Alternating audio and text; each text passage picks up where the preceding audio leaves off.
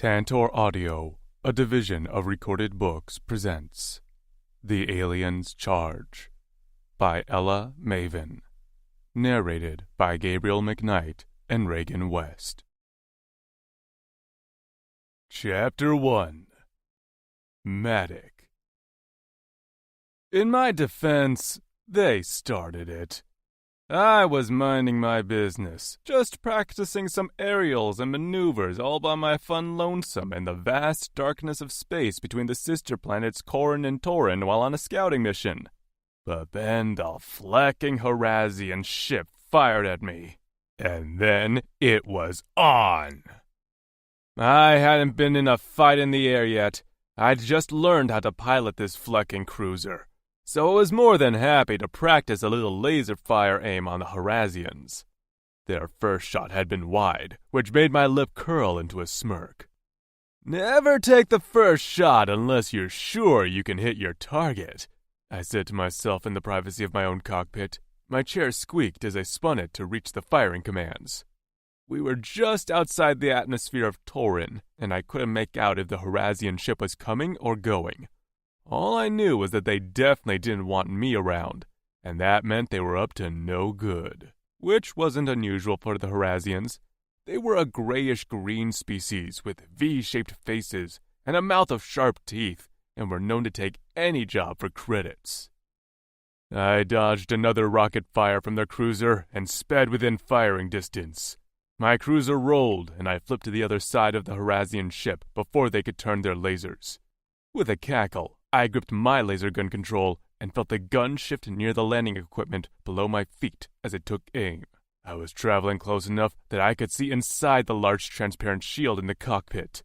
Two Horazian faces peered at me through the shield, mouths slack. Get ya! I gave them a jaunty wave with my free hand as my laser guides locked onto their ship. Just as my finger hovered over the button, another face came into view, and my blood ran cold. Two big brown eyes stared back at me, surrounded by smooth, pale skin. Jet black hair hung around her shoulders, and a thick fringe lay over her forehead, nearly covering her eyes. She was small, even slighter than Lou, Axton's mate, and she wore a thin, dirty scrap of fabric that hung off one shoulder. A reddened mark marred her chin. A human female aboard a Horazian ship. What the fleck? My hand went slack. If I fired on the ship, she'd perish along with the rest of them, and I couldn't let that happen. As if in a fog, I watched as the Horazian ship seized the opportunity presented to them by my hesitation and aimed their own weapons at my cruiser. I was flecked. My maneuver had been only offensive, and now that my weapons were rendered useless, I couldn't get out of the way fast enough. Even as I yanked on the controls to turn and flee, I knew it was too late. The laser fire from the Horazian ship hit my left side with a thunderous explosion. The force blasted me off my chair, and I hit the side of the cockpit on my hip. Pain flared up my side as something cracked below me. I hit the ground with a thud. Dodging the flying debris and the massive hole threatening to suck me from the cruiser, I scrambled onto all fours. Something wasn't right with my left arm, but the pain only spurred me on. I grabbed my go bag of supplies, strapped it to my back, and yanked the ejector out of the wall. Clutching the slim machine in my hand, I stumbled toward the exit of my cruiser, taking one last look around at the pride of my life before shoving an air mask over my face. I'm sorry, sweetheart, I murmured as I patted her side. If you wait for me, I'll come back for you. I wasn't going down with this cruiser. The Horazians might have thought I was down, but I wasn't flecking out. Slamming the button on the hatch, I waited for the ramp to lower. Standing with my feet braced apart, I watched as the Horazian ship came into view as it sought to speed away from my incapacitated aircraft. Still standing, fleckers, I muttered. Firing up the ejector, I braced it behind me and let her fire. The ejector was made to let us escape from a damaged aircraft. I was using it for that purpose, but as soon as the blast propelled me from the cruiser, I aimed it toward the Horazian ship.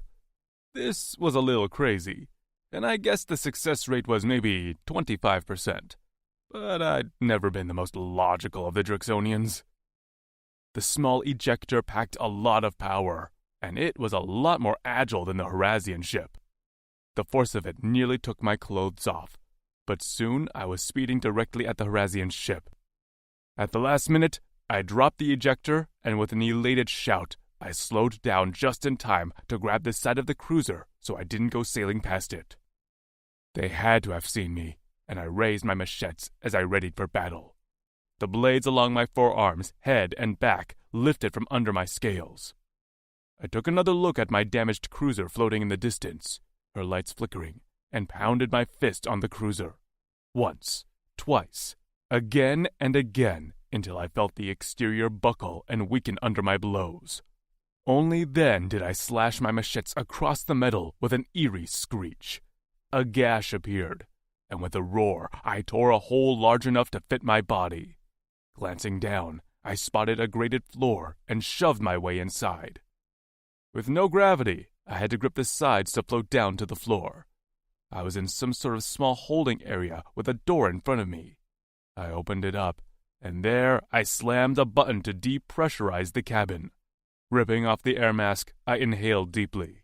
After that, I slipped through another door. Alarms blared inside the ship to signal my breach, and I grinned to myself as the first few Horazians appeared at the mouth of the narrow hallway. Dull green and stout, they spoke to each other through small orb translators hovering in front of their mouths. Their heads were an upside-down triangular shape with flat facial features. Ugly as fleck, I thought. Horazians were known traders, and usually they kept to exotic games, but it seemed they'd been expanding to humans, which meant all of them were about to die at the end of my machetes. Up ahead, I could see a Horazian in the cockpit talking rapid fire into a comm, and that wouldn't do.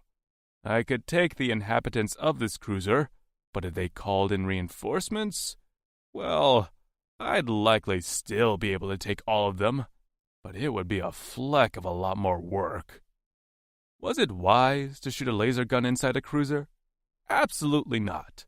But I didn't see the human anywhere within sight, so right before the first wave of Horazians reached me in the narrow hallway, I whipped my gun out, aimed, and fired at the snitch in the cockpit. He hit the deck with a burning hole in his temple, and then, as I knew what happened, chaos broke out. 3 Horazians came at me with blades, teeth, and fists. I dispatched them easily with my machetes, tearing holes in their bodies that they wouldn't survive. A cruiser this size would likely have a dozen crew, so I counted in my head every time I stepped over a body. 4, 5, 6. The heat of laser fire flew past my head, singeing the edges of my hair. The shot pierced the side of the ship, and a hiss of air told me this was going to end badly. For all of us. I kicked a Horazian in the gut and spared a glance outside. We were hurtling toward a planet's surface. I couldn't be sure, but it looked like Torin. I would have preferred Corin, but such was life. Lights flickered, and from somewhere in the cruiser, I could have swore I heard a strangled scream. A human scream. The pale face I'd seen in the window flittered through my mind. Where was she? I couldn't let them get away with her on an escape pod, which was what I should have been doing instead of dropping like a stone with this wreck of a ship. More laser fire pierced the sides of the ship. "Knock it off!" I shouted, like they were going to listen to me. But fleck, I needed this cruiser in somewhat working order if I was going to survive this. 9, 10, 11. I lowered my laser gun as a body dropped in front of me.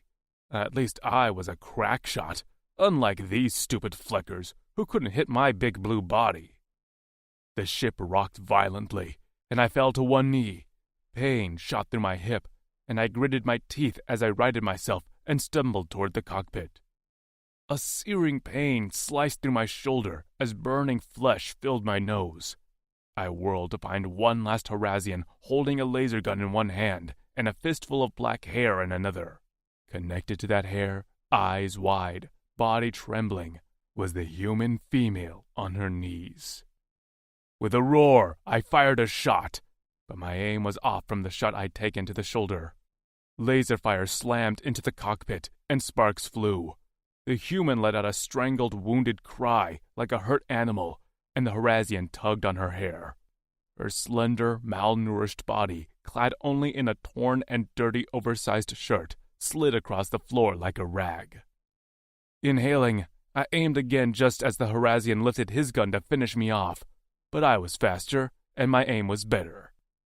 A smoking hole appeared between his eyes, and he dropped to the ground, eyes still wide in shock, fist still tangled in the human's hair. I went to reach for her, just as the cruiser pitched again. "Flak!" I shouted as I lurched toward the cockpit controls. The ground was close, way too close for my liking, and all I could see was a wide expanse of fresh ice. I couldn't land in the quah. The tentacled port crullers would suck us under and feed on us in no time. Grasping the controls, I threw all my weight into pulling up the nose of the cruiser. With what was left of the working engines, the cruiser righted itself in time that we didn't crash into the quah, but the aircraft was as good as done. All the laser fire had torn enough holes in the body that the air pressure gauge spun out of control. Up ahead was a cliff full of craggy ledges and striped with vines. "Hold on to something!" I hollered at the human, and maybe any remaining Horazians taking their last breaths. I righted the nose in the sky to slow down our speed just before the cliff. The aircraft soared into the sky. Horazian bodies hit the back of the cruiser with sick thuds. I caught a glimpse of black hair before the aircraft began its last descent, back end first. I reached for the female, desperate to protect her from the impact, but my hands came up empty. Moments later, we slammed into a cliff edge with a crunch of metal and shriek of dying engines. The Horazian bodies were what saved my life from becoming a mush of Drixonian warrior.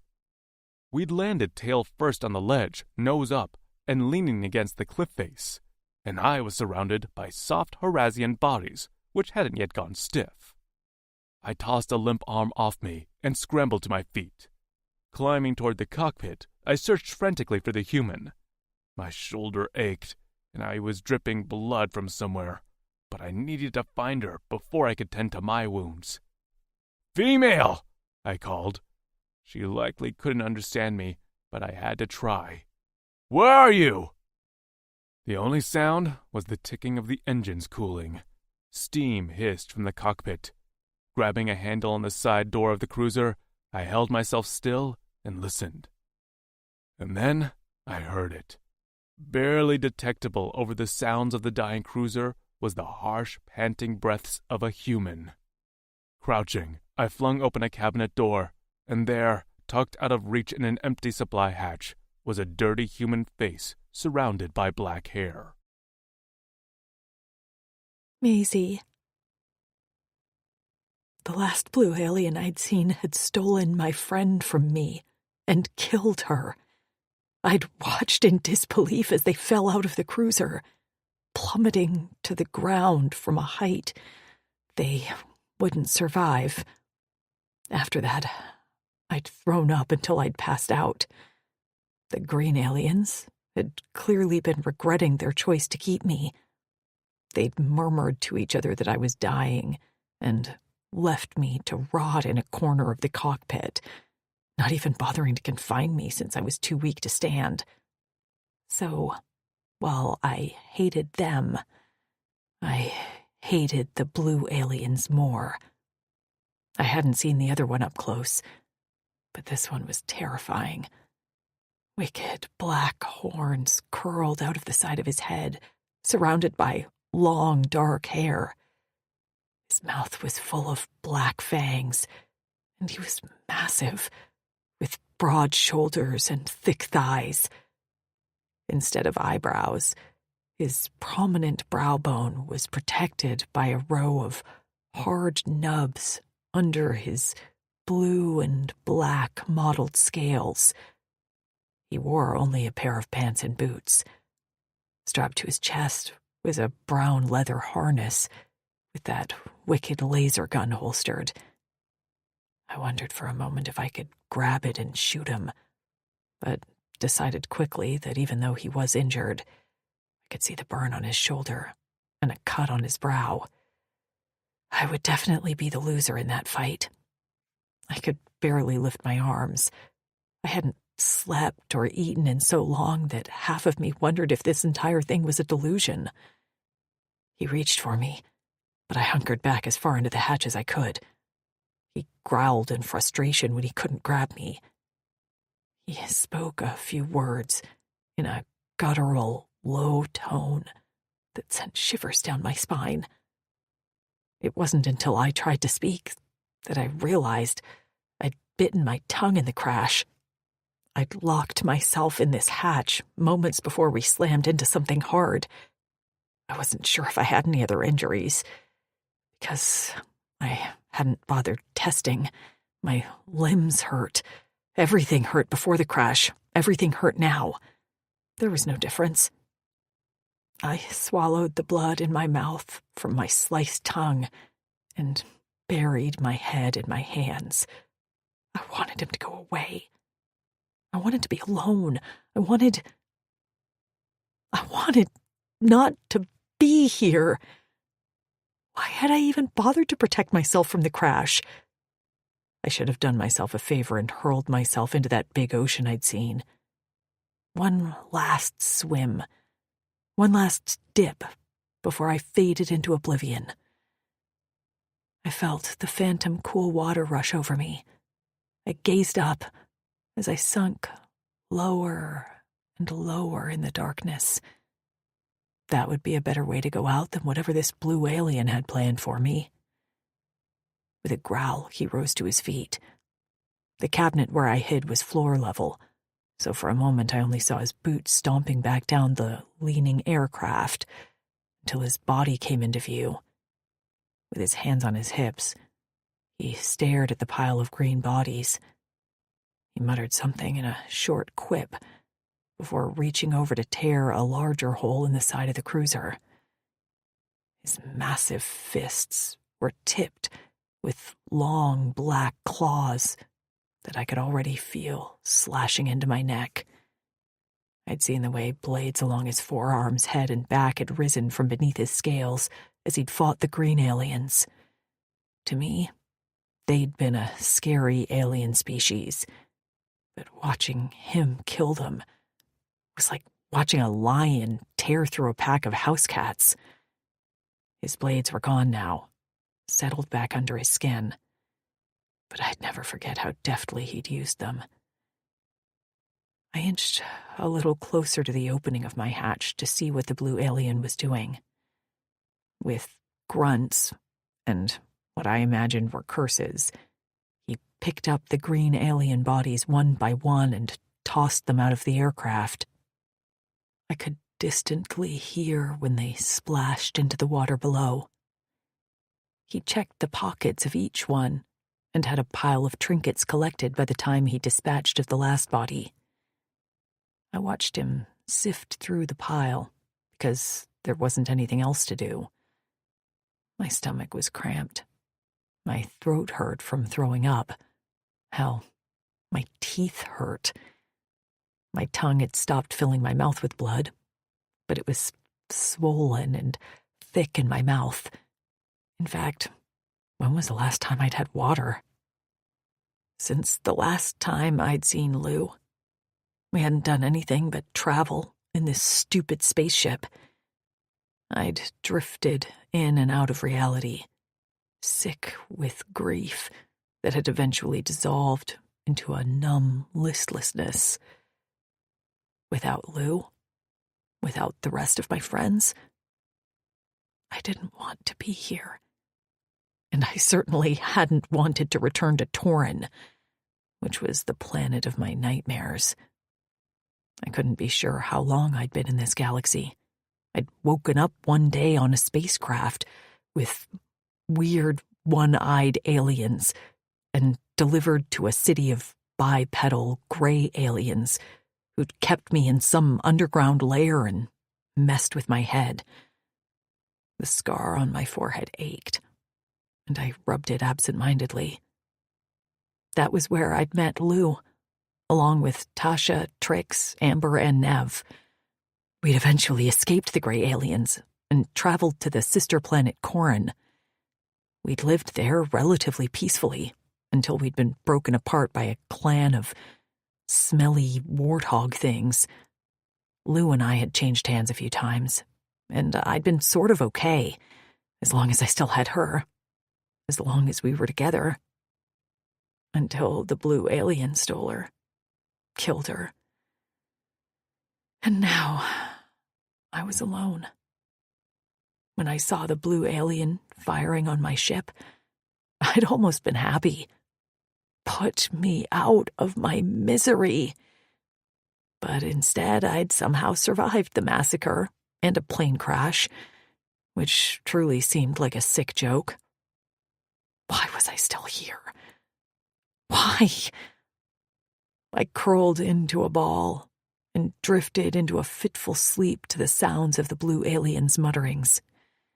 When I woke, he was still talking to himself. But there was a new smell. I blinked at the unfamiliar shapes at the front of my hatch. I could see the alien sitting in the cockpit a few feet away, messing with buttons and levers. So I risked it and reached toward the front of my hatch. Scooping the items toward me, I surveyed them. A skin of water, and a few bars of what the green aliens had called food. They were sort of food, although tasteless. I took a sip of the water, just to wash the taste of blood out of my mouth. Shoving the bars back to the front of my hatch, I remained where I was. Too late, I realized the muttering sounds of the blue alien had stopped. A shadow darkened the front of my hatch, and I slid back as far as I could get. The blue alien crouched and peered into my hiding spot. When he spotted the untouched bars of food, he frowned. At least, I was pretty sure it was a frown. It was not a good expression. With one claw, he flicked the bar toward me. I flicked it back. His nostrils, one pierced with a gold ring, widened before he flicked it back to me, with more force this time. I picked it up and hurled it at him so hard it hit him in the face. He flinched, and his head dropped to stare at the offending bar. I had sucked in a breath when he lifted his head to pin me with intense, glowing purple eyes. I swallowed, suddenly worried he'd rip apart this entire ship to get to me. And then he'd tear me apart too. I was fine with no longer living in this damn galaxy, but having my limbs torn from me, limb by limb, wasn't my preferred method to go. He took a deep breath and let out a long exhale. I could have sworn he was praying or something. And then he gently placed the bar back at the entrance of my hatch. He gave it a little pat and then rose to return to the cockpit. So, he had control over his emotions. That was interesting. But I wasn't hungry. I didn't plan to eat again. My last meal had been... I couldn't even remember. Something unappetizing. But Lou had made a joke out of it and pretended she was eating a chocolate bar. And I'd been happy for a brief moment. But now she was gone, taken from me by one of his kind. I glared at the blue alien. And so there was nothing left for me. I wasn't sure, but I didn't think we were on Corin anymore. Probably Torin, planet of horrors. Away from the only friends I had left in my life. Stuck here on this crashed ship. Where I guessed I was going to have to starve myself to death since whatever deity was here didn't see fit to help me out. Who survives a rocket ship crash? Me, apparently. Unlucky. Another sip of water to soothe my tongue. I fell asleep. When I woke up again, at first I couldn't see much of anything. I panicked for a moment, until I realized the sun had fallen. A light flickered in my peripheral, and I crept closer to the front of my hatch to see what was going on. My limbs were locked up, and I could barely even crawl. My hand smashed the food bar the blue alien had left me, and I pushed it out of my way. Moonlight filtered into the body of the cruiser. A small fire crackled on the slanted floor. Up ahead, sitting in a gaping hold of the aircraft, was the blue alien. He sat with one foot propped up on the ragged edge of hole, wrist braced on his knee, and the other foot dangled toward the floor. He held a skin of water and chewed a food bar as he gazed out at the moonlight, casting a pale glow over the calm waters. I went still as I watched him. If it wasn't for the horns and massive frame, I could almost pretend he was just some guy, some human. He was so calm now, but I'd seen the destruction he could do. He'd ripped into this aircraft with his bare fists and killed a dozen aliens on his own. But I couldn't look away. My heart skipped and then sped up as my skin broke out in goosebumps. Who was he? Why hadn't he tried hard to kill me? Why had he given me food and water? I wanted to hate him. He was the enemy, right? Slowly his head turned, and our eyes locked. I remained frozen, even though I knew I was too close to the front of the hatch. I'd seen how fast he moved. He could be here in seconds and drag me out by my hair. But he didn't make a move to come toward me. In a low, raspy voice, he began to talk, and I wished for a moment I could understand him. I had never been a big talker. It was one of the reasons I liked Lou so much. We bickered sometimes like sisters, but my favorite thing about her was that she carried the conversation. Lou always had something to say, and I loved listening to her. His voice wasn't threatening, but I knew I couldn't be lulled into a false sense of security. I was going to die on my own terms, withering away in this hatch. He finally fell silent, and I returned to staring out at the water. My gaze traveled there, too, and I decided that was the way to go. The alien had to sleep sometime, right? So I'd wait for him to lower his guard. Then I'd creep out and launch myself out of this aircraft into the waters below. My forehead scar burned, and I rubbed it again. So much had been done to me against my will. So this, the end, that was going to be my decision. And no big blue asshole was going to stop me, no matter how much I liked his voice. Chapter 2. Matic. The human was plotting something. Her eyes, which had been a dull and dark since I'd first seen her, had brightened to a nearly warm gold in the flickering flames of the fire. Honestly, I was relieved. The fact that she barely drank anything, hadn't said a word, and refused food was worrying. She was too thin, clearly starved, and if her smell was anything to go by, hadn't bathed in a while. I didn't mind her smell, but I could also tell she was unclean. I didn't know much about humans, but I knew they took hygiene seriously. When I'd piloted Axton and Lou home, she had washed her face about 3 times a rotation with some soap I'd found for her. If the human would talk, I could understand her, but so far she hadn't even opened her mouth, except to take small sips of qua. Her listlessness was concerning. She reminded me of a young Antella I'd found one time, injured and separated from his herd. I'd tried to help it along, but it had looked at me like it had given up. That was how this female looked, like she'd given up. If she was a Drixonian warrior, I'd yell at her, smack her around, and tell her to pull herself together.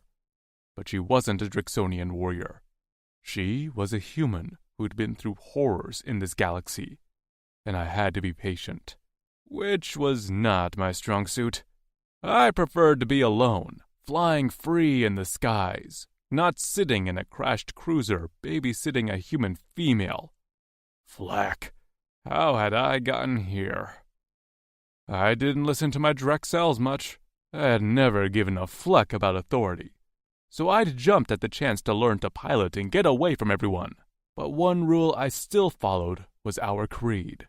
She is all. So that was why I was still here in this cruiser eating flecking teen bars instead of feasting on fresh game that I'd hunted.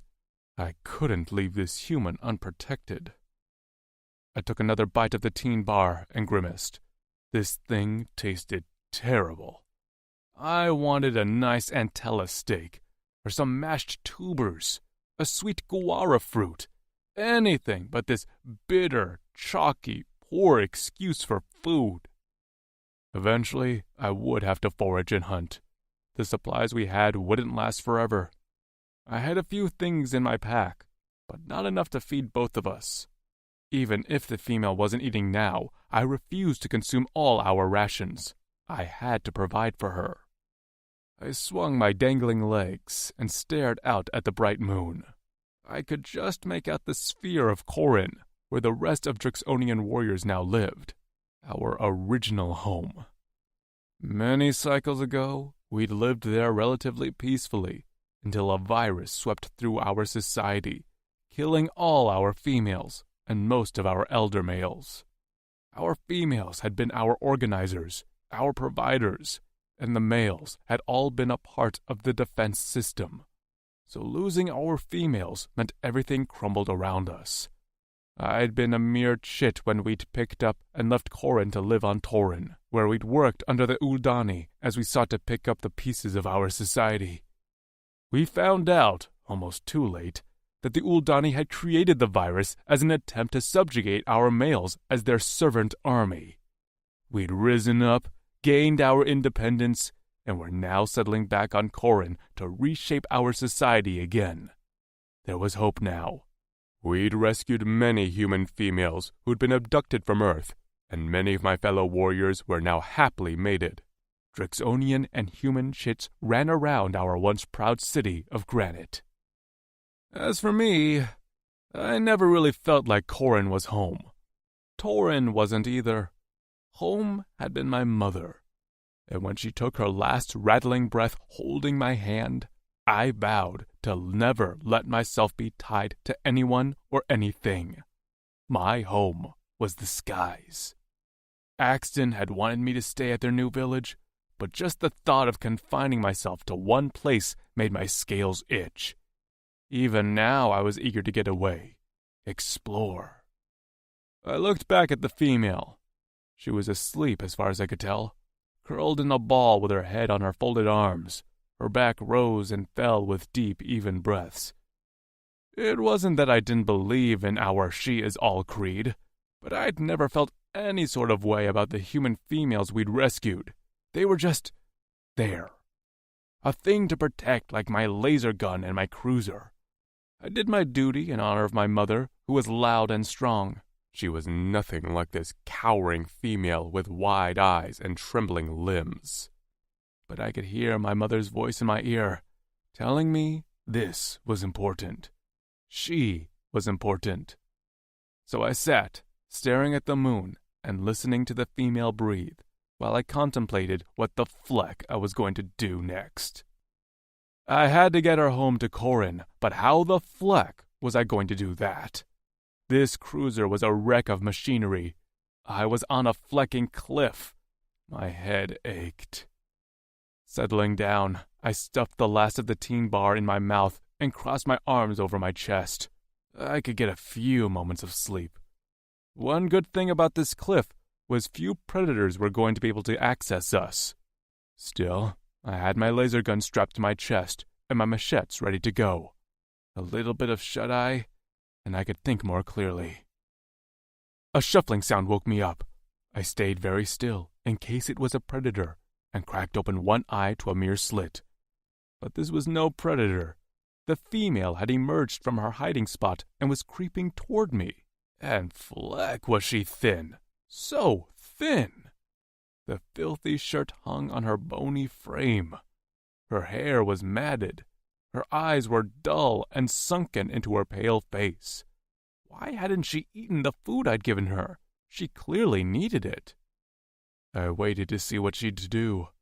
Maybe she'd try to grab my laser gun off me. Part of me wanted her to, because then that meant she still had some fight left in her.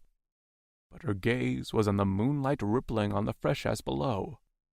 Every once in a while, she'd dart her gaze to me, as if checking if I was still asleep, but I was clearly not her focus, or her target.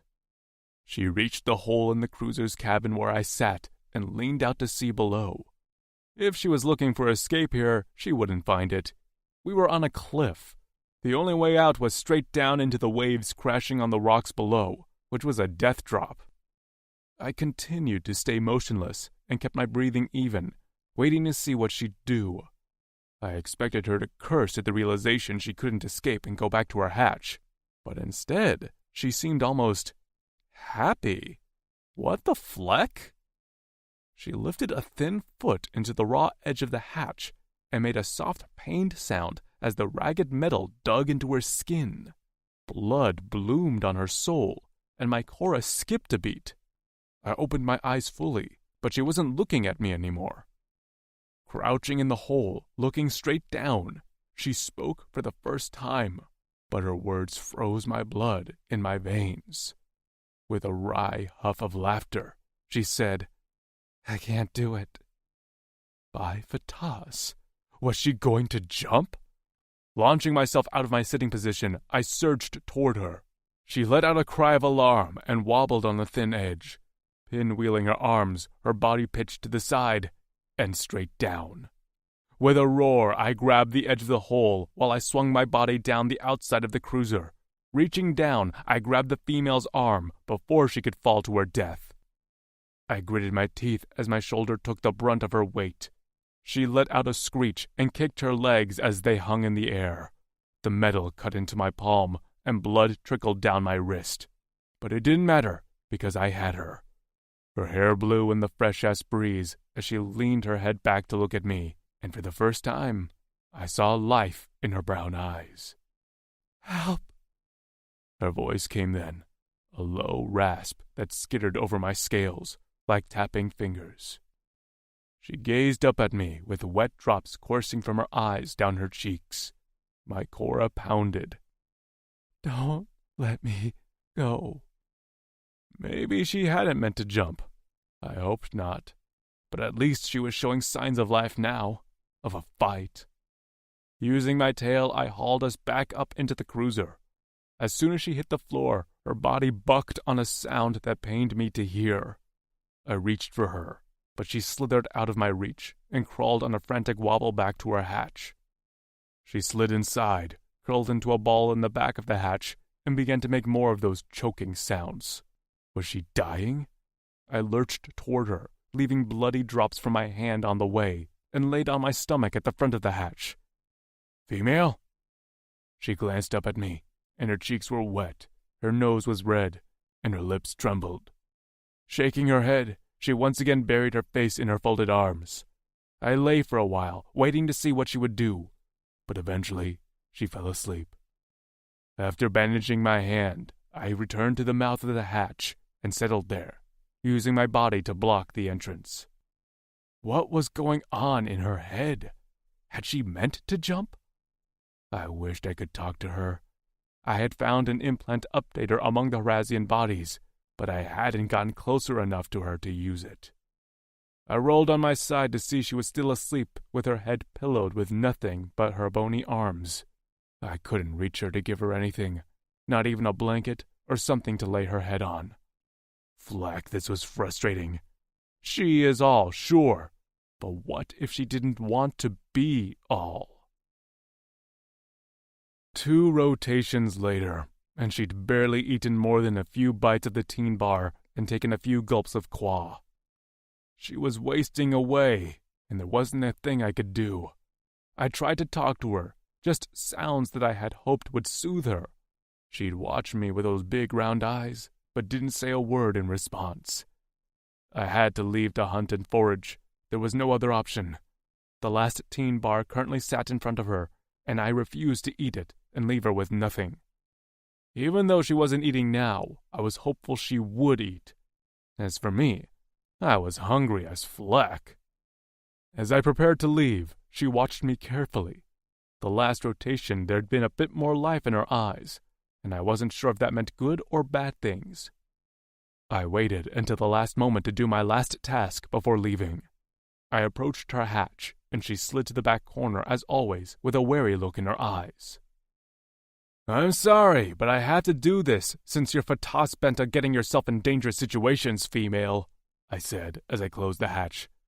At first, she didn't make any noise, but as I used my claws to screw it shut, she began to protest. Her words were garbled, but I definitely heard no and a few other words my transplant couldn't decipher, but that I assumed were insults. I smiled, because I appreciated the feistiness after rotations of silence. When I was sure the hatch was secure, I stood up. She pounded on it from the inside, but I only swiped my hands together and grabbed my weapons. "See you soon," I called to her. She answered with another supposed insult, and that made my grin wider. Leaving the cruiser proved as difficult as I expected it to be. I peeled back a section of the cockpit and pulled myself up and out of the cruiser. Wary of predators, I pushed the metal back into place before rising to my feet. Vines grew down the cliff from the top of thick ropes. I tested a few to see if they'd support my weight until I found a strong vine. And then I began to climb. My palm still ached where I'd cut it the other rotation. I didn't have any medis left. I'd used the rest ages ago when I'd nearly killed myself fixing a dying cruiser engine, so I had to heal the old-fashioned way. When I reached the top of the cliff, I looked around to assess where the fleck I was. I used to know Torin well. When I'd worked for the Uldani, they'd sent me on the dangerous jobs, like all the other outcast sons of Nott, because we were considered the lowest skilled and the most expendable. They thought it was a punishment, but I had loved when they'd sent me off with nothing but a spear and told me to scout. I had hoped we'd crashed near the Kaluma, who I knew would help us out. They were allies of ours who had human female mates as well, but they were much farther south. I had known that because of the cooler temperatures, but I'd still hoped we were close. With a sigh, I set off toward the dense forest. Once inside, I foraged among the vegetation for fruits and tubers. I found a few, along with some edible fungus. So far, I hadn't seen any game, but I kept my spear clutched in my hand just in case. I was digging in a fitzy burrow for some sweet fizz crystals, because I thought the female would like it, when I heard the unmistakable grunt of a Rizar. I froze with my arm halfway in the burrow and muttered a soft curse. It had been so long since I'd seen a Rizar that I had almost forgot about them. But of course, how could I forget the pack of scaled brutes who roamed the land looking for prey? A few I could take. A whole pack? They could overwhelm me, and they'd be happy to kill me and then feast on my meat. Which sucked, because I was kind of partial to keeping my own meat on my own bones. I pulled my arm from the burrow with a small amount of fizz crystals, stuffed them into my pack along with the other food I'd foraged, and remained crouched. Rizars couldn't climb, so all I had to do was scale a tree and remain hidden. A few more grunts reached my ear, and then 3 Rizars came into view. One had a dead antella draped over his shoulder. Rizars were short and compact, with long snouts full of razor-sharp teeth. They had short arms, legs, and thick tails that didn't do much but provide them balance. I had been struck in the face by one of those tails before, and it had hurt. But it was far from deadly. But at the sight of their antella, suddenly my plan changed. I was no longer going to hide, because I wanted that fresh meat. I'd kill them and take their game. Was that a cheap shot? Yes. Was I above theft? Absolutely not. This was a tough planet, and I wanted some flecking meat. I leapt from my crouch and went for the two antellaless Rizars first. With my machetes, I slashed at the throat of one, while my tail took the other one off his feet. With my spear, I slammed it into his chest and moved on as blood spurted from his mouth. The third dropped the antella and spun his spear to point it at me. I lunged for him, confident I could finish him off, when a three-fingered hand gripped my ankle and tugged. I stumbled right into the Rizar's spear point. The tip pierced my shoulder, slicing through muscle and glancing off bone before it burst through my back. I roared in pain and stomped the neck of the Rizar who had grabbed me. A sick crunch was the result of my efforts. The Rizar who had stabbed me lunged for me, but I was quicker. I plunged my spear through his open mouth until it slammed into the tree behind him. Impaled there, he wriggled and choked until he went limp. I stumbled back, and with a grunt, I broke off the end of the spear sticking out of my chest. Dizzy with pain, I hauled the antella on my uninjured shoulder. I shook my head as the world spun. As much as I wanted the spear out of my chest, if I removed it now, I'd bleed to death before I made it back to the cruiser. And I had to get back. I'd locked the female inside. She'd starve to death, alone and terrified, if I didn't return. With heavy steps, I trudged toward the cliff. I could do this, even if it took a whole rotation. I had to get back. I had to. For her. Chapter 3. Maisie. I was sweating. The effort of working these screws loose with nothing but my ragged fingernails had taken way more energy than I expected. How dare he lock me in here and leave?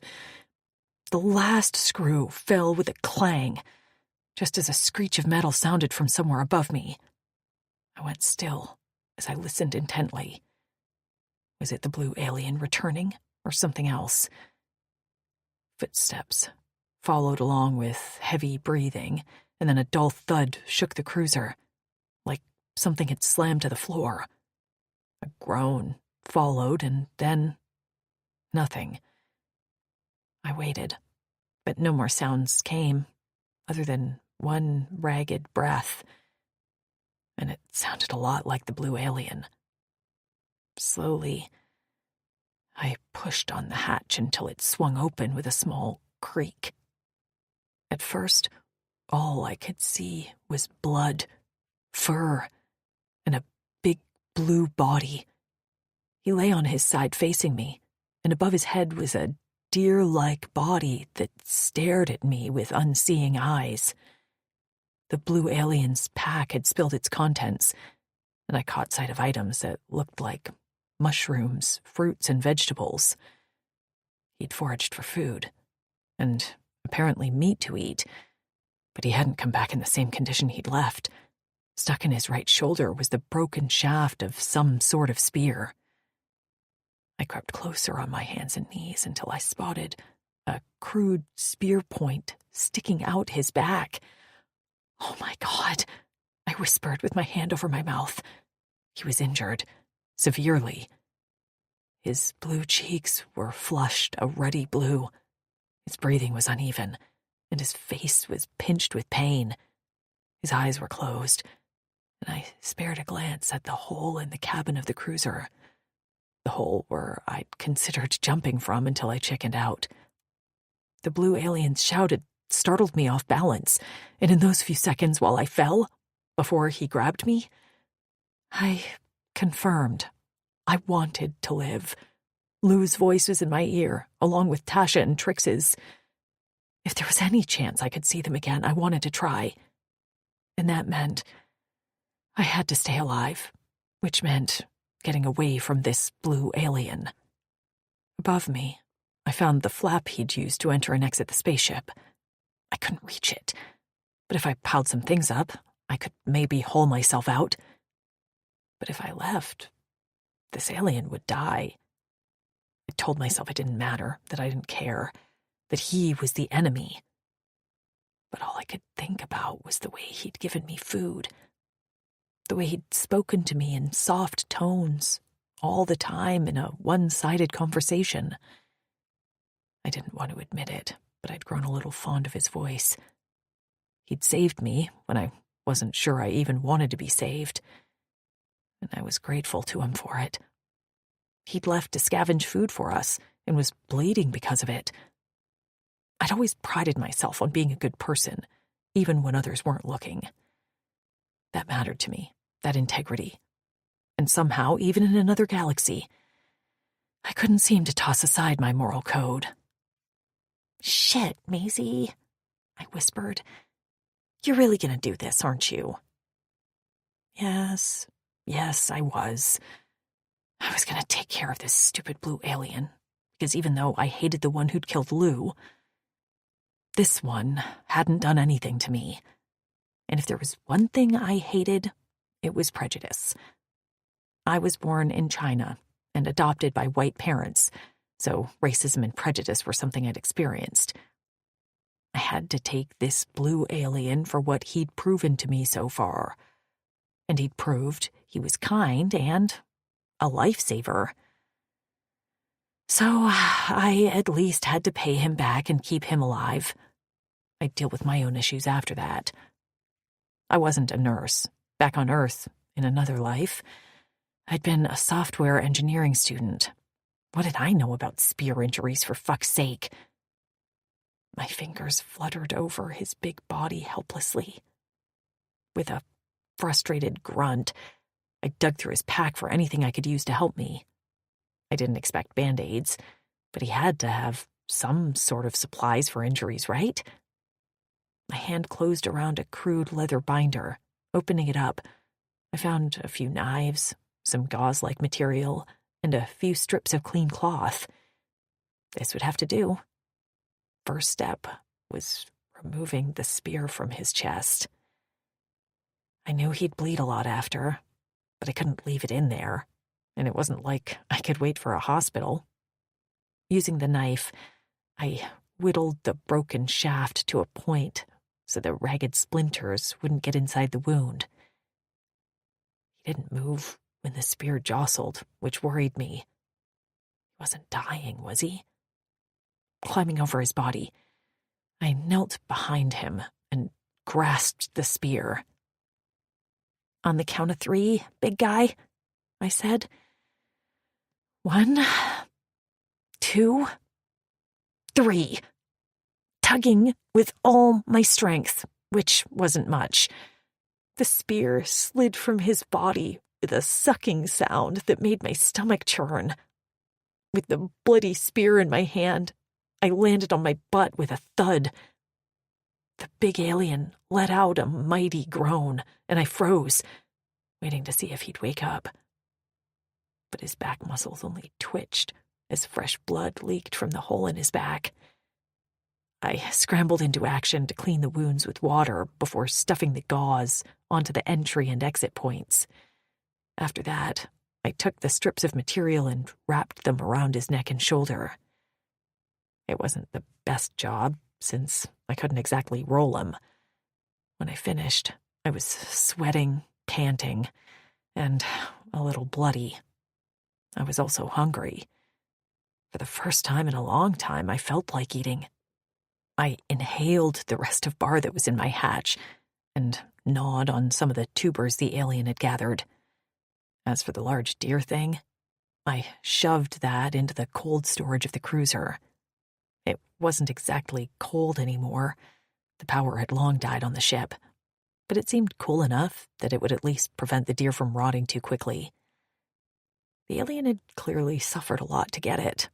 I wasn't going to let it go to waste, and honestly, I was kind of curious what alien deer tasted like. I pulled a blanket out of the pack and covered the alien where he lay, and pillowed his head with the fur wrap he wore around his shoulders. Then I did a little hunting around the ship. I found an emergency cleanser station, which I used to get relatively clean. My stench was starting to bother me. I'd used cleansers on this planet before. Usually a stream of purified air would shoot down and cleanse my skin and hair of dirt and grime. It was honestly a little cool, but without power, the cleanser blasted me with a powerful stream of soapy water. I sputtered and gasped at the freezing water, but felt better instantly. In another hatch, I found a spare change of clothes. Of course, they were fit for the green aliens, but I was able to roll up the pants and cinch the shirt with a tie. Clean for the first time in a long time, I gathered a scratchy blanket and sat down next to the blue alien. Drawing my knees to my chest, I rocked slightly as I watched him. His expression was less pained, but his breaths were still uneven, and there was a concerning flush to his blue skin. I reached out a tentative hand and laid it gently on his cheek. He was hot, but then I didn't know what was normal for him. His nose twitched, and then he seemed to nuzzle against my palm.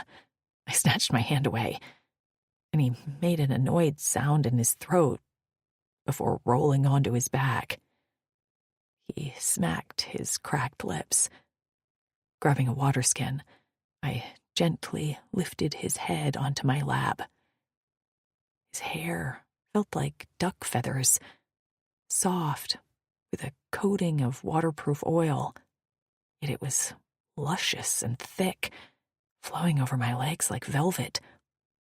I dribbled some water between his lips, and he swallowed eagerly. His eyes fluttered open, and I froze, waiting to see what he'd do. Purple irises blinked at me feverishly, and his lips tilted into what might have been a smile. But it was a little sinister, with his black fangs peeking out. "Human," he murmured. I swallowed and whispered, "Yes." He bobbed his head, but didn't speak anymore as his eyes slowly closed, and his hands fell limply at his sides. I didn't move for a long time after that. I let his head rest on my lap, even when he curled his face against my stomach.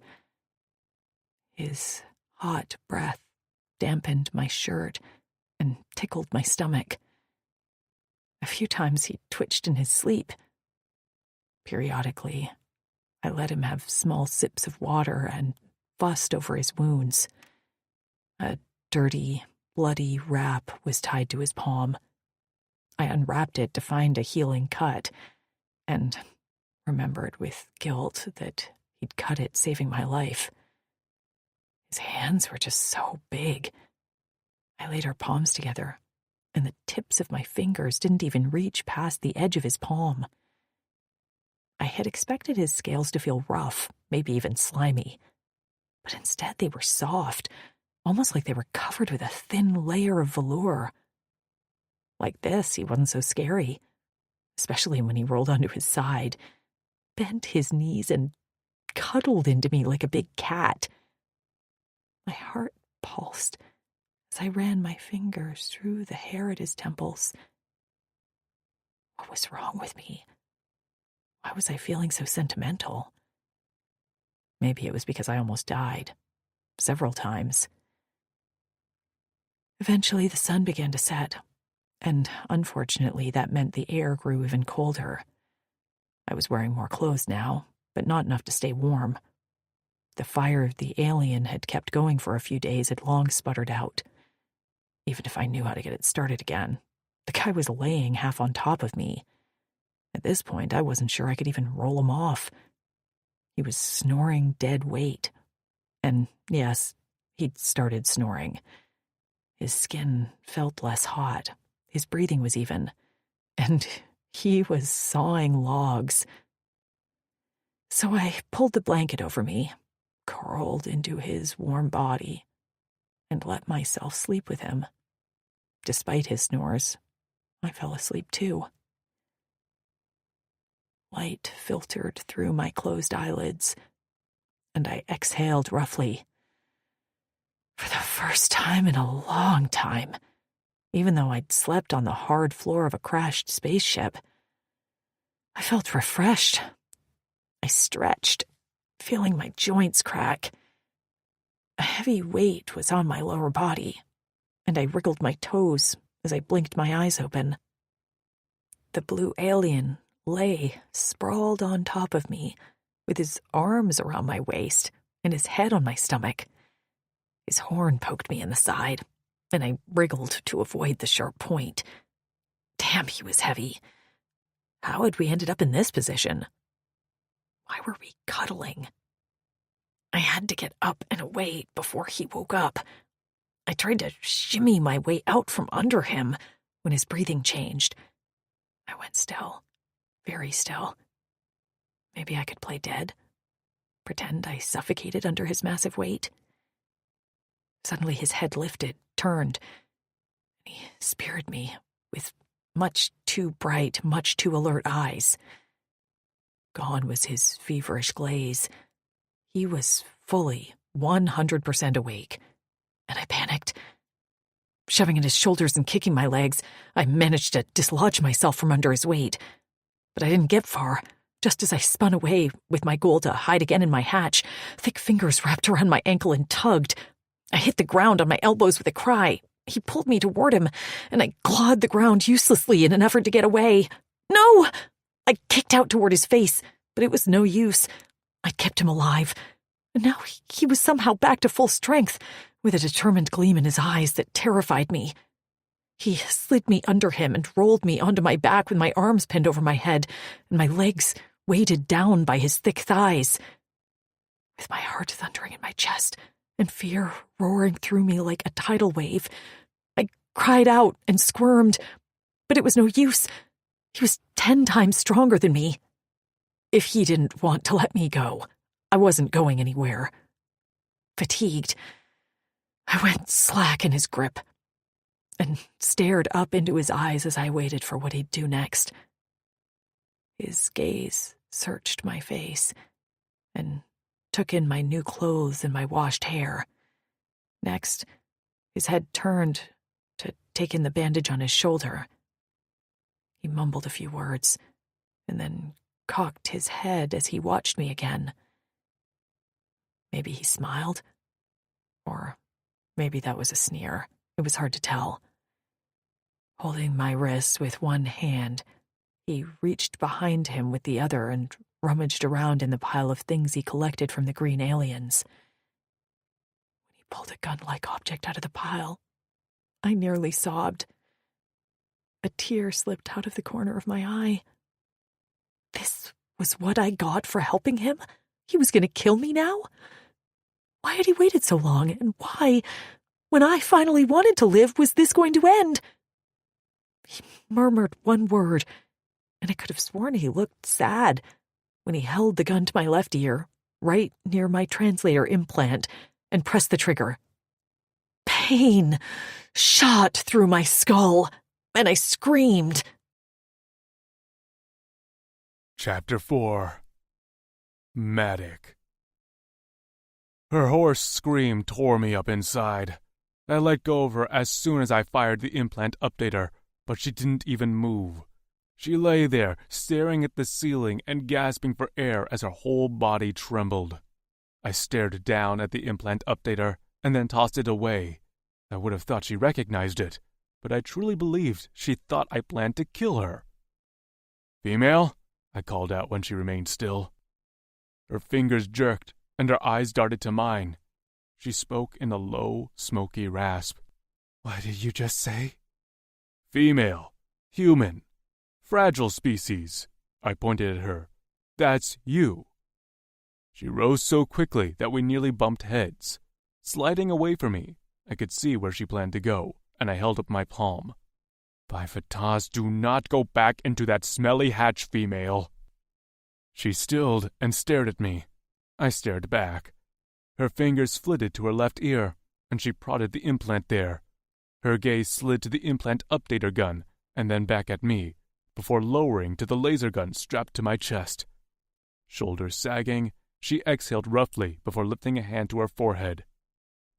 "Hell," she muttered. "Is that your name?" I asked. She blinked at me below a fringe of dark hair covering her forehead. Her locks, which had previously been dull and matted, now swirled around her shoulders in a shiny curtain of black. She had a smattering of dots across her cheeks and nose. I felt a stirring of warmth in my groin. "My name is Maisie." There was that voice again. The low rasp of it curled around me like smoke. I leaned back against the wall of the ship and peeked beneath the bandage on my shoulder. She watched me warily when I raised a brow at her. "Not bad work. Do you have healer skills?" Her mouth opened and closed before she answered. "No, I just tried my best." "Your best isn't bad," I muttered. I noticed the discarded Rizar spear on the floor, caked in my dried blood. The broken end had been whittled to a point, which the female must have done. Maisie. What are you?" She trembled, and I wished she'd relax. "I'm a Drixonian. Name's Matic." I guzzled down half a skin of quaw and swiped at the corners of my mouth. Glancing around, I wrinkled my nose at the state of the place. My blood was smeared all over the floor as well as the pinkish blood of the Antella. Speaking of, where's the Antella? Flack. I'd almost lost my arm for that thing. I wasn't going to be able to hunt again for another rotation or two. With a shaking finger, she pointed down the narrow hallway of the cruiser to a door on the left. Storage. It was then I noticed the pink drag marks leading toward the door. Really? She nodded. You got hurt getting it. I didn't want it to go to waste. I tried to remember my trip back. I barely remembered it, but images came to me in blurry detail. Falling into the cruiser, the stink of the Antella, then soft touches, quaw dribbling onto my tongue, a warm body next to mine. She'd done more than just bandage up my arm. She'd cared for me. No one had cared for me since my mother. I rubbed my chest at the thought of her. Relax, I said to the female. If I wanted to hurt you, I could have done it in 100 different ways and 100 different times. She glanced at her hatch, and I smirked. Yeah, I could have gotten to you if I really wanted to, so calm yourself. I can hear your bones rattle. Her jaw clenched, and once again I saw that buried spirit flash in her eyes before fear once again replaced it. I don't know if I can trust you. With a sigh, I pulled my laser gun out of its holster. Her eyes darted to it and widened. I walked toward her, and she slid back until she hit the wall with a little squeak. Flipping the laser gun around, I held it out to her, handle first. How's this? You can have my gun. Shoot me if I hurt you. Her chest heaved. What's the catch? Not understanding the question, I cocked my head. She huffed. You can't possibly be giving me your only weapon. I grinned as her hand fingers slid up the handle of the gun, and she took it from me. Female, I tapped my chest. I'm my best weapon. Her eyes slid to my forearms. I almost flexed my machetes, just let the blades peek out a little bit to show off, but I got the sense she would see that as a threat, so I just strode down the small hallway toward the cold storage room. When I kicked the door open, a cool rush of air hit me, and sure enough, laying on the floor was the Antella. I rubbed my hands together, my mouth already watering at the idea of all that meat. You did good, female. I hauled the Antella over my shoulder and strode back out into the main hall of the cabin. She watched me with the laser gun clutched to her chest. Fuck, she was twitchy. Good thing the safety was still on, or she might have taken off my head already. While she sat in the corner, I got to work lighting the fire and dressing the Antella. I made quick work of the young male, separating out what I could use for Guppa's bait if I decided I was in the mood for fresh-ass food. Then I cut the meat into chunks with my blade. Blood was everywhere, and I was going to have to clean this cabin well so we didn't attract predators. After that, I cooked up some meat over the now raging fire. As I worked, Maisie had gradually slid closer and closer to me. She no longer had a death grip on the laser gun, and her nose twitched as she smelled the cooking meat. Crouched near the fire, I turned my head to find her not far away from me. "You actually going to eat this?" I asked her. Her eyes slid to me, and she swallowed. "Yeah." "Thank Fatas," I murmured. "And do I need to tie you to the cruiser so you don't launch yourself to your death?" She nibbled her lip. "It was a mistake."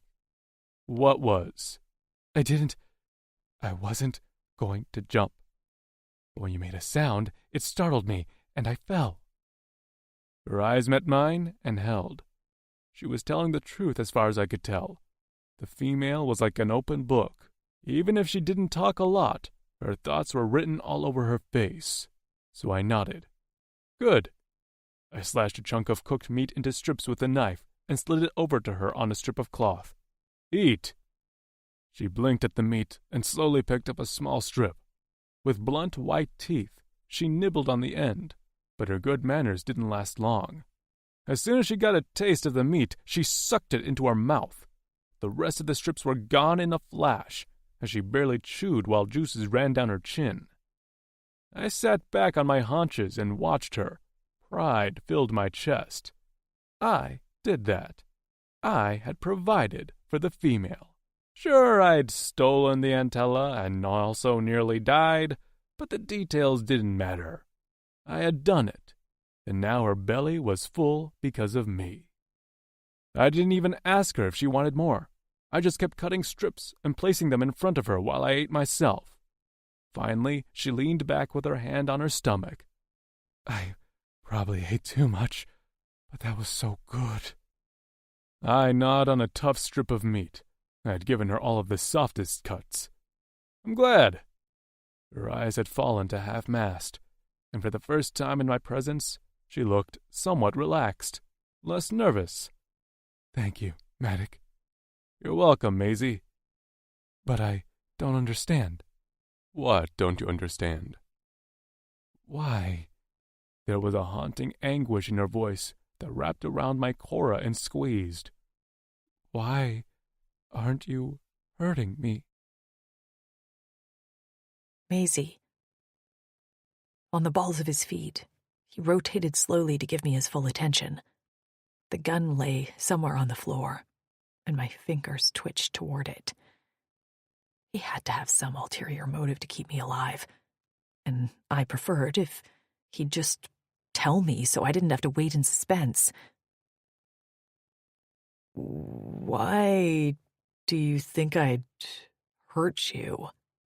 he said slowly. I swallowed. "Because that's what happens to humans here, right?" "Happens where?" "Corin and Torin? This whole galaxy?" His nostrils flared. No shit. Now he looked pissed. Was he offended by what I said about his home? But I couldn't take it back now. His eyes fired, and I moved my hand until I felt the cool metal of the gun against my pinky finger. "How long have you been here?" "Here?" His jaw clenched. "Away from Earth?" "I'm not sure. Years." His fingers flexed, and his claws extended. "Where have you been this whole time?"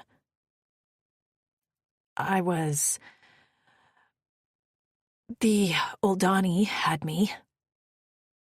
He let out a low growl that sent a chill down my spine. I grabbed at the gun, and he held up a hand. "I'm not growling at you. The Drixonians have a past with the Oldani." "Well, join the club," I muttered. "And then where have you been?" "I escaped with some other women. We stole a ride to Corin, and we were living there on our own until our camp was raided. I was passed through a few hands and ended up with the guys who you killed on this ship. Did I dare tell him what one of his kind had done? Another woman was with me, but she didn't make it. He jerked at that. What? What do you mean she didn't make it? They shoved her out of the aircraft over Corin. I licked my lips. One of you. His nubbed brows flew into his hairline. I had succeeded in shocking him. I'm sorry. One of me? He grabbed her, stole her, hurt her. And the green guys shoved them out of the plane. I looked away from his wide eyes. They didn't make it. His head cocked. What was your friend's name? My eyes met his. Lou. And then he let out an amused snort that had me lifting my gun on instinct and aiming it right at him. You think that's funny? I tried to sound scary, mean and threatening, but my voice trembled along with my hand. The tip of the gun shook wildly. I wouldn't have been able to hit a barn right now. You think me watching my friend plummet to the ground is funny? And an alien who looked like you did it. He killed her. Why do you think I don't trust you? Maddox didn't panic. With a calm expression, he held his hands up, palms out. I don't think it's funny. Then why? She's not dead. My jaw dropped. Blood roared in my ears. What? Completely unconcerned, I held a gun trained on him. He sat back with his legs bent at the knees, wrists casually braced on top. She's alive. I met her. And Axton. Who's Axton? The Drixonian, who did not kill her, and instead saved her life. He's also her mate. My head spun. My arms gave out, and before the laser gun could clatter to the floor, Maddox plucked it from my fingers. Let's just set this down for now, he muttered, but his voice sounded underwater, my vision blurred. What had he said? Lou was alive and had a mate? There's more of them too, I heard, he was saying. I don't remember their names. Nasta, Mix, Ambra. My stomach churned as my heart pounded with hopeful leaps. Tasha, I whispered as my eyes pricked with tears. Trix and Amber. He snapped his clawed fingers. That's it. Haven't met them, but heard about them. I did meet Lou, though. She loved to talk. They were alive, all of them, together? A sob bubbled up my throat, and now Maddox looked alarmed. What's wrong? Are you sick? I shook my head, but couldn't seem to force any words out of my throat. I wasn't even sure of the jumble of emotions coursing through my body. Relief? Guilt? I'd been so close to giving up. I pitched forward as my head swam. Whoa! I heard distantly, but my muscles had stopped working. All I could think about was the fact that my friends were alive. Strong hands gripped my shoulders as my eyes blurred with tears, and my shoulders shook with sobs. What's this? Why are your eyes leaking? Maddox's voice had taken on a higher pitch. Female! Okay. I managed to mumble. I reached for something to anchor me, and my fingers wrapped around the leather straps of his harness. Just a minute. Vatas, he murmured as I collapsed against him.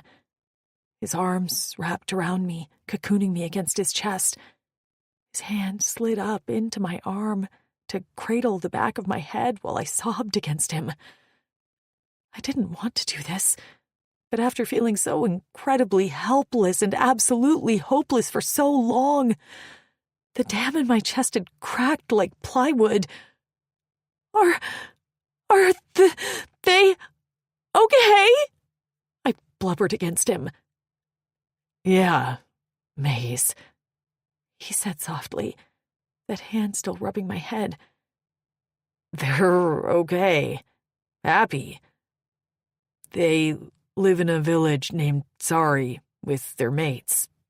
They're safe. A Drixonian will never hurt a female.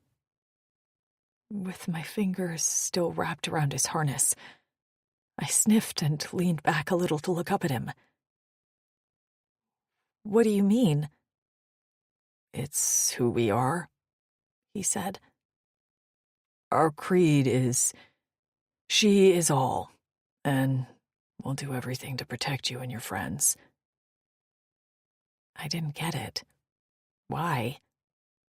After everyone on this planet treating us like cattle, worse than cattle, how had we managed to come across these big blue aliens who didn't just not hurt us, but wanted to protect us? I don't understand. You're shaking again, he frowned. And why are your eyes doing that? I'm crying. What's that? Show of emotion? His brow furrowed. What emotion? Well, usually crying is a sign of sadness or pain. But right now, I'm relieved. Humans can happy cry, too. He scratched his head. That's confusing. Tell me why you would protect us. Why? He still looked absolutely baffled. Because that's what we do, Maisie. It just is. So, you're females.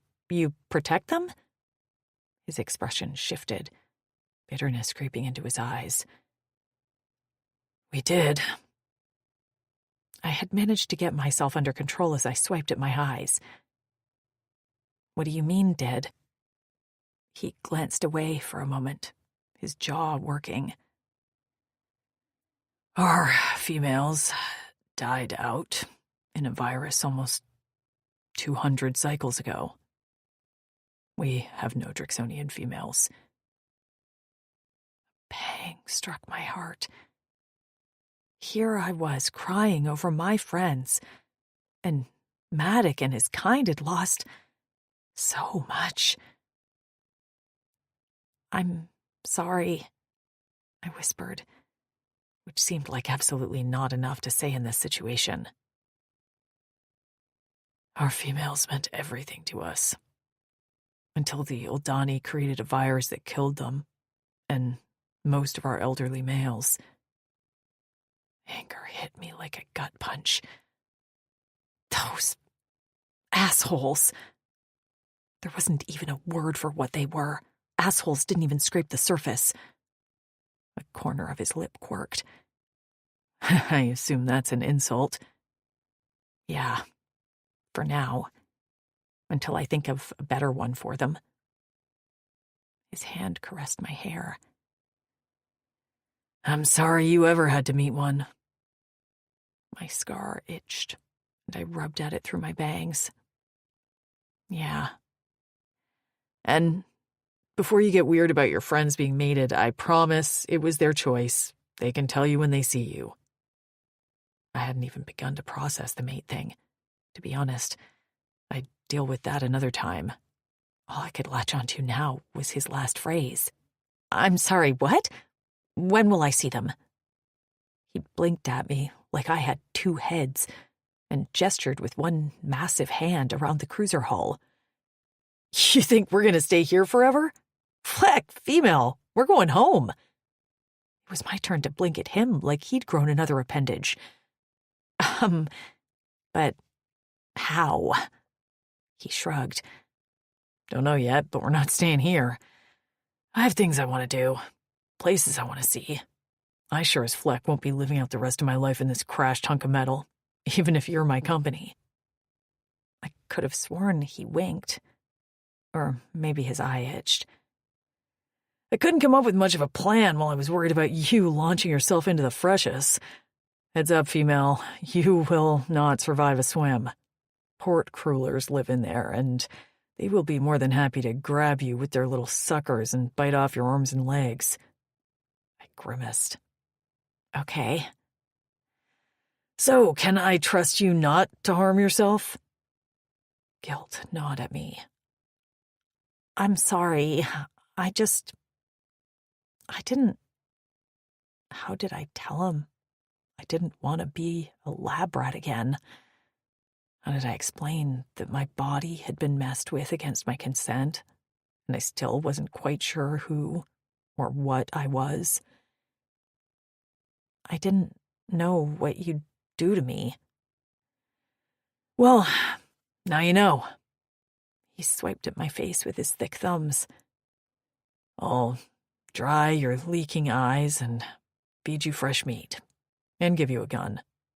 Honestly, female, admit I'm flicking great. His chest puffed out, and despite everything, I found myself smiling. Sure, Maddox, you're not bad. He scoffed. I'll get you to admit to my greatness soon. Just you wait. Chapter 5. Maisie. Maddox stood near the hole in the hall, fiddling with a rib bone from the antella and a long piece of vine he'd snagged off the cliff. He was going freshing, which I worked out meant he was going fishing. Standing next to him, I peeked down below at the foamy water crashing into the rocky bottom of the cliff. He had referred to the ocean as the freshes. I thought you said there were tentacle things that would eat me. There are. So how are you? I know how to keep my distance. I'm hungry for freshest food. He smacked his lips. You'll see. I'll cook up a nice herring. It will change your life. I was about filled up on life-changing events. My scar ached, but I ignored it and shook my head to be sure my bangs were covering it. Maddox was nosy, I'd learned, and would for sure ask questions until I blurted out everything. So, here's how this is going to go, he said as he tested the strength of the rib. It bent a little, but didn't break. I'm going to sit on that ledge down there. He pointed to the lowest ledge that was just out of reach of the spray of the water. You stay here. Holler if you need me. He paused. Unless you want to come. I glanced down again, and my stomach protested. He had secured a length of vine to the underside of the ledge our cruiser sat on, and it hung there, swaying in the breeze. No, that's okay. I'm fine here. He grinned at me, which he seemed to do a lot. When he did, long grooves deepened in his cheeks like exaggerated dimples, and his eyes twinkled. Twinkled? Seriously, Maisie? All right. He patted my head like I was a kid or a pet. See you soon, female. He hopped out of the cruiser and grabbed the vine with 2 hands. I held my breath, worried it would snap. But the thick vegetation held his weight. Attached to his chest harness, his makeshift fishing pole bobbed on his back as he slid down the vine, like he did this every day. When he reached the ledge, he hopped off and glanced up at me. I waved, and he made a curious gesture, crossing his arms at the wrists, right below his neck, before unstrapping the fishing pole from his back. I'd have to ask what the gesture meant. With pieces of antella as bait, he cast out his line and perched on the edge of the ledge, legs swinging. I swore I heard him talking to himself, but whatever he said was carried away on the breeze blowing off the surface of the water. In no time, he'd pulled up 2 wriggly, slimy creatures on his hook. They flopped around on the ledge next to him before he slid his knife straight into their heads. I shivered at how effective he was with that thing. Turning around, I surveyed the state of the cruiser. Dried blood streaked the floors just about everywhere. A mixture of Maddox's blood, the Antella's blood, and the Heresians he killed. Honestly, the place was a biohazard. At least I knew what the green aliens were called now. I fashioned a sort of mop using the bone of the Antella and a spare shirt, and went to work sweeping the floor. By the time I had sufficiently cleared a large area of bodily fluids, my arms were sore and my stomach growled. I stood at the hole watching Maddox while I nibbled on some of the fungi he'd gathered, which he assured me was safe to eat. Green with a blue top. It tasted a bit like a sweet mushroom. Maddox was busy below stringing up a whole row of herring he'd caught, and my stomach fluttered in excitement at the prospect of some new food. It was then I heard an odd rustle from above the cruiser. I frowned and peeked up. Maddox had carved a flap in the top, and through the small crack, I could see the vines swaying on the side of the cliff. "Just a breeze, Maisie. Relax," I muttered to myself. But then, a second later, a heavy thunk sounded on top of the cruiser above the cockpit. The roof bowed from the weight. I went still as more thumps followed, like footsteps, but lots of footsteps, each creating a dent in the roof as it went. My heart pounded, and the reality of my situation came rushing back to me. Maddox might be kind, but this was still Torin, the planet that had chewed me up and spit me out. I wasn't safe here. I would never be safe. Every muscle in my body froze up. I had no flight response, and I could do nothing but stare as a black, furry hook curled around the flap in the roof of the cruiser and peeled it back like it was a piece of paper. I almost lost control of my bowels when a face with a cluster of eyes peered down at me from a round face. The creature was some sort of spider monster the size of a SUV. Not the compact kind. 6 legs jutted out from its bulbous body, and rising from the back, like something out of my worst nightmare, were 2 scorpion-like tails with stingers that dripped a bead of liquid from the tip. Its eyes blinked at me, and then my throat muscles loosened up. I opened up my mouth, and I screamed, "Maddox!" "Maisie!" I heard bellowed from below. The spider hissed, showing an impressive set of glistening fangs as it shoved 2 legs inside of the roof flap. Finally, my body decided to work, and I scrambled out of the way before the legs, each tipped with a hook a foot long, could swipe me. "Maisie!" I heard again, and the spider went a little feral. He couldn't fit his body through the hole yet, but he frantically shoved himself as far as he could and wriggled. The entire cruiser shook with the movements, and I crashed into the side with a grunt of pain. The spider let out a mighty screech as it reached for me, while it sought to work the hole wider. I had nowhere to go. The only other escape was the hole in the hull that went straight down to the ocean below. With each passing second, the spider was working more and more of its body inside. The stingers waved above, dripping liquid that hit the metal with a hiss. A drop splashed on my hand, and I screeched in pain. The burn was like acid on my skin, and I frantically wiped at it. I was helpless, like a sitting duck in this damn cruiser while the spider thing hunted me. Wait, the gun! The gun! I spotted it rattling on the ground on the other side of the ship. Despite the spider's flailing legs and terrifying stingers, I raced toward the gun. Stumbling a few times as the cruiser rocked, I closed my hand around the handle just as a hook ripped into the leg of my pants and tugged. I screamed and twisted onto my back. Taking aim, I fired. A laser bolt slammed into the metal roof of the ship, completely missing the spider, but it was enough to make it shrink back. I glanced at my leg, finding a massive rip in the fabric and a gash in my shin. The pain was delayed, likely with my adrenaline, And now it hit me like a tidal wave as my leg flared in white-hot agony. I didn't even have the energy to scream because the spider was coming for me again. I picked up the gun to aim again, but the pain coursing through my body caused my hand to shake wildly.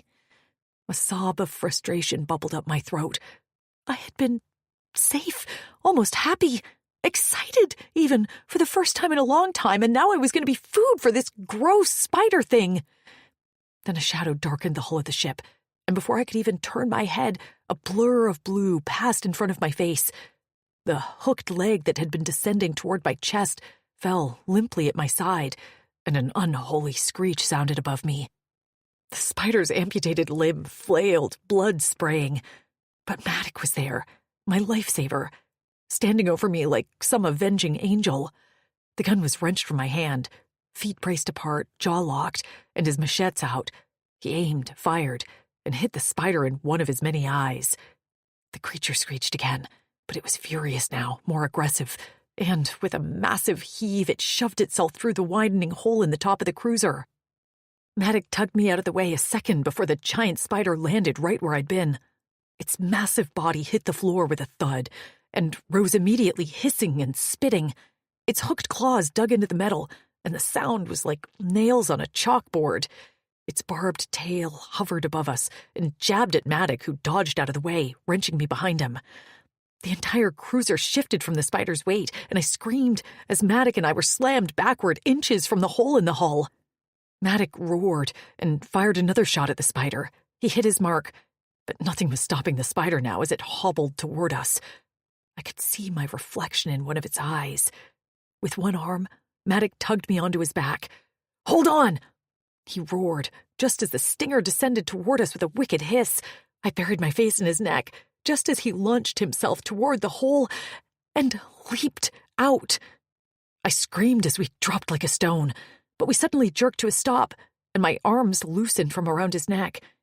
Glancing up, I saw that Maddox had grabbed onto the vine below the ledge, and I was slipping down his body. "Hold on!" he yelled again. "I'm trying!" I yelled back. Fighting gravity, I scrambled back up his body, just as we jolted downward. "Fleck!" Maddox hollered. "The ledge is breaking off!"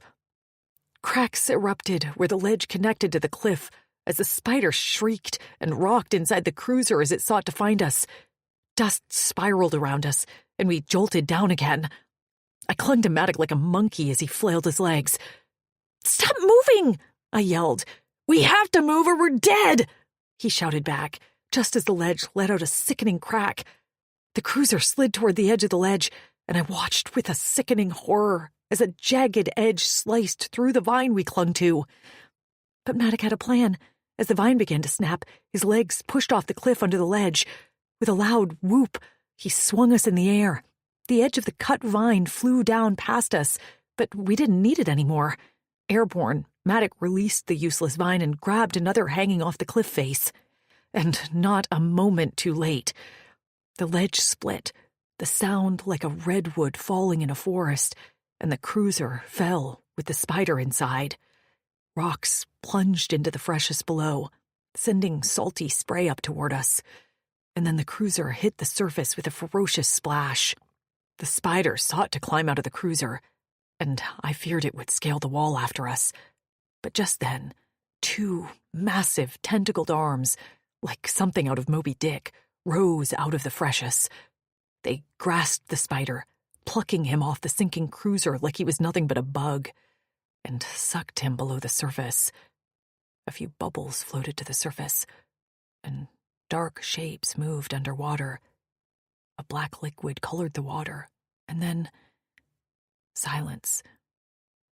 My blood pounded, my head ached, and my arms shook where I clutched onto Maddox.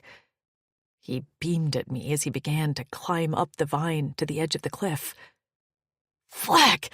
That was fun, huh?" I stared at him in horror. That was the opposite of fun. He made a face that I could have sworn was a pout. "Okay, well, I thought it was fun." "Not my definition of fun," I managed to rasp out from my scream-hoarse throat. He chuckled darkly. "Noted." He climbed effortlessly, arms bulging as we ascended the cliff face. When we reached the top, he scrambled onto the edge, and it was only then that I let myself relinquish my death grip from around his neck.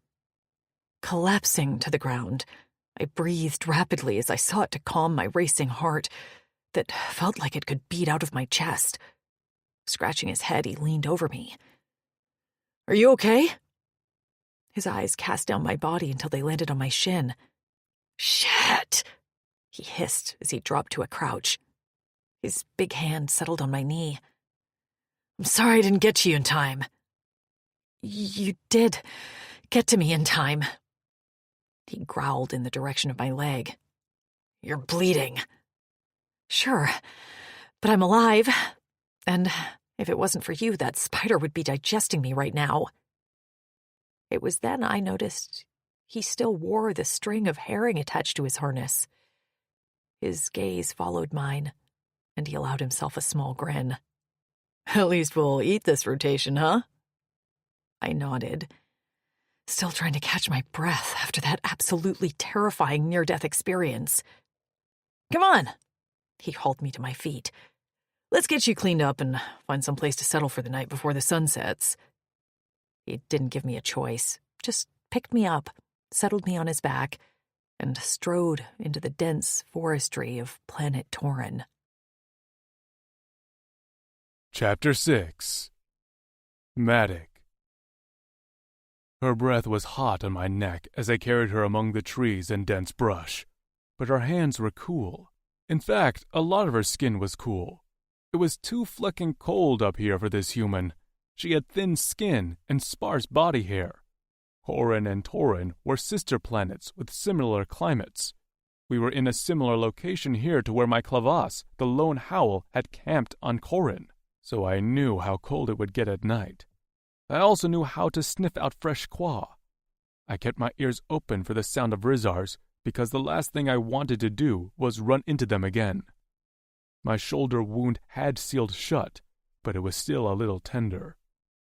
After climbing that vine with the human clinging to my back, the muscles were protesting. All our supplies had been in that flecking cruiser. I only had some fresh herring and qua skin. No blankets to keep the female warm. I had my fur wraps, so I'd give that to her as soon as I found a stream where we could wash her leg. The Witto had sliced her good, and the sight of her bright red blood had made me ill.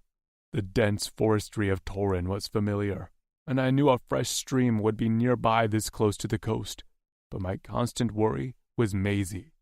Her arms trembled where they were clasped around my neck. Her whole body shook, but there was a scent about her that was rank with fear. She didn't want to be here, and more than anything, I wished I had an aircraft so I could pilot her home to her friends. But I had nothing, next to nothing, just my wits and my sense of direction. We reached a stream a short time later, and I lowered her to a dry rock on the bank. Her bare feet settled in the shallow edge of the stream, and I gritted my teeth at her lack of clothing. She needed warm clothes and shoes. I waded into the stream and knelt at her feet. Cupping my hands, I poured qua over the gash in her leg. Her stifled gasp of pain nearly made my machettes lip from my skin. "You did good," I said to her, needing to drown out her small whimpers before I smashed something. "You grabbed the gun and shot the Witto." "I didn't do good." She shook her head. "I missed." Ripping off the lower part of her pant leg with my teeth so I could use the fabric as a bandage, I said, "You delayed its attack until I could get to you." She made a small whimper when I wrapped the bandage around her leg. "Yeah, but if you hadn't been there..." I squeezed her ankle. "That doesn't matter. I was there, and I will be there." I met her gaze steadily. "Do you understand? 100 Witto could attack you, and I'd still be there." She swallowed. "And I appreciate that. But sometimes I'd like to be able to do something on my own." She shrugged. "I guess I'm not a survivor." I rested my wrists on my bent knees as I looked up at her from my crouch. "Could have fooled me. Looks like you're sitting in front of me, so you're a survivor." She bit her lip. Thanks to Tasha, Trix, and the rest of the girls. I cocked my head. I think you're not giving yourself enough credit.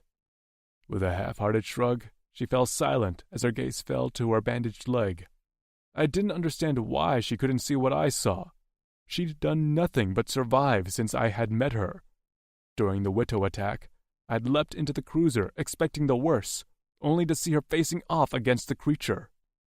I ran a hand through my hair as I focused back on Maisie. Are you hurt anywhere else? I don't think so. Just some bruises. I tugged up on the sleeve of her shirt to check her arms before lifting the hem. My fingers tapped down her ribs, and she squirmed. I'm fine, she said with a hitch in her voice. I studied her face. Why does it sound like you're going to leak from your eyes again? I prodded her right side under her arm. Does this hurt? She wriggled away with a gasp. I'm not crying. I'm laughing. That tickles. My fingers stilled. Tickles? Flushing, she huffed. Yes, I'm ticklish. What does that mean? It means if you touch me certain places, I laugh. That sounded like fun. Well then, why don't you want to be touched there all the time? She rolled her eyes, and I liked seeing this side of her. Because it's sort of uncomfortable too, but it's also not. I don't know, it's weird, okay? Can you stop tickling me now? I didn't move my hand from beneath her arm, and instead curled my fingers. She gasped, her mouth curving into a grin as her eyes sparkled. Stop! Where else are you ticklish? Her good leg kicked out, smacking me on the leg. I'm not telling you. Here? I fluttered my fingers over her neck, and her entire body jolted as she gasped out loud. Seriously, Matt, knock it off! I stopped as a bolt of heat roared through my veins. I liked my name shortened in her raspy voice. Okay, Maze, I answered. Her eyes shot to mine, and her cheeks colored. As she'd wriggled to avoid my fingers, her hair covering her forehead had shifted. A red mark there caught my attention. What's this? Did the Witto do that? I fluttered the hair off her forehead, and when she gasped this time, it wasn't a good sound. She scrambled away from me quickly, and her eyes wouldn't meet mine. No, the Witto didn't do that. It's an old scar. How did that happen? Her hand waved in the air, and I didn't miss the way her fingers trembled. I fell when I was little. She was lying, but I didn't call her on it. Okay, if you say so. I do say so. Staring off to the side, she crossed her arms over her chest and ignored me. With a sigh, I rose. I'm going to wash up, then we'll move on, okay? Blinking rapidly, she nodded. I watched her for another minute before wading deeper into the stream, but her reaction settled under my skin like an itch. What was that scar from? Why was she so intent on lying about it? Maisie. My mind was a jumbled mess on a good day, but today wasn't even a neutral day. Today was a bad one, and that meant I could barely think straight, and Maddox's presence was both soothing and confusing. He was just so big and nosy. Sometimes the way he looked at me made my heart skip a beat, and other times, I felt a heat course through me that I refused to give a name to. After all I'd been through, after all the horrible ways I'd been touched, how could I still feel physical attraction? It didn't make sense. Maybe I was coming down with something. I felt my forehead, but the skin didn't feel feverish. My scar seemed to tingle, and I immediately dropped my hand into my lap. I didn't want Maddox to know about it. He thought I was brave and a survivor, but I was none of those things. I was terrified and tainted. My gaze strayed back to Maddox where he stood in the center of the stream. He ducked down under the surface and then rose out of the water with a burst. His head flung back, and water arched over his head as his long hair settled onto his back. My mouth nearly dropped open. Standing with the water about mid-thigh, Maddox was naked, just bare. in his birthday suit. He stood in profile, and I wasn't sure where to look first. The water dripping down his biceps, the way his tight ass flexed, or his cock, a light blue monster that hung in a perfect arch from his groin. Something on the tip shone in the sunlight, and I nearly squeaked out loud when I realized his cock was pierced. He stroked his hands over his arms, chest, and then scrubbed his inner thighs. His cock shifted and bobbed as it kissed the top of the water. It was then he turned and met my eyes. I couldn't look away, and I thought he'd smirk or make a comment about me ogling him. But instead his nubbed brow furrowed. With 2 giant leaps, he was in front of me, bending down with his hands on either side of my face. "Mace, you okay?" I loved the way he said Maze. That was crazy, right? Absolutely crazy. "Mace, breathe," he was saying. And then his thumbs were on my neck, massaging my throat. His cock was so close that all I had to do was reach out, and I could flick that thick ring pierced through the tip. What would he do? "Maze!" his voice called again, and my case snapped up. "Breathe!" he hollered. And it was then I realized I'd been holding my breath. I exhaled, lungs burning, and then sucked in precious air. His hand slid down my arms, and he braced himself on the rock on either side of my hips. "Fleck," he muttered. "What was that?" I had no excuse. How did I tell him that his dick had taken my breath away? That was unacceptable. "Sorry," I murmured. "Just got distracted." "You got so distracted, you forgot to breathe?" His alarm elevated the tone of his voice. "It's okay. I can hold my breath for a long time." That wasn't true, but he didn't need to know that. And by the look in his eyes, he didn't believe me. That was okay. I was as confused by myself as he was. Maybe you should get dressed," I whispered, because if he didn't, I was going to forget to breathe again. He straightened and braced his hands on his hips. My God, now his cock was just right there in front of my face. Don't look at it. Don't look at it. Don't. Damn, I looked. "Fine," he grumbled, completely immune to my internal war. "But breathe loudly so I can hear you." Yeah, that was fine. At this point, I was nearly gasping, so I huffed and puffed while he dressed and tried not to stare at him. When he stalked toward me on the bank, thankfully now clothed, I rose to my feet. He swirled the fur cape from around his shoulders and settled it on mine. I hadn't even realized I was cold, but when the fur, warm from his body heat, wrapped around me, I couldn't help but let out a happy sigh. "This is all I have for now, but we'll get you something warmer soon. And some shoes," he said as he manhandled me onto his back. I clasped my hands at his throat and settled my chin on his shoulder. "Where are we going?" "During the war with the Eldani, we dug bunkers. We're far north, but I know there are some around here. And a lot of the bunkers still have supplies." He paused. "At least they should." I nodded. My stomach let out a small growl, and I hoped Maddox didn't hear it through the crashing of his boots among the foliage. I didn't want to be a burden to him. As we walked, my eyelids grew heavy, and I dozed off here and there, head lolling on his shoulders until suddenly we stopped, and Maddox let out a quiet whoop of victory. After directing me to stand on a soft patch of moss, he extended his claws and began to slash at thick vines on the ground.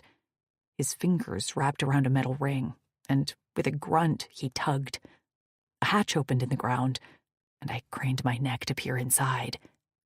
"Stay here," he said. "I'm going to check inside."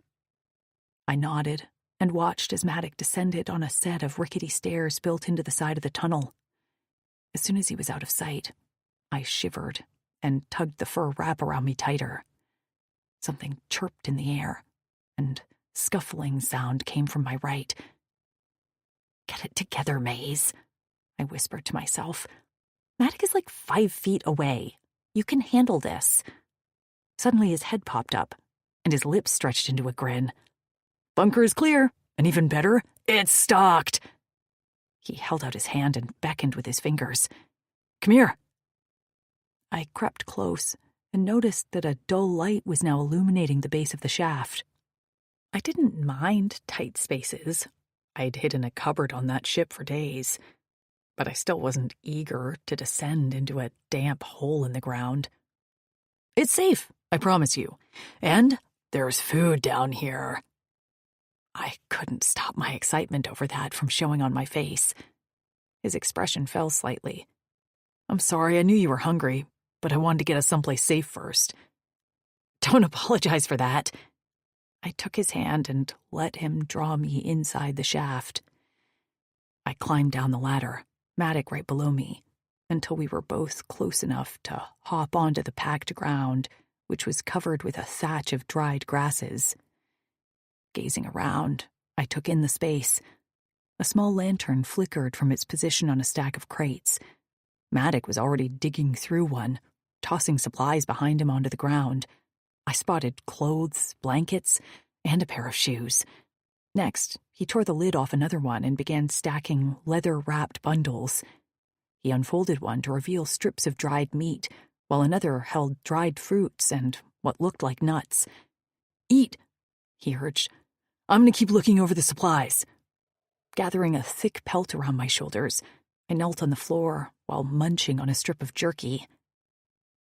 "How did you remember where this bunker was?" "That was one of my tasks during the uprising," he explained as he organized the crates. "As a son of Nott, I didn't have the skills for frontline fighting, but I was stealthy and strong enough to make sure supplies were where we needed them to be." I picked at the dried fruits. "A son of Nott?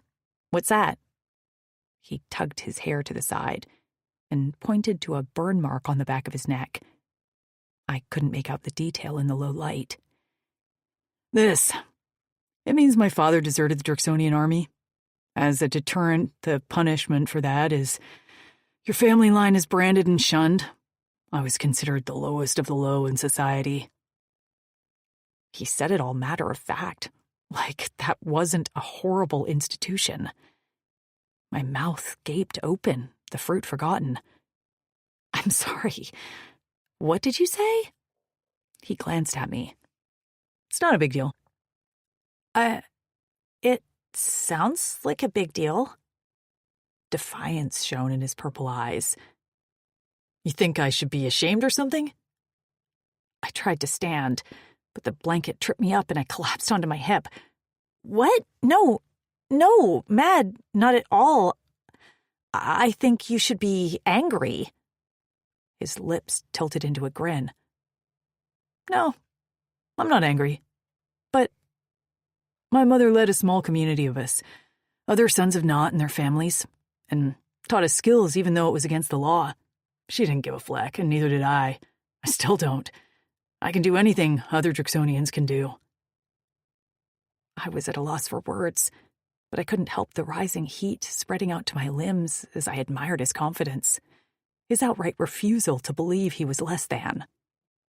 What would it be like to feel like that? "I'm sorry, but fuck them. I hope I don't meet any of these guys." "They aren't like that anymore," he said with a smile as he knelt next to me with his own bundle of food. "What?" He shoved a strip of jerky in his mouth. "It was an old system, one of the few that should have been outlawed long ago, but it was kept up for tradition. The head Drexel of the Drixonians now, Dazim Bakut, he doesn't believe all that. We're equal in his eyes. There are some holdouts who see us as less than, but it's a small number, and I don't care about them." "I'm sorry," I whispered. "Don't be. My mother made sure I could defend myself. She gave me the honorary Drixonian piercings when the elders wouldn't, and she taught me everything she knew. She was a high-ranking female in the council until my father deserted. Do you resent him?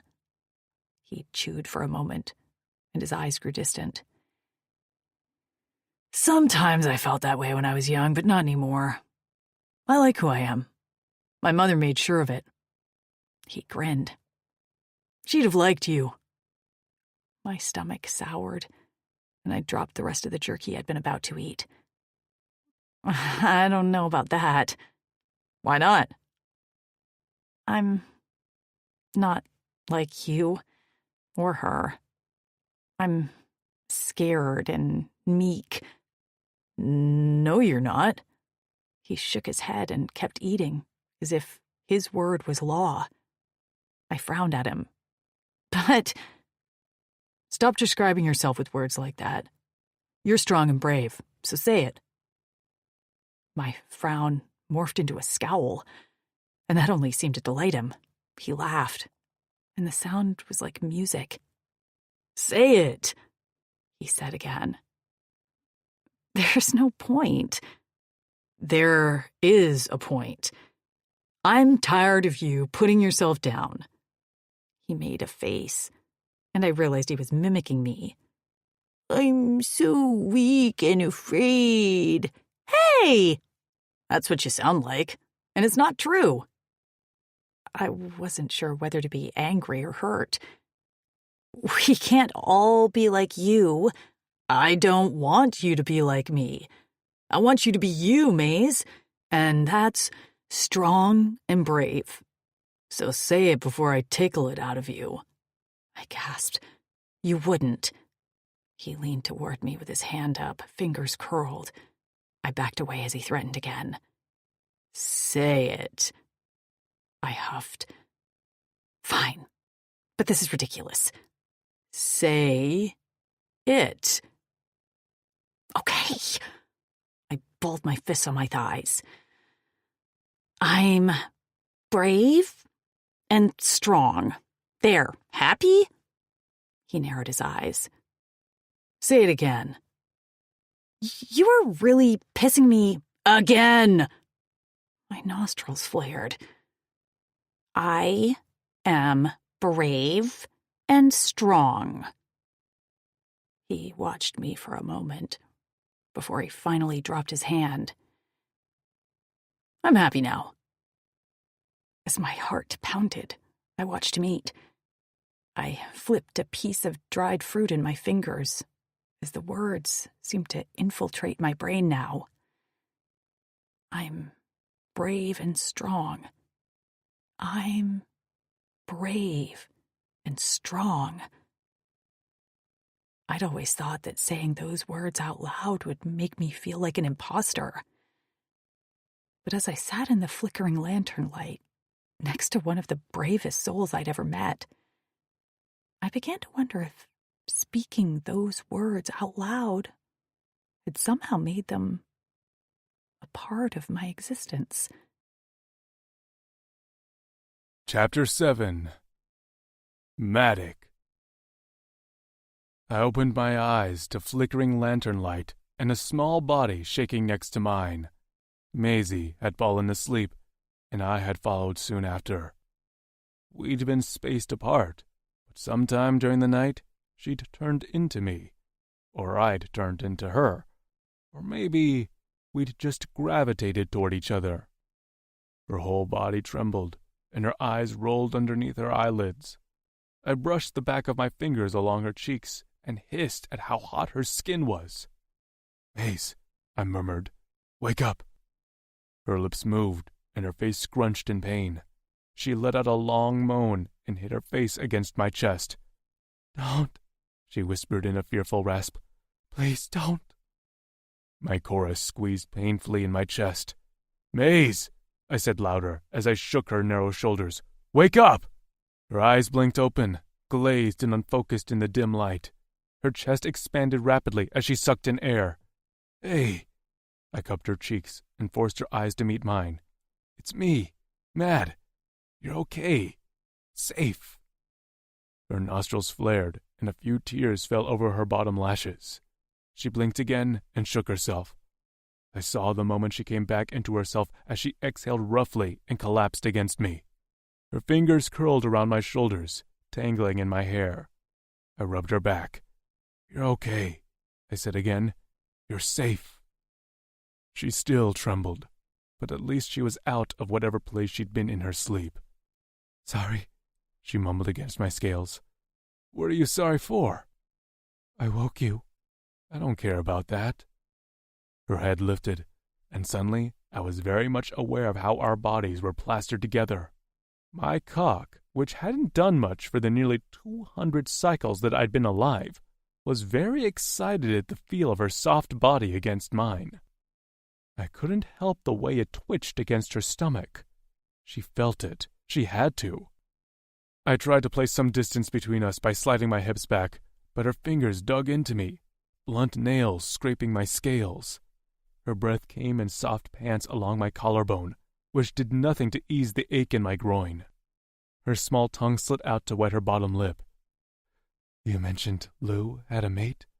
A Drixonian? Tell me more." Fleck, she wanted to talk about this now?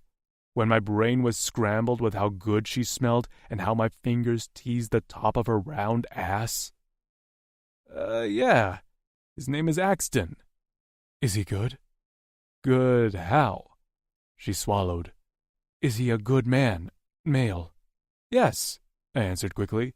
"So's Kutzal, that's Trix's mate, and Vince, Amber's mate, and Lou Kent, Tasha's mate."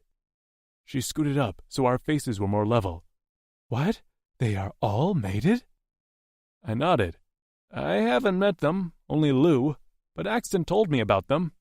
She cocked her head. "But they are okay? Safe?" "From what I heard, they are grossly happy." Her thumb moved, swirling a small pattern on the side of my neck. I fought to keep my eyes from crossing. Fleck, her touch felt so good. "And that's okay? Drixonians mating with humans?" "Yes." I could barely talk. "It's more than okay." Her gaze drifted down, and she had to see the bulge in my pants. I again tried to shift back, but she suddenly developed superior strength as she clutched me in a death grip. This close, I could see every freckle on her nose and cheeks, the gold flecks in her warm brown eyes, the way her eyelashes caught on the fringe of hair over her forehead. The tips of her ears were pink, and in the lobes were small holes, like she'd too had her ears pierced. "Maisie," I whispered, unsure what to do in this moment. More than anything, I wanted to bury my face between her legs, inhale until my lungs were full of her, look until I tasted nothing but her. I'd never been a rule follower, but with her, I wanted to toe the line. She mattered more than any stupid flecking Drixonian rule. She mattered even more than she is all. In this moment, I knew that for the rest of my life, my creed was Maisie is all. Her lips moved, and she spoke in a near silent whisper as if to herself, but I could have sworn I heard, "I'm brave and strong." One of her fingers uncurled from my shoulder and slid down my chest, over my stomach, until it rested on the waistband of my pants. Now it was my turn to tremble as I fought to hold back from throwing her onto her back and plunging inside of her. "How does it work?" she asked, and I could barely understand her as all the blood in my body rushed south. "How does what work?" I gasped. "I saw you when you were in the stream. Do you mate with—" Her little finger brushed the head of my cock over my pants. I bit the inside of my cheek until I tasted blood. Her gaze lifted to mine. "Can I see it up close?" Was she flecking with me? This had to be a joke. "See what?" Her bravado faltered, and I didn't like the fearful look that entered her eyes. Never mind." "No!" I barked a little too loudly. She startled, and her hand lifted from off my skin. I silently asked Fatas for patience as I worked to soften my tone. "You can look, Mace. You can do anything you want." "I can't Her hand hovered between us. I can look at you? I was thinking I could come from her voice only. Yes. I reached behind me to unclasp my pants where they fastened over the top of my tail. Then I pushed them down to mid-thigh. My cock sprung free, the head dark blue and a little angry at being trapped for so long. Maisie's eyes widened, and she let out a little gasp of awe that made my chest swell with pride. Drixonians placed a lot of importance in how to pleasure our females. Proper warriors received training, piercings, lessons. As a son of Nott, I wasn't privy to any of that, but my mother, awkward as it was, ensured I was prepared for a future mate, even if I wasn't supposed to have one. So I knew what my cock could do. My fingers, my tongue. I'd never had a chance to use them, and after all our females died, I never thought I would. Except here I was, lying flat on my back in an underground bunker with a female studying my cock like she was committing it to memory. She reached for me, then stopped. Can I touch it? I was going to die, perish, absolutely expire right here. I should say no, but my body and brain had long stopped communicating. Yes. Her fingers slid down my abs and then paused at the node of my subcock that sat at the upper base of my cock. Her head cocked. What's this? She was going to ask questions and expect me to answer? Fleck my life. Subcock, it's for you. For me, she echoed, almost to herself. When her fingers brushed over it, I jerked. Sorry, she mumbled. I didn't answer. I couldn't answer, because now she was circling the base of my cock with her thin fingers. She tugged slightly, and I nearly came out of my scales. Fleck! I exhaled a harsh breath. She stilled. Did I hurt you? Yes, I was actually in an extreme amount of pain. No, not at all. Her fingers slid up to the head of my cock, where she flicked at the golden ring pierced through the tip. This is for you, too. Her gaze held mine. Your mate, you mean? I shook my head. No, you. She shook with a shiver. So you've never, with another woman? No, I said through clenched teeth. Me either. Her hand settled on my thigh, and the muscles jumped beneath her touch. I mean, I've had boyfriends, but we never. She blew out a breath. I was shy, and I don't trust easily. I was trying to pay attention. I cared about her words, but my mind was racing, and it was taking all my mental effort to remain still and not scare her. Her gaze once again dropped to my cock, and she seemed to make some sort of decision a moment before she wrapped her hand around my cock and squeezed with meaning. My back arched as my balls tightened. Heat burned me from the inside out. Maisie, please. I want to see, she whispered. I want to watch. And by Fatas, she was going to get that chance, because already I could feel my release boiling. This was all just too much. Her liquid brown eyes on mine, her breath on my scales, her hand around my cock, stroking while Libo leaked from my tip to coat my shaft and her fingers. Her tongue came out to poke at the corner of her mouth, and I couldn't hold myself back anymore. I gripped the back of her neck, tugged her to me, and pressed my lips against hers. I'd seen Axton do this with Lou, and she'd made a happy sigh, but Maisie didn't just happy sigh. She melted into me with a soft moan that lit me up. Her hand around my cock sped up as she swiped a soft tongue across my lips. I tangled my tongue with hers, letting the ball piercings in the middle rolling across her tongue. She let out another moan, and that was it for me. With one hand buried in her hair, I flailed my other hand to smack the walls as my balls drew up and my cock pulsed. I groaned into her mouth as my seed spurted from my cock to land on my chest and stomach. I lost all coordination as she took over the kiss, and that slender hand worked me through my release as I twitched and jerked beneath her. Her hand finally released me, and settled somewhere on my chest. I blinked at her, trying to will my brain to come back online. I was worried she would be freaked out or scared, but instead her expression held a bit of awe. "Maze," I whispered. Her lips stretched into a smile, and it was a smile I hadn't seen her make before. Soft and eager, unguarded, proud. "How do you feel?" she asked, a slight lilt to her voice. I glanced down at my splattered chest. "How do you think?" She giggled. Actually giggled.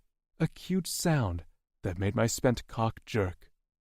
With a buck of my hips, I rolled onto my side and pushed her gently onto her back. Beneath me, her hair splayed out over the furs, and her cheeks were pink. That smile remained on her face, beaming up at me as bright as a star. "Are you going to let me look now?" Her eyes went half-mast, and I could have sworn I could smell her arousal perfume the air. She shifted her legs. "Just look." "Oh, I'll touch you if you'll let me. I'll touch everything." She bit her lip. "Can we start with looking and go from there?" "Yeah, Maze," I whispered as I brushed my lips over hers. "We can start with that." Maisie. His big, calloused hands slid up the edge of my shirt, and I sucked in a breath when he reached the bottom of my breasts. I'd been semi-naked in front of men before, but I'd been in college when I'd left Earth. I'd only just begun to experiment, and had been dating this guy on student council. We'd only managed a few makeout sessions before I had left the freaking galaxy. And nothing had felt this private, this intimate. In an underground burrow with an alien with violet eyes, horns, and a cock that intimidated me. At least, it had at first. But then he'd let me hold the power. Without hesitation, he'd allowed me to explore him, clasp a vulnerable body part in my hands, and witness the moment he let it all go. Maddox's confidence was contagious. He made me want to be better, be stronger, be braver. And already I felt like I was. The Maisie I'd been, BM, before Maddox, would never have dared to offer a hand job. But the Maisie AM, after Maddox, had taken control. I'd asked for what I'd wanted, and now I wanted more. And so did Maddox, as his eyes shone down at me. I liked how he looked, less like he was conquering me, and more like he wanted to worship me. No one had ever made me feel like that. He tugged my shirt off and tucked it under my head like a pillow. My nipples pebbled, and I shivered. His head cocked, horns casting sharp shadows on the walls of the bunker. "Are you okay?" I wasn't even cold. I was just exposed. Goosebumps pricked my arms. "I'm okay." "Can I touch?" I resisted another shiver and nodded. I'd seen this alien kill a dozen Horasians and battle a giant spider. I'd seen him climb a cliff with ease. I knew the strength that resided in his body. I hadn't realized he could do gentle, too. But that was the only way to describe the brush of his fingers as they slid up my side, biting my tongue so I didn't cry out. I watched the way his gaze drank in the sight of my bare breasts. His hot hand palmed one, covering it completely, and I couldn't stop the small moan that escaped my lips. "You're cold," he murmured. I wasn't, but I didn't trust myself to say a word, especially as his head lowered. His hair tickled my sides, and his hot mouth closed around a nipple. "Oh, God," I whispered, as his pierced tongue lapped at the sensitive bud. He sucked harder, and his thumb flicked my other nipple. My fingers speared into his hair, and he let out a small growl that vibrated my rib cage and echoed in my core. A hand left my nipple, and seconds later my pants were off. Cool air hit the wet flesh of my pussy, and I gasped. He went still and lifted his head. "Are you still okay?" I nodded. His fingers tapped down the center of my chest to settle over my belly button. "Can I keep touching?" My legs shifted together, seeking friction. I'd never felt this want and desire before. Like if he didn't touch me, I'd lose my mind. "Please," I whispered. "Fleck," he grunted. "Your voice gets me hard." He was hard again. That massive blue bat between his legs, surging up toward me, like I hadn't just stroked him to completion a minute ago. Of course he had stamina. What didn't Maddox have? He slid down to settle his massive body between my legs. Propping my legs on his shoulders, he lay with his gaze locked onto my pussy. His warm breath coasted over my flesh, and the puffs of air tickled my clit. I squirmed, eager to get some relief, but he still didn't move as his hands gripped the outside of my thighs. "Mad." I braced myself on my elbows. His violet eyes glowed with wicked intent. "Please?" "Please what, Maisie?" His voice sounded like water breaking against a rocky cliff. I licked my lips. "Please, touch me." His fingers flexed. "I am mad." I wasn't proud of my whine. "Where do you want me to touch you?" I thought he was teasing, but his eyes shone with a serious intensity. His hands slid around to cup my ass. "Here." I shook my head as my mouth went dry.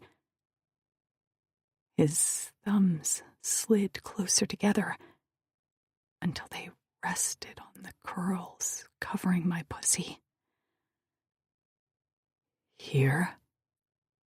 I couldn't even swallow. My hips rocked against his hold, and his lips spread into a feral smile that showed his fangs.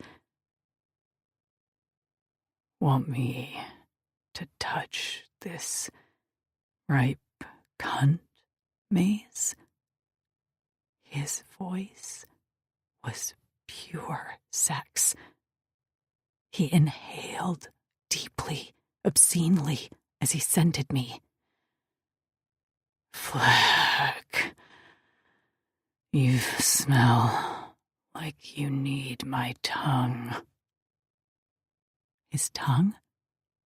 Oh, God, I wouldn't recover. "Tell me you need me to eat this cunt, Maze." No way could I say those words. I barely swore.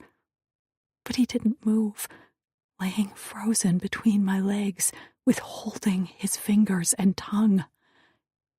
Could I come from his stare? I could try. "Tell me, Maze. Tell me, and I'll give you what you want." I licked my lips, but I had no saliva. All the moisture in my body was concentrated in my pussy. I could feel the moisture sliding down my slit. Please, Matt, I managed to croak out. Please, eat my cunt. He growled in triumph and buried his face in my groin. His tongue was everywhere at once, lapping at my entrance before sliding up to wrap around my clit. I saw stars as he slid 2 fingers inside of me and crooked them. A steady purr rumbled up from his throat and vibrated his tongue. He attacked my clit mercilessly, driving me to the edge, before he pulled back to toy with me with his fingers. I made sounds, somehow. Nothing coherent, just cries and gasps. My heel slammed down onto his back, but that only seemed to spur him on like a wild Mustang. Just when I thought I couldn't take any more, he dove in deeper, and this time, he didn't let up. He didn't let up until my voice was hoarse, until I screamed his name, until my vision whited out and my entire body shuddered with an orgasm that felt ripped from my very soul. Even my fingers tingled. My body shook violently, and for a moment, I panicked at the sensation until warm arms wrapped around me, keeping me from falling apart, and a soft voice murmured my name in my ear over and over again. That voice was safety. That voice was protection. That voice was my savior. I clung to his arms until my muscles unlocked, and then my mind fuzzed. My body felt like it was floating, and yet his arms remained. His voice carried, and I smiled against his firm chest. "Are you okay?" His words filtered through my sated haze. I mumbled. "Great." He exhaled roughly, and I felt a tension leave his muscles that I hadn't realized was there. "You scared me for a moment."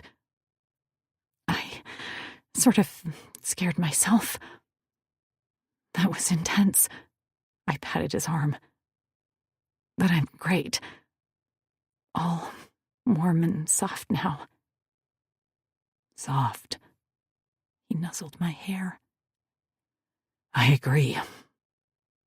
It was then I realized his cock wasn't poking me in the leg.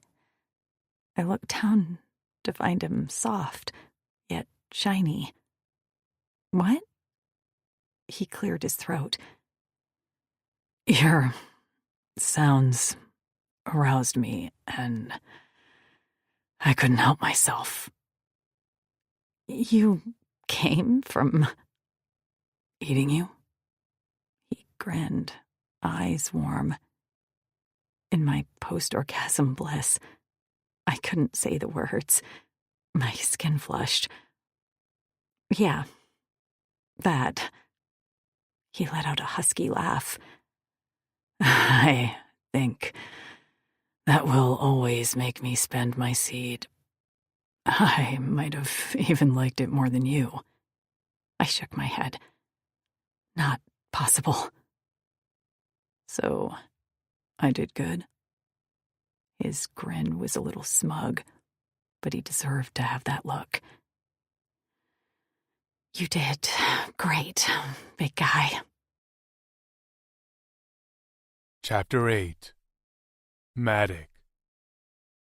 Maisie slept in my arms, her breathing deep. Every so often, her nose would wrinkle, and she'd make a cute little huffing sound. My hard cock poked her leg, and I shifted back with a silent groan. I'd never been good at self-control, but it was unacceptable to wake her up and plunge into her tight cunt until we both came. It was unacceptable, right? Yes, of course it was. Fleck, get it together, Maddock. She was so small and quiet, but when I'd been lapping her juices, she'd been loud, expressive, passionate. She was such a perfect female. The thick fringe of hair covering her forehead had shifted in her sleep, revealing a deep, jagged scar.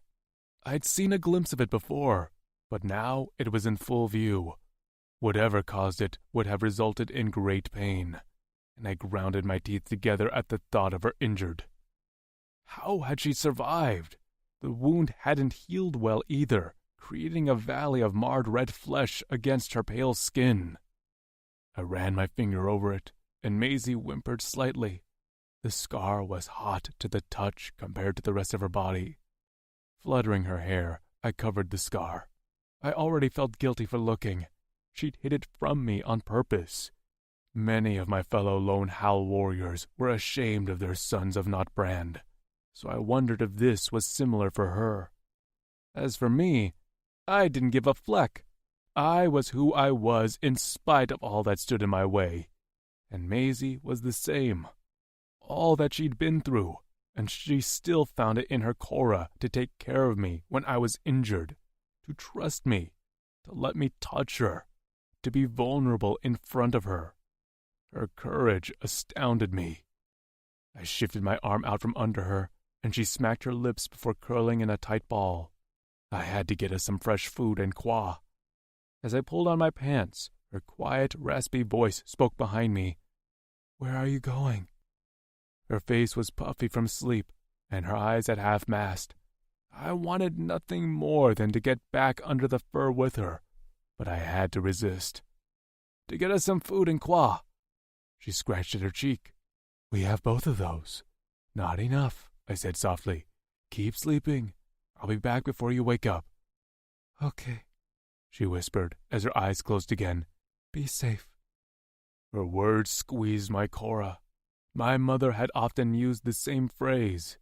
It wasn't that I thought of Maisie like my mother, but she was a strong and caring female just like her. I once again wished, around a tightness in my chest, that they could have met. Leaving Maisie to sleep, I climbed the ladder leading to the hatch and shoved it open. After exiting the bunker, I covered the hatch door carefully with nearby brush so it was undetectable and swept my boot prints away. Satisfied Maisie was safe inside, I took off into the surrounding dense brush to find some game. I came upon a fresh spring first, and after washing myself, I filled the few qua skins attached to my belt. A scuffling sound echoed from my right, and I stilled as I listened. The sound came again. Antella hoofbeats. I readied my laser gun, and as soon as the antella crashed through the clearing, I fired off a shot. The laser hit the antella right between the eyes. A clean kill. Jogging toward my prey, I knelt down to pick up the antella. After tossing it over my shoulder, I began my journey back to the bunker. I was almost there when I heard another crash from behind me. Again, I froze, expecting another antella, but then a buzzing sound followed, one that sent my Cora into a frenzied beat. Bursting through the trees was a Horazian amphib, a cruiser that could fly over land and also speed across water. I tumbled back, angry at myself for not hearing it sooner, but I knew the amphib had noise concealment. If the amphib didn't want to be heard, it wouldn't be heard until it was right on top of you. The antella forgotten, I sped off in the opposite direction of the bunker, not wanting to be anywhere near Maisie, but the amphib was too close. Shots fired, cratered the ground in front of me. Rocks and debris peppered my skin. Dust clouded my vision, and I swore heavily as I aimed a laser shot at the amphib. It pinged off the outer shell harmlessly. Horazians leapt from the moving cruiser before it could even land, descending on me in a pack. I'd taken out those Horazians on the ship, but I'd had the element of surprise and the advantage of tight quarters, which favored my machetes and tail. But here, in the clearing filled with dust from the amphib engines, I was flecked. A laser fire slammed into my thigh, and I went down on one knee with a yell. A blade appeared at my throat, and I slashed out with my machetes, catching the Horazian in the gut. He scrambled back, holding his leaking stomach, but more blades replaced his, and no matter how many times I lashed out with my tail and machetes, it was never enough. The amphib landed just as ropes lashed around my wrists. A kick against my shoulder sent me face first into the dirt. I tried to get up, but my injured leg gave out on me. "Settle," said a Horazian voice. The ropes holding me let me rise up onto my knees, but that was as far as I got. My arms were held out from my sides by the ropes wrapped around my wrists, and the ends were held by 3 Horazians on each side of me. I would have appreciated the respect of them thinking I needed a total of 10. Eyes burning, leg on fire, I blinked up at the Horazian who had spoken. "So you're the one responsible for the loss of several of my warriors." "Many," I spat, because I could never keep my mouth shut. "I would count at least 15, maybe 20. He punched me in the mouth, hard, but not hard enough. I spit out blood and grinned at him. "Harder next time." "Where is she?" he gritted out. "Who?" The holes in his face that acted as nostrils flared, and his little lipless mouth stretched into a thin line. "The human!" "Don't know what you're talking about." "You stink like her," he said. Well, I had washed, but apparently not well. "You have no idea what you're talking about." He held his hand out to a nearby Horazian, who handed him a blade. Stepping forward, he crouched down in front of me. I tried to headbutt him, but he darted back quickly.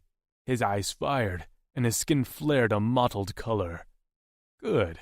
I'd made him scared. "I'm going to ask again," he said. "Where is the human?" Then he lifted the blade in the air and plunged it into my injured thigh. I'm not proud of the sound that left my throat, but fleck that hurt. The sharp edge sliced through muscle, and I could have sworn it pinged bone. My vision swam, and I fought to remain conscious. Staring at the blood pooling beneath me in the dirt, I gritted my teeth. "Not so mouthy now, are you?" I thought of Maisie, alone in the bunker, and I fought against the pain. I could do this. I could let them tear me to pieces. It didn't matter if she was safe. I hissed through spittle. "Fuck you!" He lifted the knife again, but before he let it fly into my other leg, a banging sound came from behind us. At first, I appreciate the reprieve, until a voice came with it.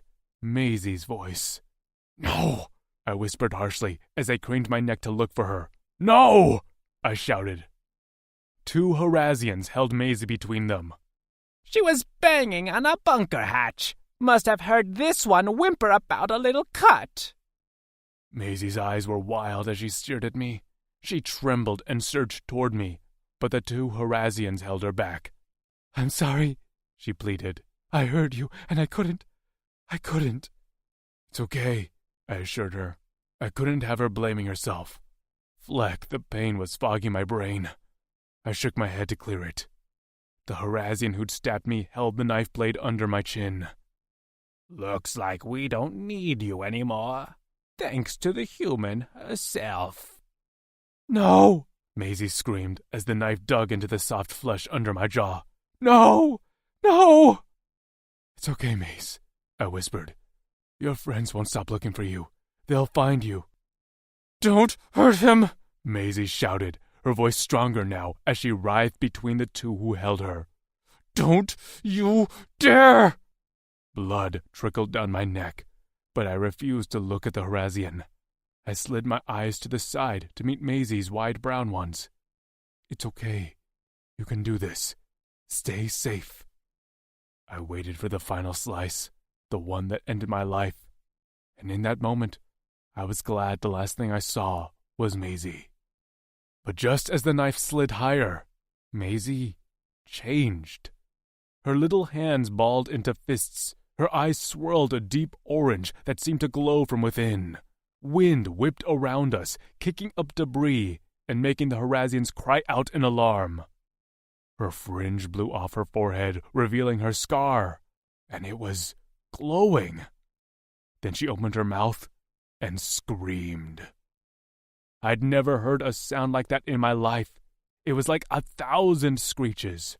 My bound arms fell to my side as the Horazians holding me dropped the rope to cover their ears. I stumbled to my feet, holding my head as I felt my skull swell, like my brain was going to explode. Maisie stood in the center of the clearing in the middle of swirling wind. Her hair whipped around her face as her eyes continued to glow. Her lips were moving, and words were mixed in with the screeching sounds, but nothing I could make out. I clutched my head as I stumbled toward her, but only made it so far when my stabbed leg failed me. All around us, Horazians were dying. There was no way to describe it. Blood poured from their ears, eyes, noses, and mouths. Some lay dead already, while others gasped their last breaths. I prodded at my eyes and ears, but I seemed to be safe. I still felt like my skull would crack, but at least I wasn't dying. Or at least, I didn't think so. When the last Horazian took a groaning last breath, Maisie swayed on her feet. Her mouth closed, plunging the clearing into silence. Her eyes met mine, once again returning to her normal brown. Her lips moved. "Matt," she whispered, and then her eyes rolled back in her head, and she collapsed. Chapter 9. Maisie. My eyes fluttered open, and pain streaked through my head. I groaned, pressing my fingers to my forehead, and nearly hissed at the heat of my skin. "Mace," came a deep voice, panicked, breathless. I squinted through double vision to Maddox's face, inches from mine. I'd seen him mad, confident, pleased, and cocky, but I'd never seen him like this. His nubbed brow was pinched, his blue color an ashen gray, and his lips trembled.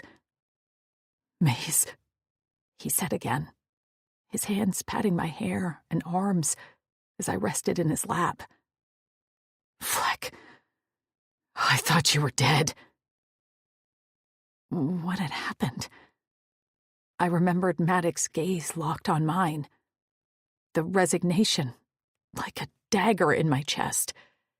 The knife point at the vulnerable skin under his chin. The clammy hands of the Horazians holding me still. And then, nothing. I glanced around, my vision clearing enough to see carnage. Absolute carnage. Horazian bodies lay all around us, but it wasn't like when Maddox killed them on the ship. Oh, no.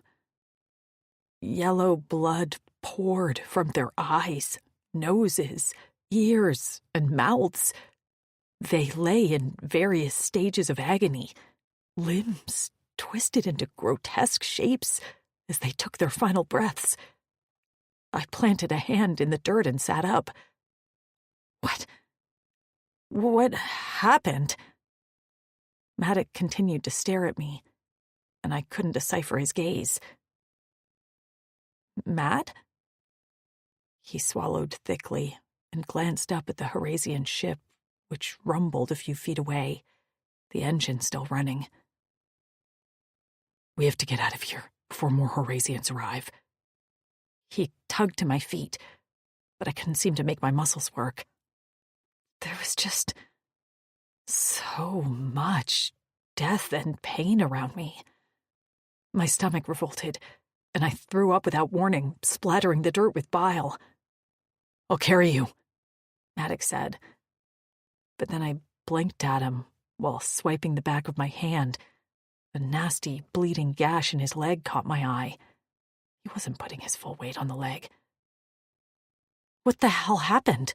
I gasped. I spun around, looking for the Horazian who'd held the blade to his throat. He lay in the dirt, blood pooling beneath him, the knife still clutched in his hand. "Did he do that?" "I'll heal," Maddox said urgently. "Please, Maze, we have to go." He reached for me, but his hands were hesitant. I'm not hurt, I assured him. I just have a headache. I'm sure, he murmured. I didn't get to ask him why, because with me in tow, he hobbled toward the spacecraft ramp. I didn't like the look of his leg or the wildness in his eyes. What had happened when I'd been passed out? And why were Maddock and I spared? My head ached again fiercely, and I rubbed at my scar, which was hot to the touch and throbbing. We climbed up the ramp, and Maddock sat me in a side seat, instructed me to strap in, and then collapsed into the cockpit chair. His color was still ashen, but at least his leg wound seemed to have clotted. A cut below his chin made me swallow. I remembered blood trickling down his neck, and then a loud noise. Heat. Anger. Protectiveness. I blinked out the window at the massacre as Maddock closed the ramp. "Hang on, Maze," he called. "I don't know what all these controls do, so we're learning as we go." That sounded absolutely terrible, but I wanted to get away from whatever caused the horrors down below. "I believe in you," I called back to Maddock. His head swung to face me, and then his eyes widened in surprise before his lips curled into a smirk. "That's my female." The cruiser jerked, just as a bolt of laser fire slammed into the dirt outside my window. I screamed as Maddock tugged back on the control wheel with his muscle bulging. "Fleck!" he roared. "I knew they'd be here soon." He sped off out of the clearing, and in seconds we were speeding toward the coast. I saw the massive cliff and the long stretch of water that reached the horizon. The entire cruiser shifted as we sped down the cliff, nearly vertical. I yelped as I scrambled for a handle, as my body remained in place only due to the straps locked around my chest and waist. The rocky cliffs below seemed to be coming fast. Too fast. I had to trust Maddock. I believed in him. I did. Suddenly he jerked the wheel back, and the nose of the aircraft lifted seconds before we crashed into the rocks. I heard the very bottom of the cruiser hit the surface of the quay, and then we were in the air again. Through the back window, I spotted 2 cruisers on our tail. The closest didn't get its nose up in time and crashed into the rocks. The other narrowly missed the same fate and came speeding after us. "Wow," I breathed. Maddock continued to grin. Despite his injury, he was having the time of his life, barrel rolling along the surface as the cruiser giving chase shot rapid laser fire at us. I didn't find any of this exciting or thrilling. My head still ached with the power of 1,000 migraines, and I would have thrown up again if there was anything left in my stomach. For someone not familiar with the controls, Maddock seemed to handle the cruiser with a deft expertness. He turned, rose, and dipped until he flipped our position, so we were below and behind the Horasian cruiser. Maddock's face lit up as his face hovered over a trigger. "Bye," he said in a sing-song voice, before our cruiser jolted. A laser bolt slammed into the Horasian cruiser, but we were too close. The explosion rocked our cruiser. We smacked the water below, and I screamed as a giant wave curled around the edges of the ship. "We're in an amphib. It's okay," Maddock called. "At least for a little bit." "A little bit?" I squeaked. A grinding vibrated the floor below us, and in seconds we were speeding across the surface of the water like a speedboat. But something was wrong with our cruiser. Lights flashed, and a few alarms blared. "Fleck!" Maddock shouted. "This shit amphib can't take a little hit." "What does that mean?" I gripped my seat until I felt my knuckles cramp. He pointed ahead. "Heading for that island there." I squinted out the front window of the amphib to see a small speck on the horizon. That's really far away." His jaw clenched. "We'll get there." We almost did, speeding across the water while the amphib shut down around us and screeched in protest. We almost made it, but then the engine shut down with a mighty shriek, and the lights inside the cabin shut off. Maddox's hands grasped me, ripping the seatbelt off my chest and waist. "Wrap your legs and arms around me. We're going to swim for it." "I thought you said there were bad things in this water." "There are." His muscles flexed. "But I'm bad too, okay?" I thought about what happened to the Horasians. Had he done that? So I just nodded. After opening up a top hatch in the fast-sinking cruiser, Maddox climbed on top with me attached to him like a barnacle. He took a deep breath and dove into the water. I closed my eyes as the cool, salty water hit me with a shock. I gasped and got a lungful of water for it. Coughing and sputtering, I opened my eyes underwater to see Maddox striking out with swift, sure strokes toward the island. We were about 500 yards away from the beach of the island. Maddox rotated his body every few strokes to give me a chance to breathe, but my lungs were still on fire. We'd cleared about 200 yards when Maddox flailed and ducked under the water. I did a better job this time and sucked in a lungful of air before I, too, was sucked under the surface. I tapped his shoulder, wondering what was happening, when an eye the size of a dinner plate floating up from the depths of the ocean, tentacles thicker than my thighs, reached up toward me. I opened my mouth in an underwater scream. More tentacles appeared, latching onto my arms and legs, Maddox's waist and ankles, all tugging us down, down to the depths that would surely drown me if these things didn't eat us first. What had Maddox called them? Port crullers? They were like giant squid with gaping sharp beaks and suckers that stung my skin. Maddox fought with his forearm machetes, slicing into the tentacles like a madman. But as soon as he cut off one, 3 more would appear like some multiplying nightmare. Still, he managed to kick off the last one lashed to his ankle and struck up for the surface. I clung to him, wishing I could tell him that I believe in him, that we could get through this. He surfaced and took a gulp of air. "Mace, I'm okay," I choked out around a mouthful of water. "Flecking port crullers, We were plunged back underneath the surface again, but this time no massive eye was in sight. Instead, glowing purple ones met mine. And while tentacles waved around us, these were smaller. Maddox went very still, as a 5-fingered hand reached for us. I felt his body jolt and could hear his underwater mumble that sounded like, "What the fleck?" Soft, gentle tentacles wrapped around us and then pulled us in the direction of the island. Glancing below. Before we continue, we offer you this moment of calm, a chance to reconnect with your breath and your heart. This free audiobook was made with love.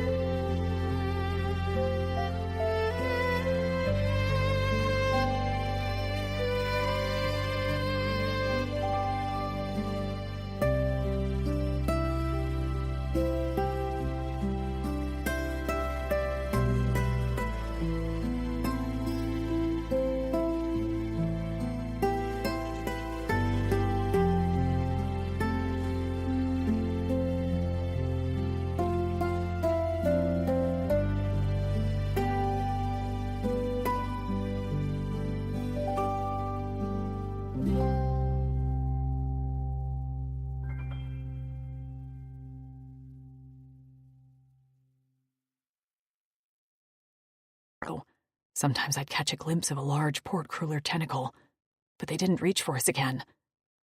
The water grew warmer as the seafloor rose, and then Maddox's feet were touching sand. I scrambled off his back and surged up the beach of the island, coughing and stumbling until I collapsed onto the sand and kissed it. I turned around to see Maddox staggering toward me, covered in sucker marks that dripped with his black blood.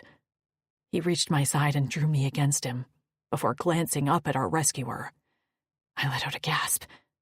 Standing before us was an alien who looked a lot like Maddox, except he had 4 tentacles extended out from each side of his ribcage. As he stood in the surf, his tentacles slowly shrunk until all that remained were a few nubs on each side of his body. He stood nude, his long dark hair waving in the breeze, his blue and black mottled skin, exactly like Maddox. Maddox's body trembled against mine. Who are you? Quist, the alien said in a deep voice. A Drixonian. Maddox slowly rose to his feet, bringing me with him. What? How? Quist's body language remained tense, wary. I was not born this way. I was altered. My stomach dropped. Altered? I whispered. Old Donnie. Maddox spat at the word like he had a mouthful of poison. My head spun as memories assaulted me. Pain, clammy gray hands, the cold metal of the lab tables, needles. My forehead throbbed and I rubbed at it. When I lifted my gaze, Quist was watching me. He returned his attention to Maddox. How did you know? We found the Eldani experimented on lots of us.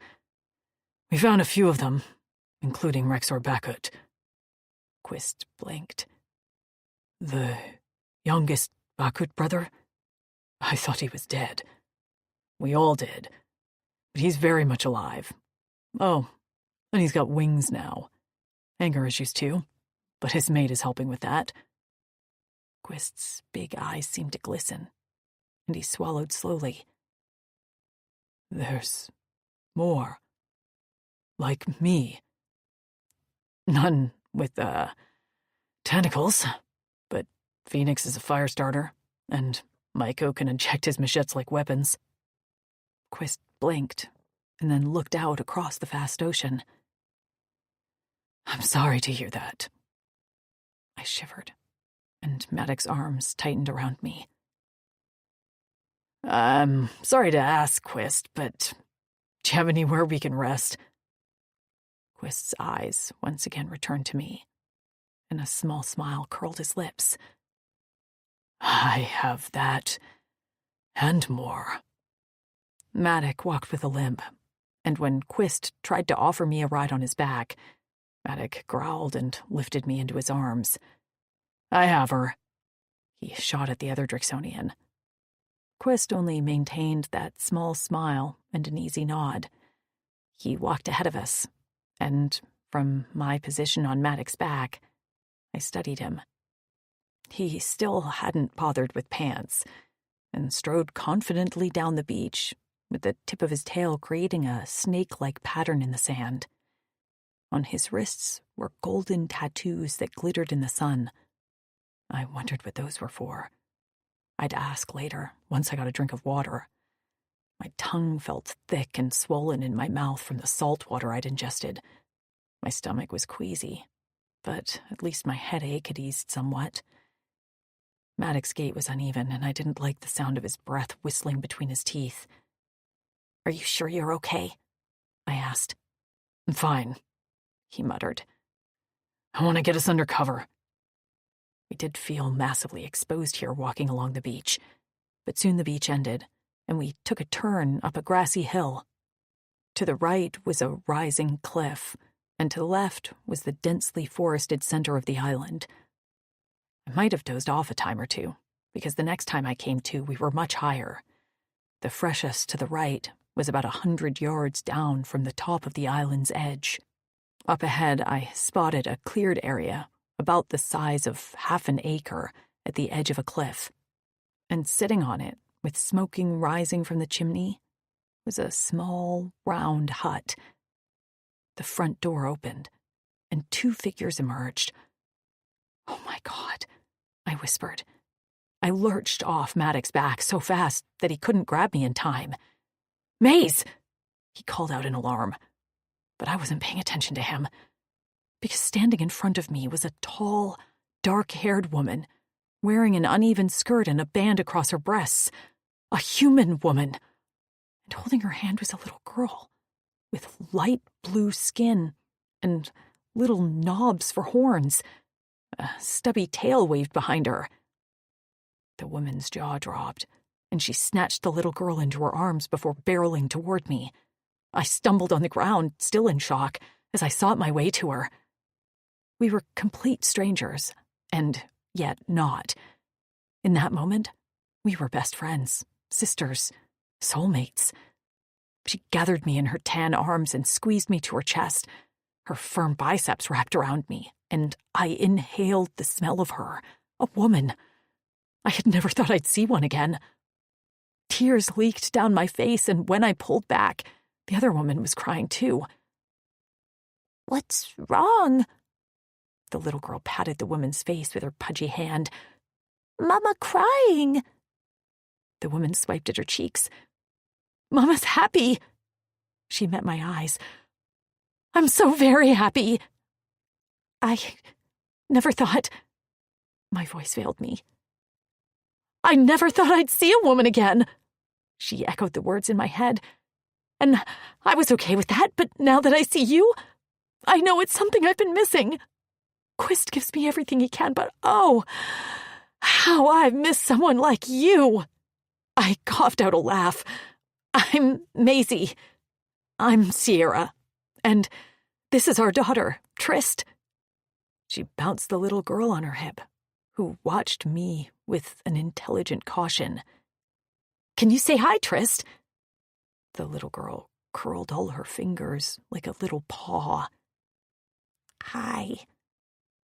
"Hi, sweetheart." I couldn't stop crying. The tears were dripping off my chin. "I'm sorry I'm a mess. Let's get you inside and cleaned up." Her gaze lifted to meet Quist's, and she smiled. But then her face froze. Her fingers tightened around my arm as she stared over my shoulder. "What's—" I craned my neck to see what had her so alarmed, and realized she stared right at Maddox, who stood a good distance away, gaze locked on her and the child in her arms. "Who are you?" she barked, and the tone of her voice made me flinch. "He is no threat to us, my mate." Quist shook his head. "I wouldn't have brought him here if he wasn't." "But they abandoned you." "They never knew about me," he said patiently. "You cannot blame them for what they didn't know." Maddox spoke up. "There are more like him, who were altered by the Uldani. We have welcomed them all. Quist is, and always has been, a Drixonian. One of us." "You know of his changes?" Her head cocked. She was ready to go to blows for her family. I stared at her fingers still wrapped around my biceps, and then my gaze traveled to her wrists, where similar golden tattoos were etched into her skin there. My eyes lifted to her face, but she kept her focus on Maddox. "I'm aware," Maddox said. "I'm a son of Nod, so you don't need to worry about me thinking I'm better than him." Quist made a noise in the back of his throat. "Please tell me they don't. Dazbekut did away with it," Maddox said, his body finally sagging. "But you know, traditions don't die easily." "What's he talking about?" Sierra snapped. "Maddox is about to collapse on his feet, my mate. Look at his leg. And the female is not well." Sierra seemed to jolt back into herself and lost the hard, bristled edge that had been so protective of her family. I didn't fault her for that. Her gaze softened as she took in Maddox's leg and my clearly disheveled state. Right. I'm sorry. Excuse me for being cautious. It's only been us here for many years. No apologies necessary, Maddox said. You are a good maid and mother. She let out a snort, and her lips lifted into a smile. Oh, I see. You're a flatterer, then. Maddox's eyes glowed as he let a smirk slip through. You catch more hunters with fizz. I wasn't sure what hunters or fizz were, but I thought I understood what he was saying. She rolled her eyes and reached down to grab my arm. Tugging me at her side, we made our way toward the hut. Let's get you bathed, fed, and then tucked in for a nice long rest. Are you injured anywhere? Do you need any healing salve? No, I'm not injured. And your plan sounds fantastic. I thought so. She beamed and led me into her hut, with the males at our heels. Chapter 10. Maddox.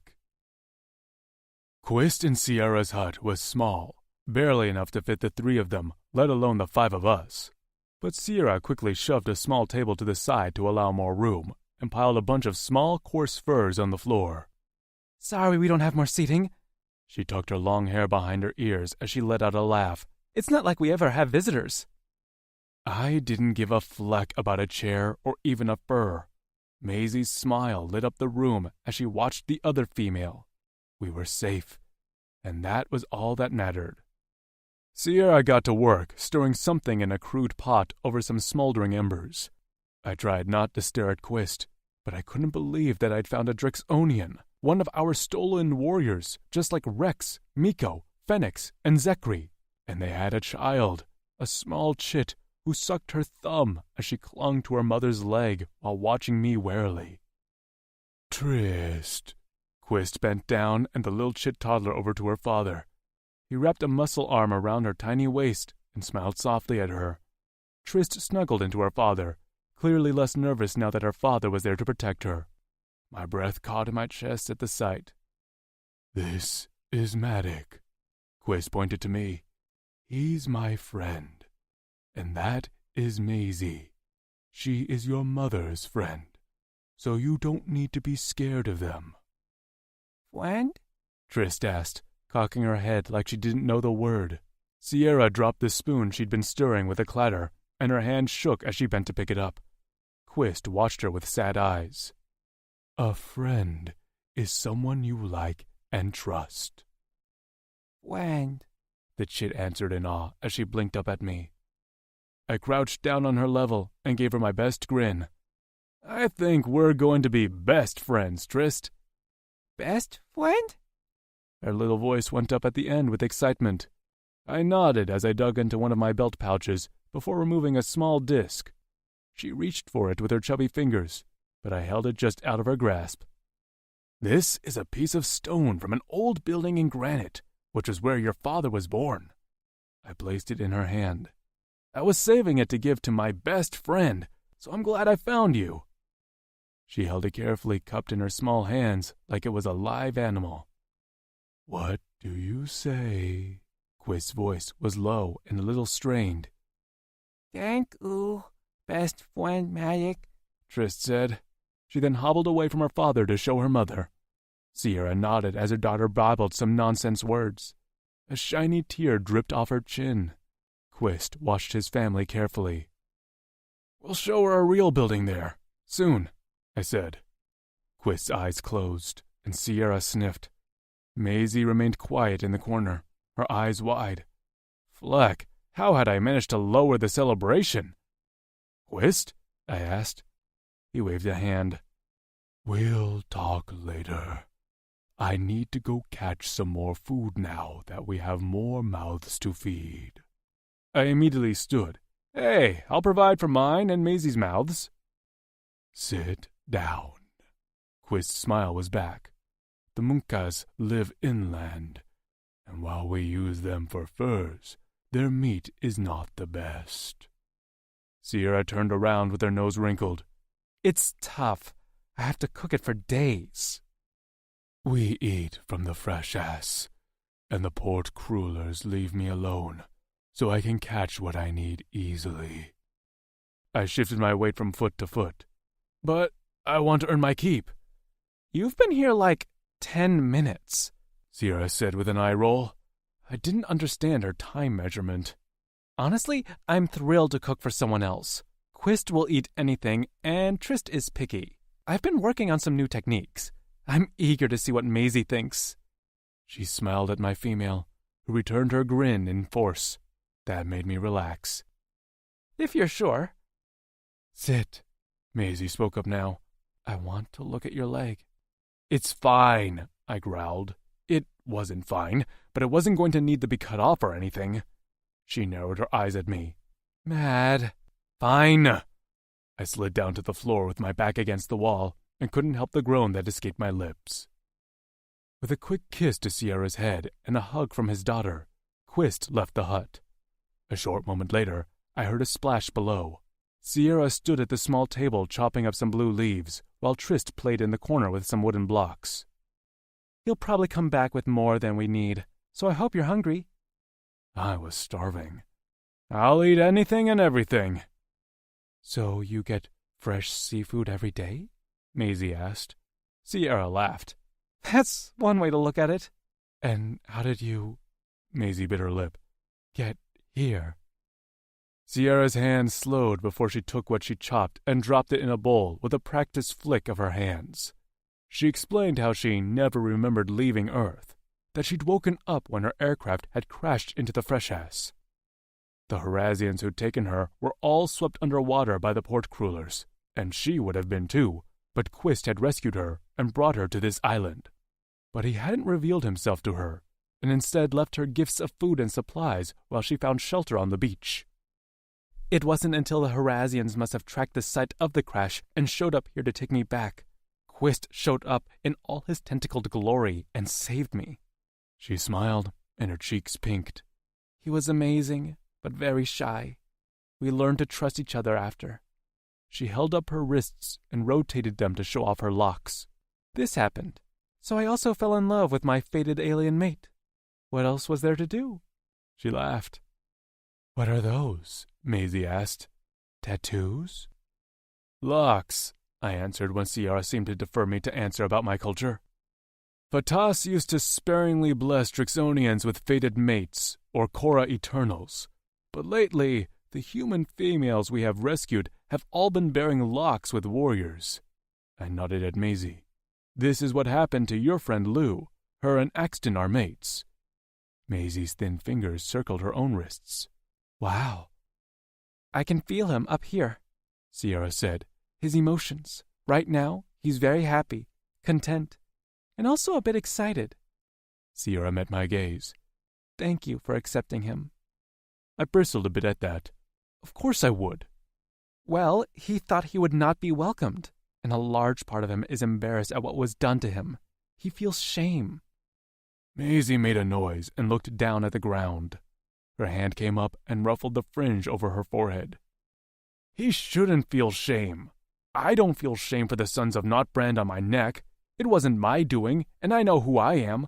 Quist has survived all this time, saved a human female as is his duty as a Drixonian warrior, and created a family. You both look happy and well cared for. He should be proud of what he's done. Right here, in this hut, is evidence Quist is every bit the warrior we would all be proud of. A steady dripping reached my ears, and I turned to see Quist standing in the doorway, some of his tentacles still lazily waving in the air. A cluster of flopping creatures from the Freshass hung from one of his hands, but his gaze was on me, and his jaw clenched a few times. Quist, Sierra whispered. You're back. I met Quist's eyes. I wasn't sure how much he heard of what I said, but it didn't matter. I meant every word. Finally, Quist gave me a quick nod, just a jerk of his head, before striding across the kitchen to plant a loud kiss on Sierra's lips. Then, with a wide grin, he held up his catch. I have returned with sustenance for my family and guests. Does this suffice? She gasped. You traveled to get Vissel? You didn't have to do that. They are your favorite, and I wanted Matic and Maisie to have them too. He pulled up a chair and grabbed a pouch from a hook on the wall. Need something for your leg? I have some healing salve. I glanced at the wound. While it no longer bled, it ached like a mother flecker. I'd likely limp for a few rotations. Sure, I'll take it. Maisie snatched it out of his hands before I could grab it. I'll do it, she said, and sitting cross-legged beside me, she carefully applied the salve before wrapping my thigh in a clean bandage. Her small fingers caused my cock to jerk, and I closed my eyes and thought of other things, like that Harazian's blade, before I did anything inappropriate in front of a chit. So, can I ask how you found yourselves here? Quist asked. As I'm sure you can tell, I don't know much at all about what has happened on this planet. You were taken during the uprising? I asked. He nodded. And when the Uldani didn't like my enhancements, they dropped me off here. I expected them to come back for me, and that was why I never left. Not that I wanted the Uldani to find me, but if they found me, then maybe that meant I'd see a fellow Drix again. He swallowed. I didn't know if that would go well. Well, now you know it went spectacular. I grunted as Maisie tied a knot with the bandage on my thigh. There was a lot to tell, but I tried to condense it for Quist. I told him we won the uprising and split into clavasses on Torin, but then we found the Uldani were stealing humans and had experimented on our warriors. We defeated them, left only allies, and returned to Corin to rebuild. Daz has Granite looking pretty good now, and there are many human females, a lot with chits like Trist. Sierra gasped loudly. There are more females who've given birth to babies with their Drix mates? I nodded. A lot. Gar had twin girls with Naomi. Oh my God, Sierra whispered. Quist listened to all of that quietly. And you and Maisie? How did you get here to Torin? I explained all about Maisie's group of females, how they were split up, and how I'd found Maisie on a Harazian cruiser before rescuing her. They'll return for her, Quist said, his gaze on Sierra. Then we have to leave, Maisie said, her hand gripping mine. We don't want to put you in any danger. No, Sierra said quickly. We're not going to go there. Right now, we're going to eat and get some sleep, and then we'll decide together what to do. I chewed my lip. If the Harazians do return, I can steal their aircraft and we can return to Corin, or at least communicate with them to send someone to pick us up. Quist was already shaking his head. I leaned forward. They'll accept you, Quist. It's not about that, he said in a sharp tone that made Trist let out a whimper. He let out a long breath and reached for her. I'm sorry. Then what's it about? I wasn't letting this go. I can't leave here. Why not? Sierra's eyes shone, and she sniffed as she turned away. Quist's head lowered. I can't be out of water for long. Half a rotation at most, and that's pushing me. What happens if you're out of water for longer? Maisie asked. Quist's eyes dulled to a morose violet. I'll die. Chapter 11. Maisie. My heart sank, watching Sierra bravely battle her emotions while she stripped some sea creature of its tough hide. I reached out to grasp her wrist, right around her locks, and she shot me a watery smile. It's okay, she said softly. We're happy here. I never expected to see another human again, so just a short time with you is enough. Quist speared his fingers into his hair and tugged, his expression tight with frustration. If I could, Sierra, I'd take you and Trist. Stop. She shot him a glare. Don't you dare feel guilty. I'm alive because of you, and so is Trist. Our family is all I need. She tossed the creature, which had one eye dangling from an antennae from the top of its dome-shaped head, into a sizzling pan over the fire. Matic was shaking his head. No, Listen to me, Quist. We're gonna wait until the Horasians come for us. Then I'm gonna steal their ship and we're going home. All 5 of us. Matic, don't argue with me. We'll make it work. We'll fill a vessel with qua so you can submerge yourself as often as you need to. The aircraft would never fly with that kind of weight.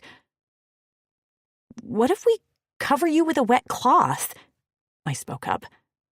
Don't they do that for dolphins and whales when they transport them, Sierra? Her eyes brightened slightly as she eyed me. That might work. It would keep his scales moist.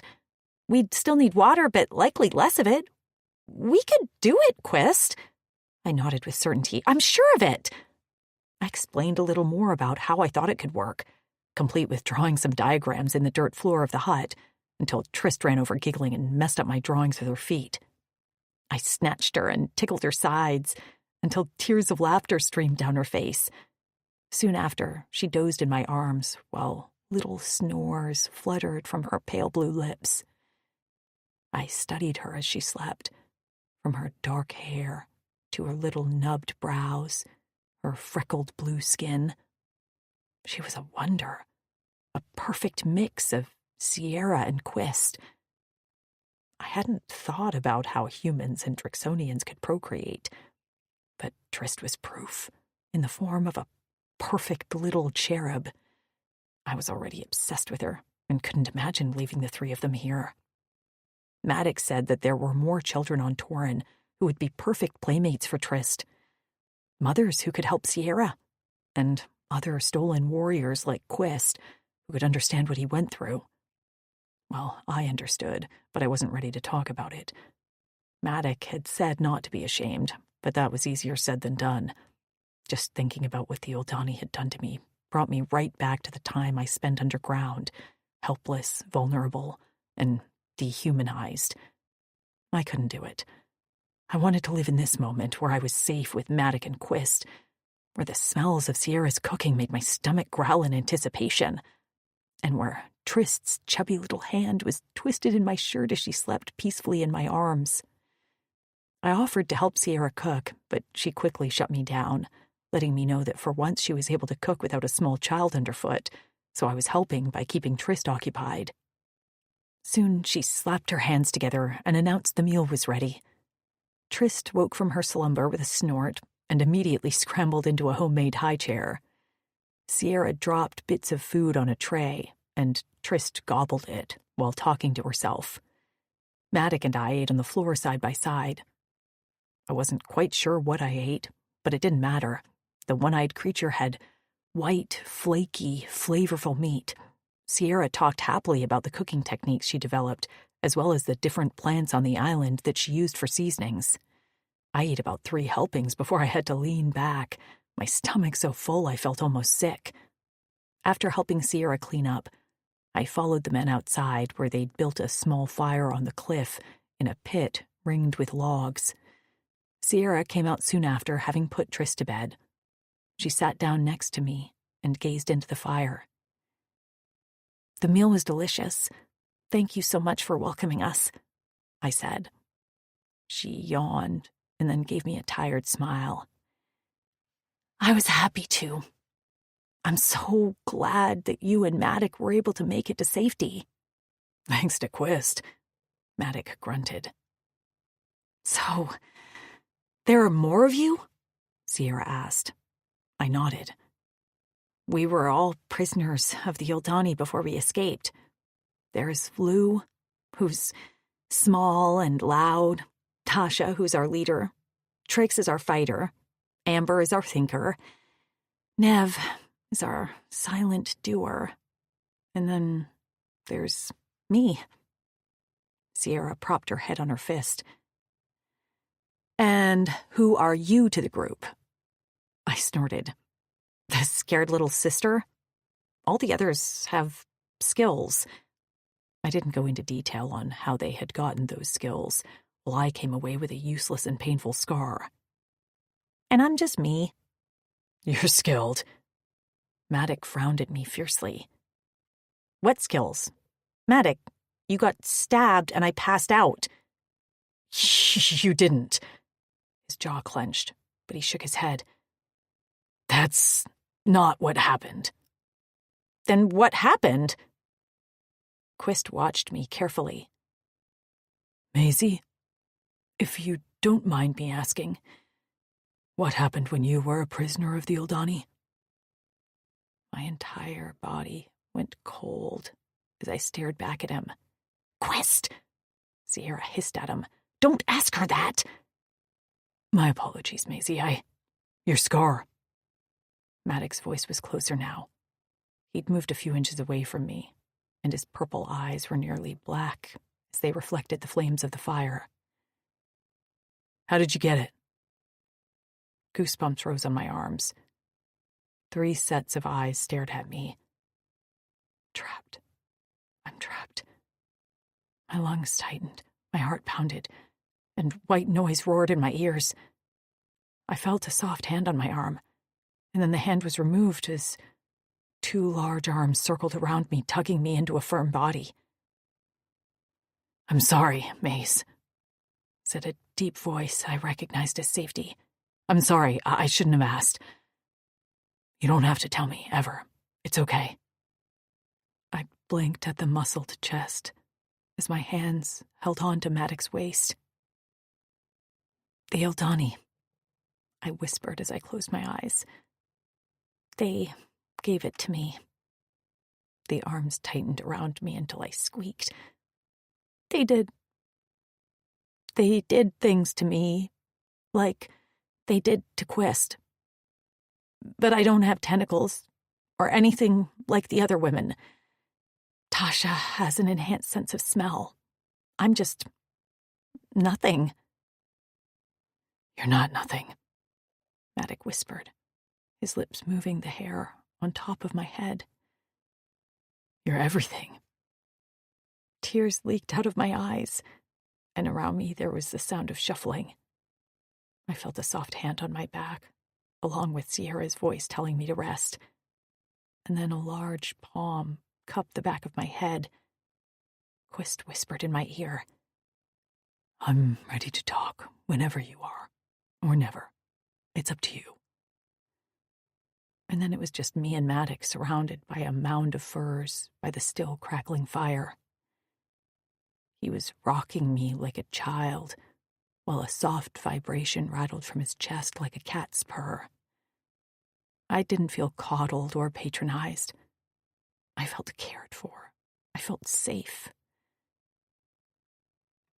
Amber can stay awake for days on end, I sniffed. When she sleeps, she passes out for about 2 to 3 days.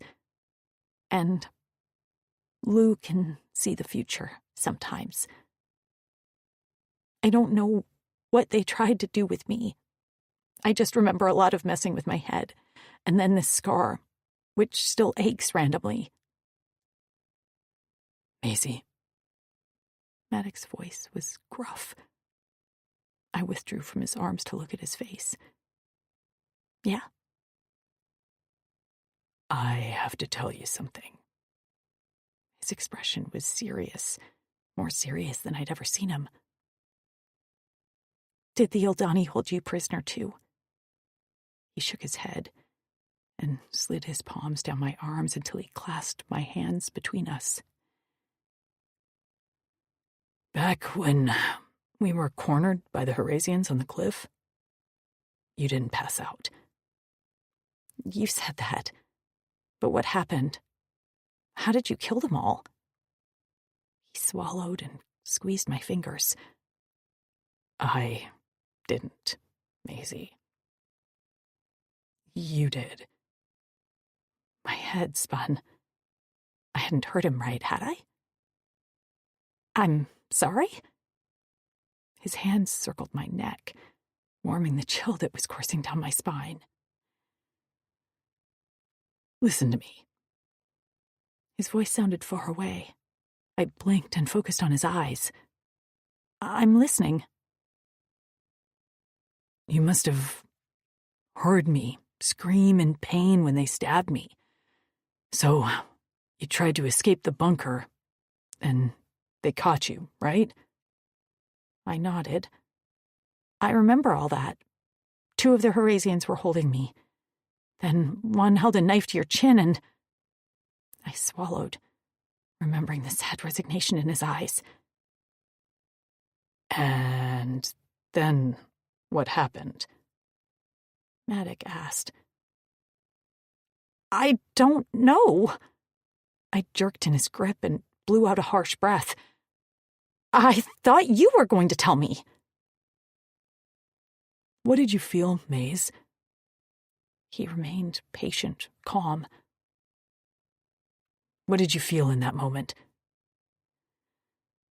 I closed my eyes and cast myself back to the feel of the Horasians holding my wrists, the feel of the dirt-packed ground under my feet, the smell of Maddox's blood, and the echo of his pain-filled scream. There'd been a burn in my chest, in my head, in all my limbs. I opened my eyes and met his. I felt anger and protectiveness over you. I felt like I wanted to fight.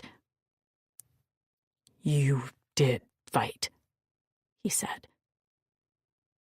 You saved us. But how? The scar on your forehead glowed, and your eyes changed. Wind whipped up around your body in a cyclone, and then you opened your mouth. To me, it sounded just 1,000 screams. My head pounded, and I had to cover my ears. Your lips were moving, but I couldn't make out any words. The Horasians just collapsed and seemed to bleed from the inside out. Their eyes, their noses. I thought the same thing would happen to me, but it didn't. And then you collapsed in exhaustion. This was crazy. He was crazy. Maddox, you don't have to make up stories to make me feel better about myself. But even as the words left my mouth, an uneasy feeling settled in my gut. Maze, he said with a smile. Think about it. Feel how you felt then. Do you really think I made that up? No, I didn't. Maddox wouldn't lie to me. I rubbed at my forehead, while his thumbs caressed the base of my throat. But why didn't this happen before, when my friends and I were separated, when Lou was taken? Why didn't I save them? I don't know. Maybe you were too scared then. Maybe you felt like this was your only choice. I don't know. But you did it, Maisie. I saw everything. Do you remember what you said or how you did it? I closed my eyes again, letting my mind open fully in a way I hadn't since I was taken from Earth. I'd been so terrified of what the Eldani had done to me that I didn't trust my own mind. When the girls and I had been taken, and when Lou was grabbed by the blue alien, I'd been nothing but terrified. There hadn't been anger, but with Maddox, I'd felt for once like I was my only hope, our only hope. I remembered the heat spreading out from my forehead. High-pitched sound in my ears. And then I'd told the Horasians to die. I remembered my lips moving, the words flowing from my mouth like smoke. With each breath, the Horasians sucked up my words until their blood leaked from their orifices like a horror movie. Trembling, I stared up at Maddox.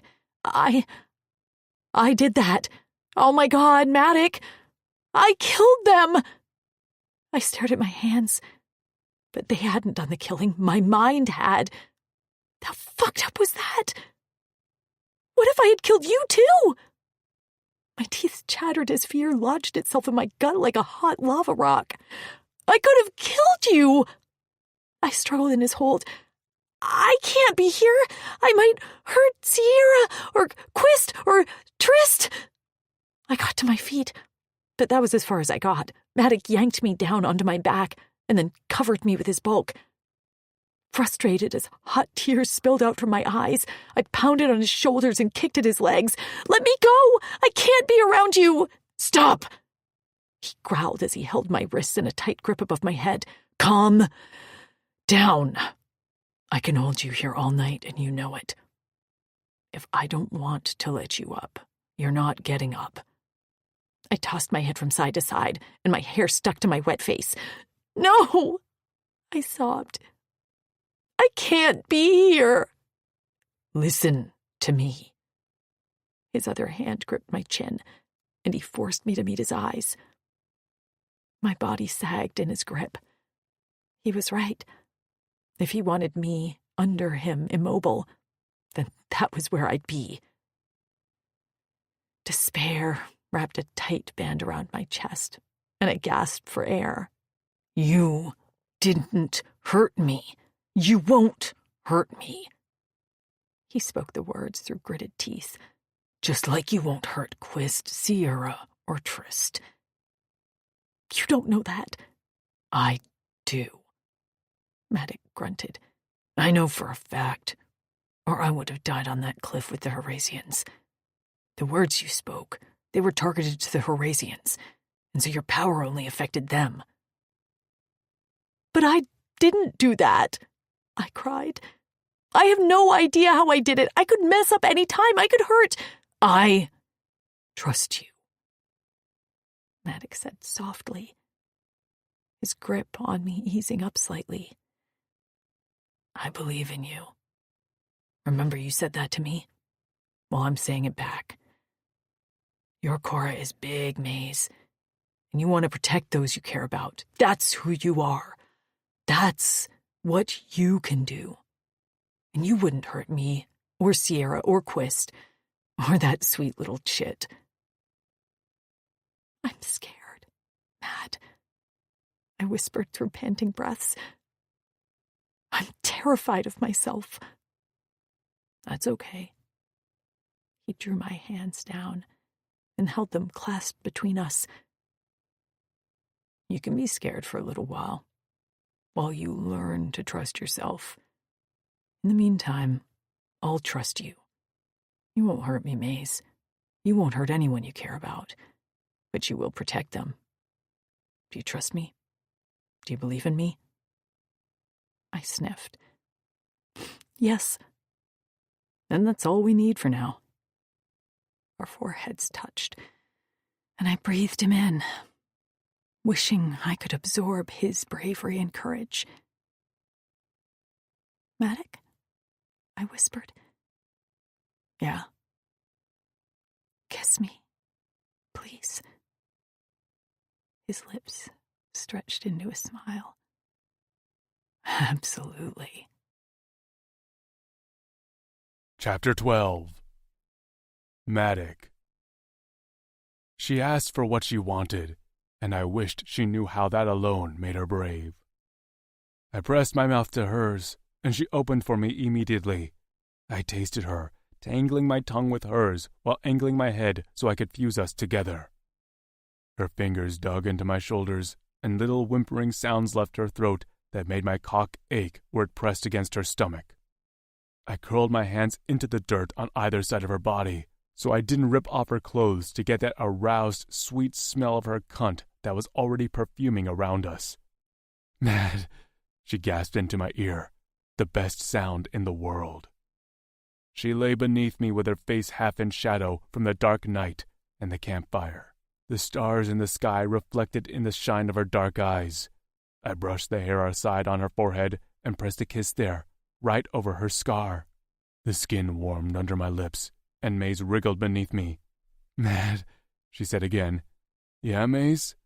A soft smile curled her lips. "Make me feel good." My cock jerked, and beside the fire and under the stars, we shed our clothes quickly. Maisie's breath was sweet from the treats Sierra had baked for us, round discs they'd called cookies. Her hair hung in a shiny sheet over the pale skin of her breasts.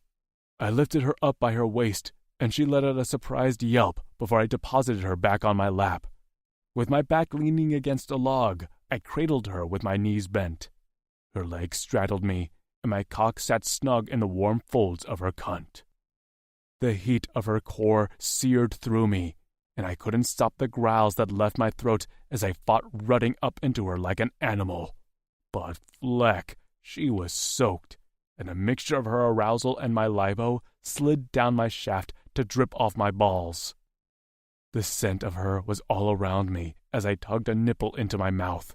Her hands held my head, nails digging into my scalp as she thrust her chest against me. "Your tongue, Mad," she gasped. "It makes me feel so good."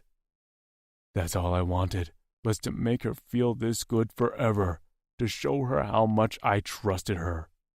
Her hips rocked against me as she sought friction in that tight little bud of her cunt.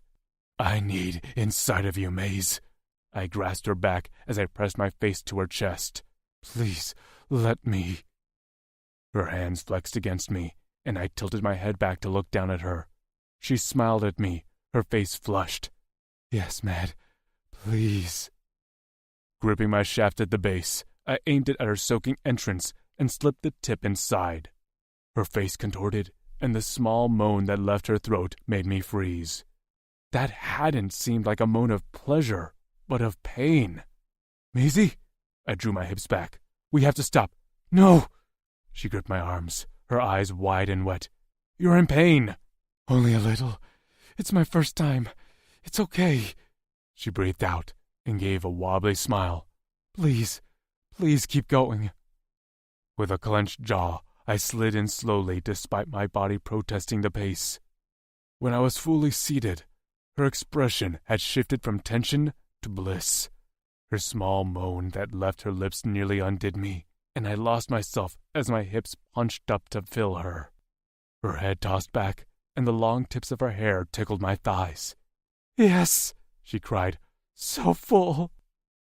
Her inner walls squeezed me so tight that my vision went dark for a moment. My subcock elongated and latched onto her clit. I felt the suction start right as she jerked in my arms and began to buck against me. "Oh, shit, Mad." Eyes wild, she grasped my chin in her hands. I stroked out and then up with a jolt, and her breast bobbed against my chest. "Just like that, Maze?" I asked. "You like how my cock fills your cunt?" Her jaw dropped open, and she could only nod on a moan as I thrust up again and again. Her body shook as I grasped her waist and plunged her onto my cock. With her head back, her forehead scar was exposed, and I watched as it brightened to nearly white. Her eyes lightened and her mouth opened. I plunged into her wet cunt again, my thighs burning as her lips began to move. At first, I could only hear disjointed mumbles over the sound of my grasping breaths, but then words formed. They didn't match the movement of her lips, but I heard them all the same. "Matic, mine, safe." Her eyes met mine, and they were nearly white. Part of my mind told me I should be terrified, but the part of me that never played by the rules, the one who piloted an aircraft fearlessly, the one who never gave a shit that I was supposed to be less than, well, that part welcomed this Maisie. "You're mine too," I gritted out to her as I staved off my impending orgasm. "My mate, my female. I will protect you, Maze, until I take my last breath." Her eyes flashed. A sharp, crackling voice blasted "mine" in my head, and then she detonated. A real scream tore from her lips, but I silenced it with my mouth before she could draw attention to us. Her body bucked against mine, and I saw nothing but a bright light white as my release hit me like a slap. Cock pulsing while her inner walls squeezed my cock, I filled her up until I felt my release drip down my balls. I clutched her to me as I fought for my breath and to remain conscious. I had to care for her now. She'd be weak, likely having passed out, but she stirred in my arms, and her eyes, once again dark as night, blinked at me. I brushed her hair from her wet cheeks. "Maze, are you okay? Talk to me." She nodded with a jerk as she gave me a shaky smile. "I'm okay, and I remembered that." "You remembered what?" "I didn't pass out. I felt everything. You inside me, my forehead. But it didn't hurt this time. It felt..." She braced her hands on my chest. It felt amazing, like my brain had an orgasm too. You didn't hurt me. Her smile grew. I didn't hurt you. I would never hurt you. I think I can direct my thoughts. I wanted the Horazians dead, so they died. And I wanted you to be mine, so you're... Her cheeks reddened. I was yours from the moment I saw you in the window of the Horazian cruiser, Maze. All you did was confirm it. I cupped her face and pressed a kiss to her lips. They tasted salty. You believe in yourself now? She nibbled her lip. Earlier, I believed you. And now, yes, I finally believe in me. That's my female. I pressed a kiss to her forehead, and when I pulled away, my lips tingled. Maisie. I clipped a fur to the clotheslines and smoothed my hand down the front. Trist popped out from behind with a giggle, and I made a face with my eyes crossed. She let out a squeal and tottered away as fast as her legs could carry her. Beside me, Sierra smiled as she finished hanging a set of Trist's small shirts. For ease, all the little girl wore were wrap shirts, so they could expand as she grew. The clothes were made of a dried kelp-like seaweed that Sierra knitted together. Maddock and I had woken up by the dying fire at sunrise, wrapping in each other and tangled up with blankets. We remained that way, breathing in each other, until Trist came out and jumped on us with loud squeals. After eating a meal, Maddock and Quist left to survey the beach for signs of Horazians, while Sierra and I stayed behind to do some chores. It was all very domestic, and I couldn't say I hated it. It's funny, Sierra said as we sat against the side of her hut for a water break, while Trist ran amongst the drying clothes. I had a friend who was a prepper. She taught herself canning, had a to-go bag ready with Mylar blankets, the whole thing. I nodded. I'd known people like that, too. I didn't make fun of her for it. I thought it was smart. But I certainly didn't share her need to stock up on Mylar blankets. She blew out a breath and fiddled with the end of her braid. Now, I wish I'd paid more attention. You're doing great here, though. I turned toward her and sat cross-legged. I can't believe what you and Quist have created.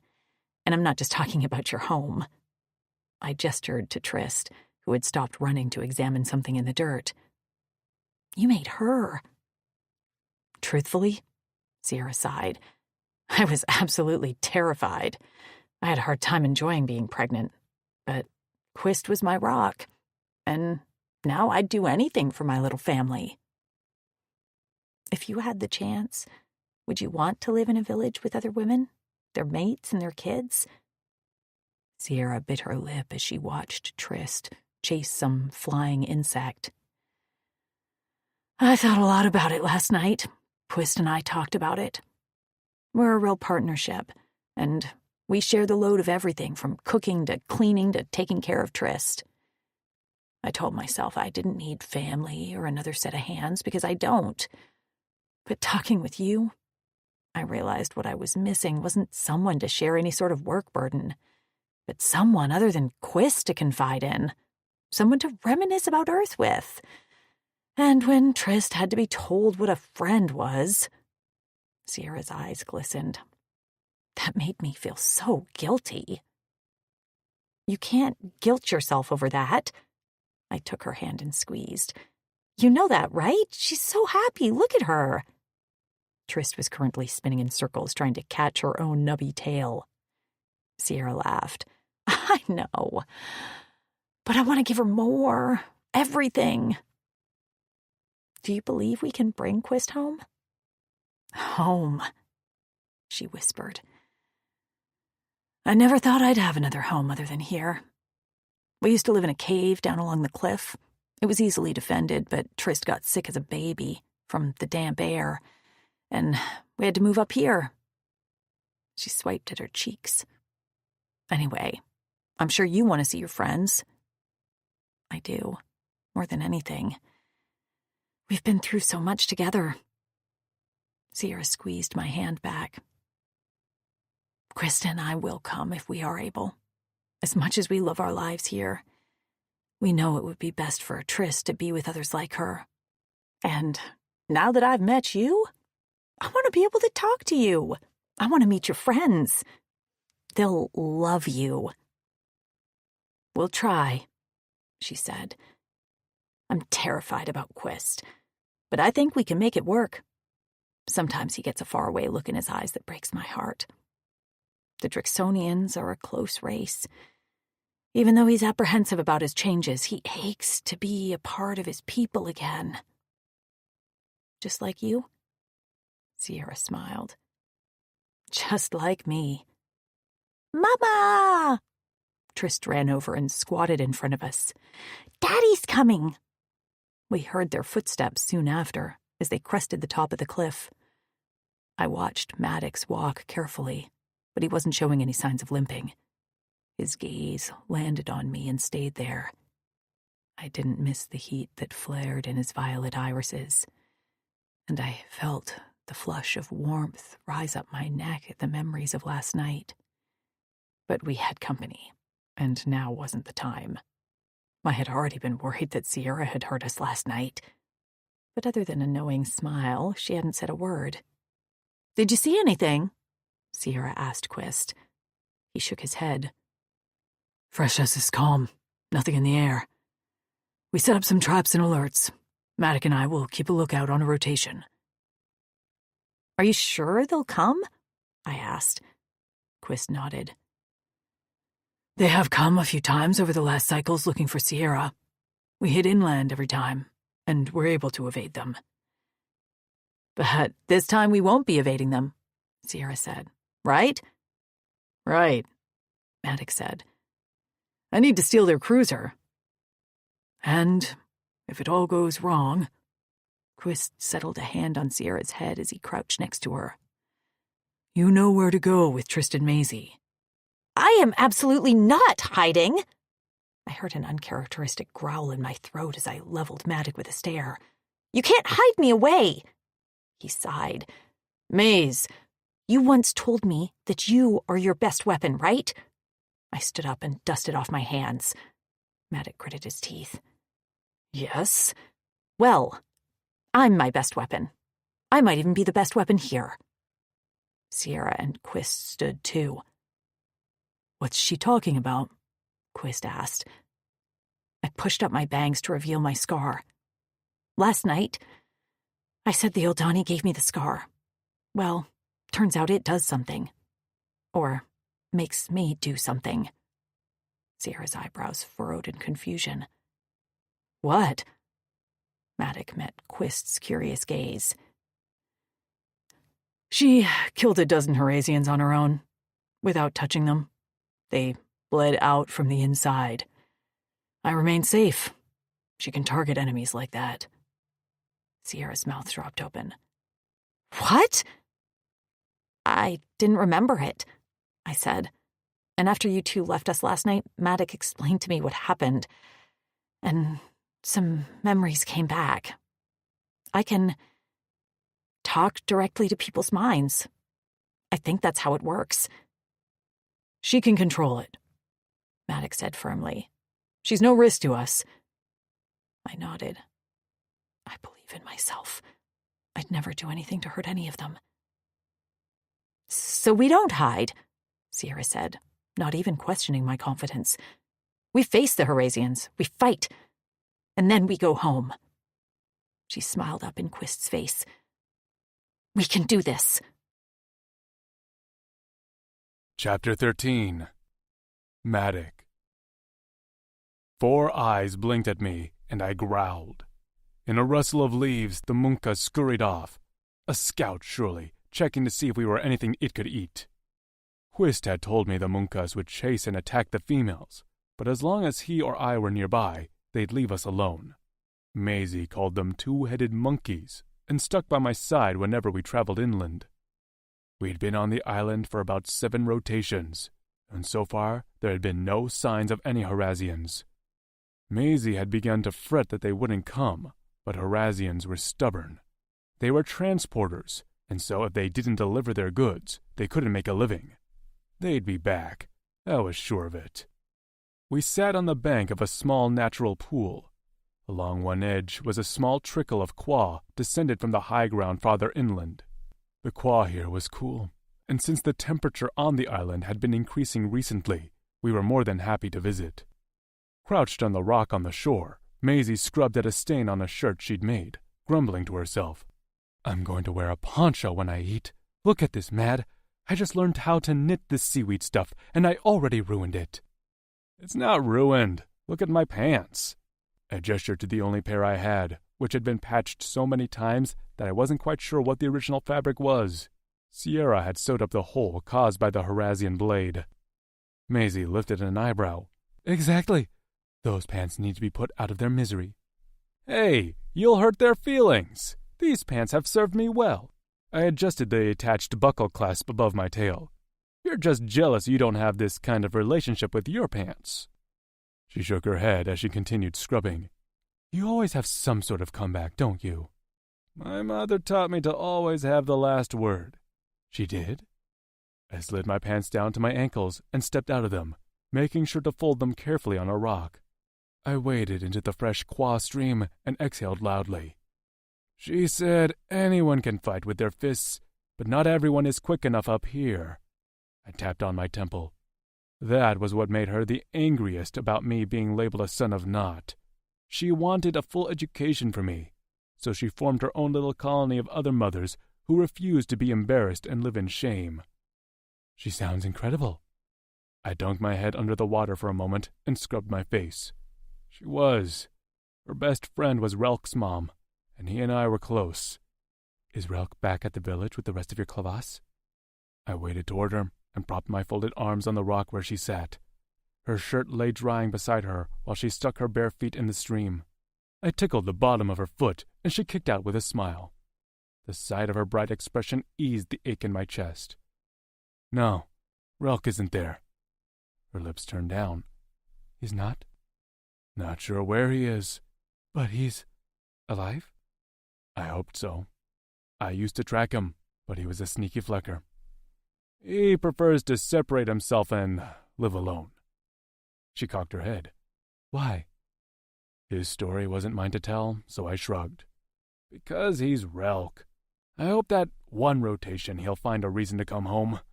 Until then, I can only hope he's taking care of himself." "I hope to meet him one day." "I hope you do too." I hoisted myself out of the water and plopped down next to her. She shoved me away with a laugh. "Go away! You're getting me wet!"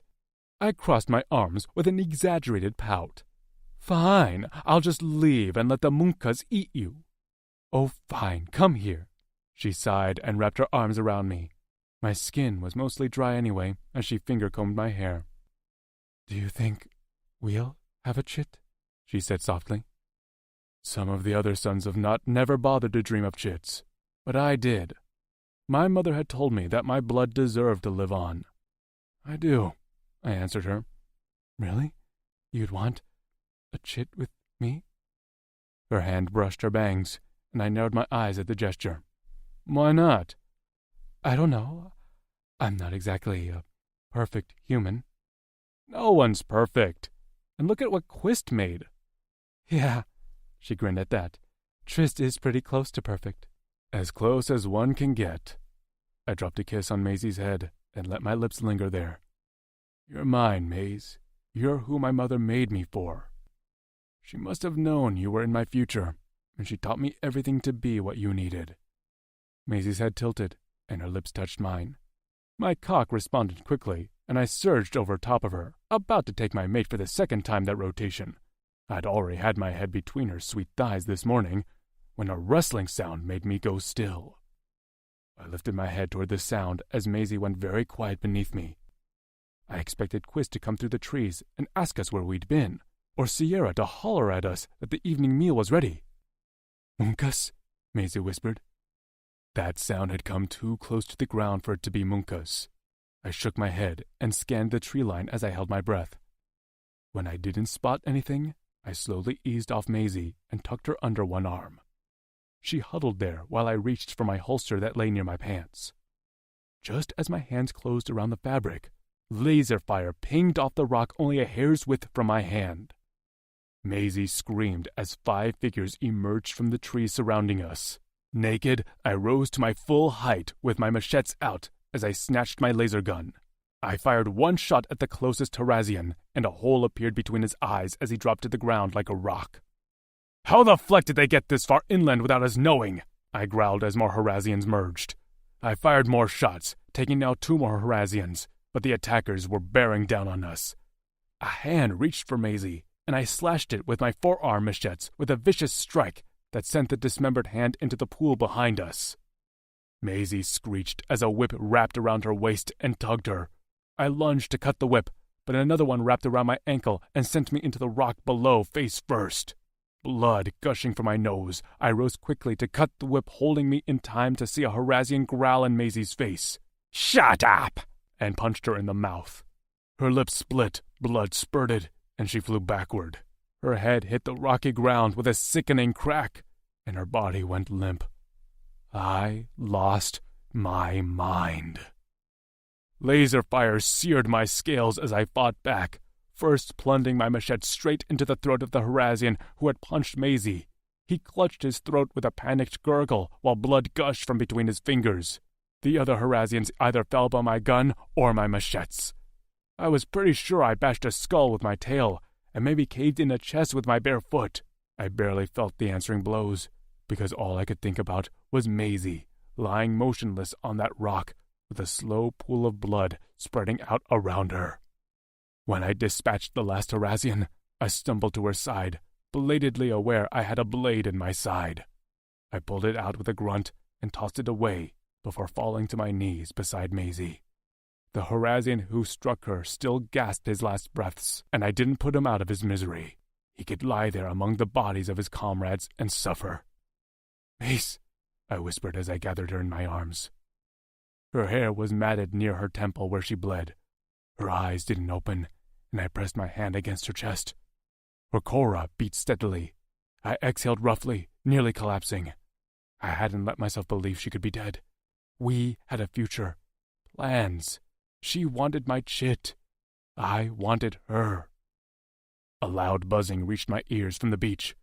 I rose to my feet, Maisie in my arms, and took off on a run toward the sandy shore. Quist would likely be there. He had to know of the attack now, and I had to help him protect Sierra and Trist. How had this all gotten so flecked up? All I could think was that the Horazian sent a smaller unit to breach the island at a discreet location. "Fleck!"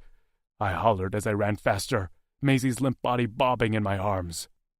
I wanted her to wake up, to show me she was okay. Then I heard a scream, and sound twisted my stomach into a knot. "Sierra!" I tore out of the tree line to find the beach in chaos.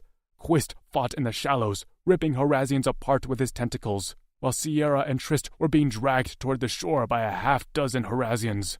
Quist bled from multiple laser shots, but still he fought like a Drixonian warrior, numb to pain and only concerned with saving his females. More Horazians flowed from a ship, speeding past the fighting Quist to descend upon me. I lay Maisie at my feet, unleashed my machetes, and prepared to fight again. "Stop!" Sierra's voice cut through the battle like a knife. "Quist, stop, please!" A Horazian held Trist under her chubby waist with a laser gun pointed at her head, and the sight of her tear-streaked face tore me apart. My knees buckled, and the fight drained out of my body. We were outnumbered. I'd been so sure that Quist and I could handle the Horazians, but I'd been too cocky, too confident, and now we were going to pay the price. My wrists burned, and I rubbed at them behind my back. Maisie lay at my side, her dark hair strewn in the sand, wet with blood. "Mace," I whispered. Her eyes fluttered beneath her eyelids, and she let out a small moan, but remained still. "Please," Sierra was pleading with the Horazians. "Please take me. Leave my baby with her father, please." "You think we will leave this creation behind?" A Horazian strode forward, wearing a decorated sash, and spoke through a translator that floated in front of his mouth. "It's worth more than 100 human females." Sierra's body bucked, and a scream of despair rent from her throat. "Don't you dare take her!"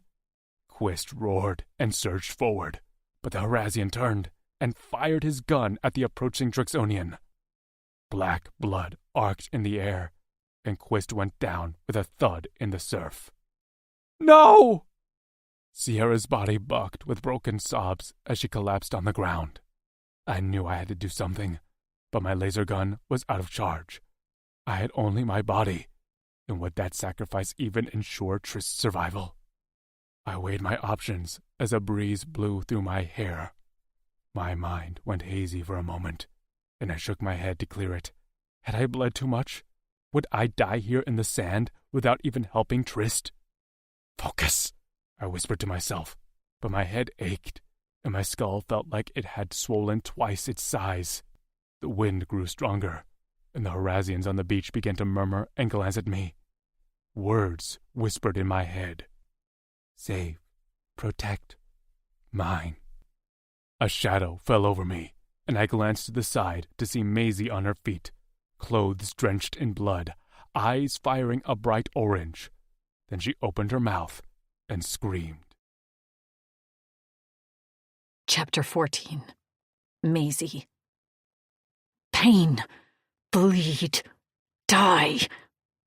The enemies were glowing orbs in my vision.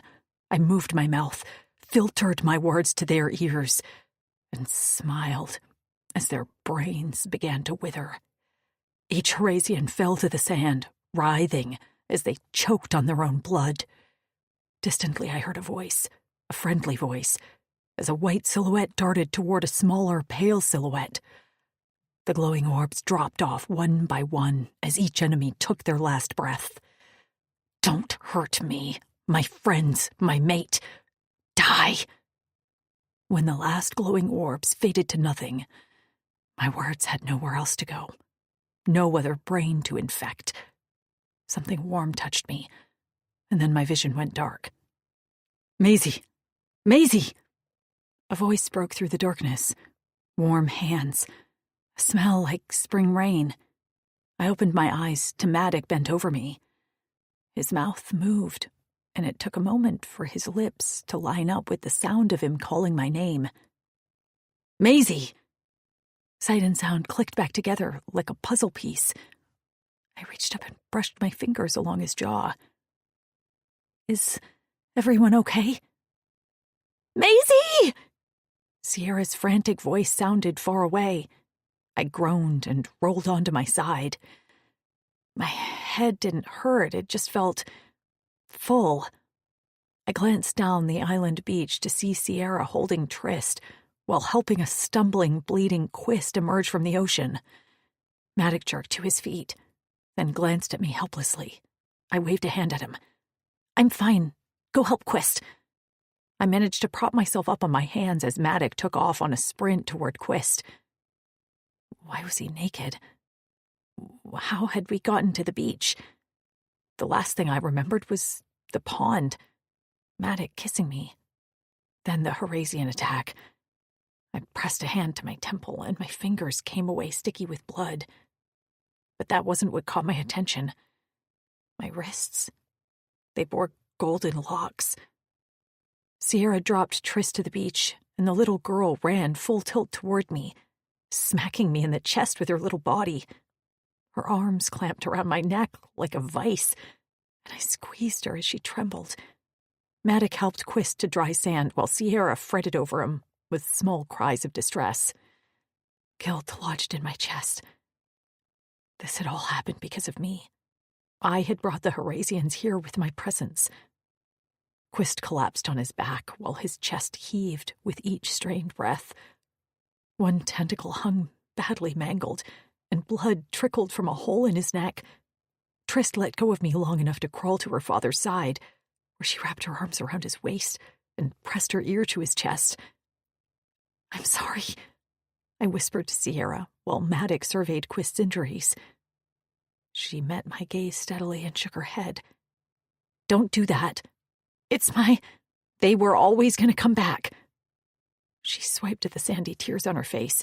Always. And if you hadn't been here, we'd all be dead. And Trist, She rolled her lips between her teeth as her voice dropped off. I wrapped my arms around her shoulders. Did they hurt you? She shook her head. No. I placed my hand on Quist's shoulder, one area where he wasn't injured. His purple gaze swung to me, and while exhaustion darkened them, his full lips twisted into a small smile. Glad you were there, Mace. I have never seen anything like it. Told you, Maddock muttered. Quist, your wounds are already healing. You'll be in pain and sore, but nothing life-threatening. He pointed to the injured tentacle with a sliced-off tip. Not sure that one is going to come back, though. He took one for the team, I murmured. The tentacles were already beginning to shrink as he lay in the dry sand. Quist grunted, his expression pinched with pain. It'll grow back. Your tentacles regenerate? Maddox's nubbed brow lifted. I'll be good as new in a rotation or two. Maddox whistled. Daddy? Trist gazed up at Quist. Are you okay? Sitting up, Quist hauled her up his body until she could wrap her arms around his neck.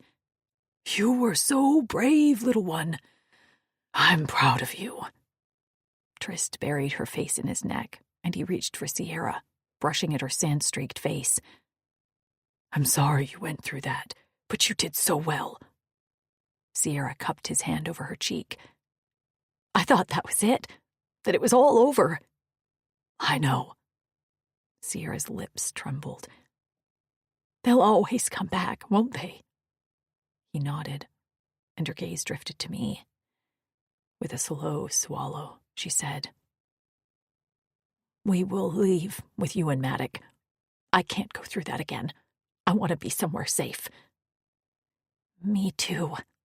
I reached for her and we clasped hands. Me too. A rumbling drew our attention, and we glanced up to see Maddock through the front window of the Horasian amphib as he drove it out of the water to rest on the beach. He then disappeared, and moments later he hopped out of the cruiser and strode toward us. It was then Sierra cocked her head and asked curiously, Hey, Maddock, why are you naked? I let out a snort, and Trist began to giggle against her father's neck. Maddock looked down, threw his hands in the air, and shot us a cocky smirk. I got interrupted taking a swim. Guess I better go find my pants.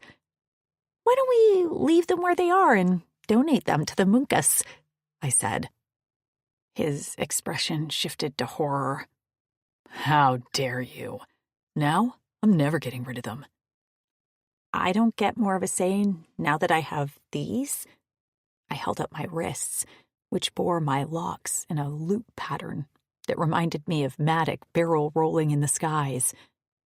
His eyes went wide as he jerked his wrists in front of his face to stare at them. Wait, what? When? He ran toward me and knelt in front of me. Our knees touched as he reached for the dried blood on the side of my face. Back at the pond, the Horasian struck you. I thought he'd killed you. I sliced his neck open, but he didn't die slowly. What does that have to do with the locks? That's how the bond is confirmed. When a Drixonian warrior kills the one who drew your blood in violence. So he made me bleed, you killed him, and I lifted my wrists. And Vitas confirms we are Cora Eternals. I didn't need these locks to tell me that you were the one for me, Maddock. He laughed. Me either. But those locks may have saved all our lives. Quist spoke up. How so? Sierra asked. Rumors are that the Cora Eternal bond makes both mates stronger, heal faster. She might not have woken up that fast, or if at all, to save all of us, if it wasn't for those locks. I clasped Maddox's hands. Thank you for saving my life. Thanks for saving mine, he grinned. Now, let's go get my pants. I had been worried about the trauma that Trist had gone through, as well as Sierra, so I urged them, along with Quist, to spend some quiet family time together in their home. They didn't argue. I could tell the three of them were drained, and Quist's injuries required plenty of rest. Maddox had been injured too, but not as severe as Quist. He didn't seem to tire even as he threw the Horasian bodies into the depths of the ocean.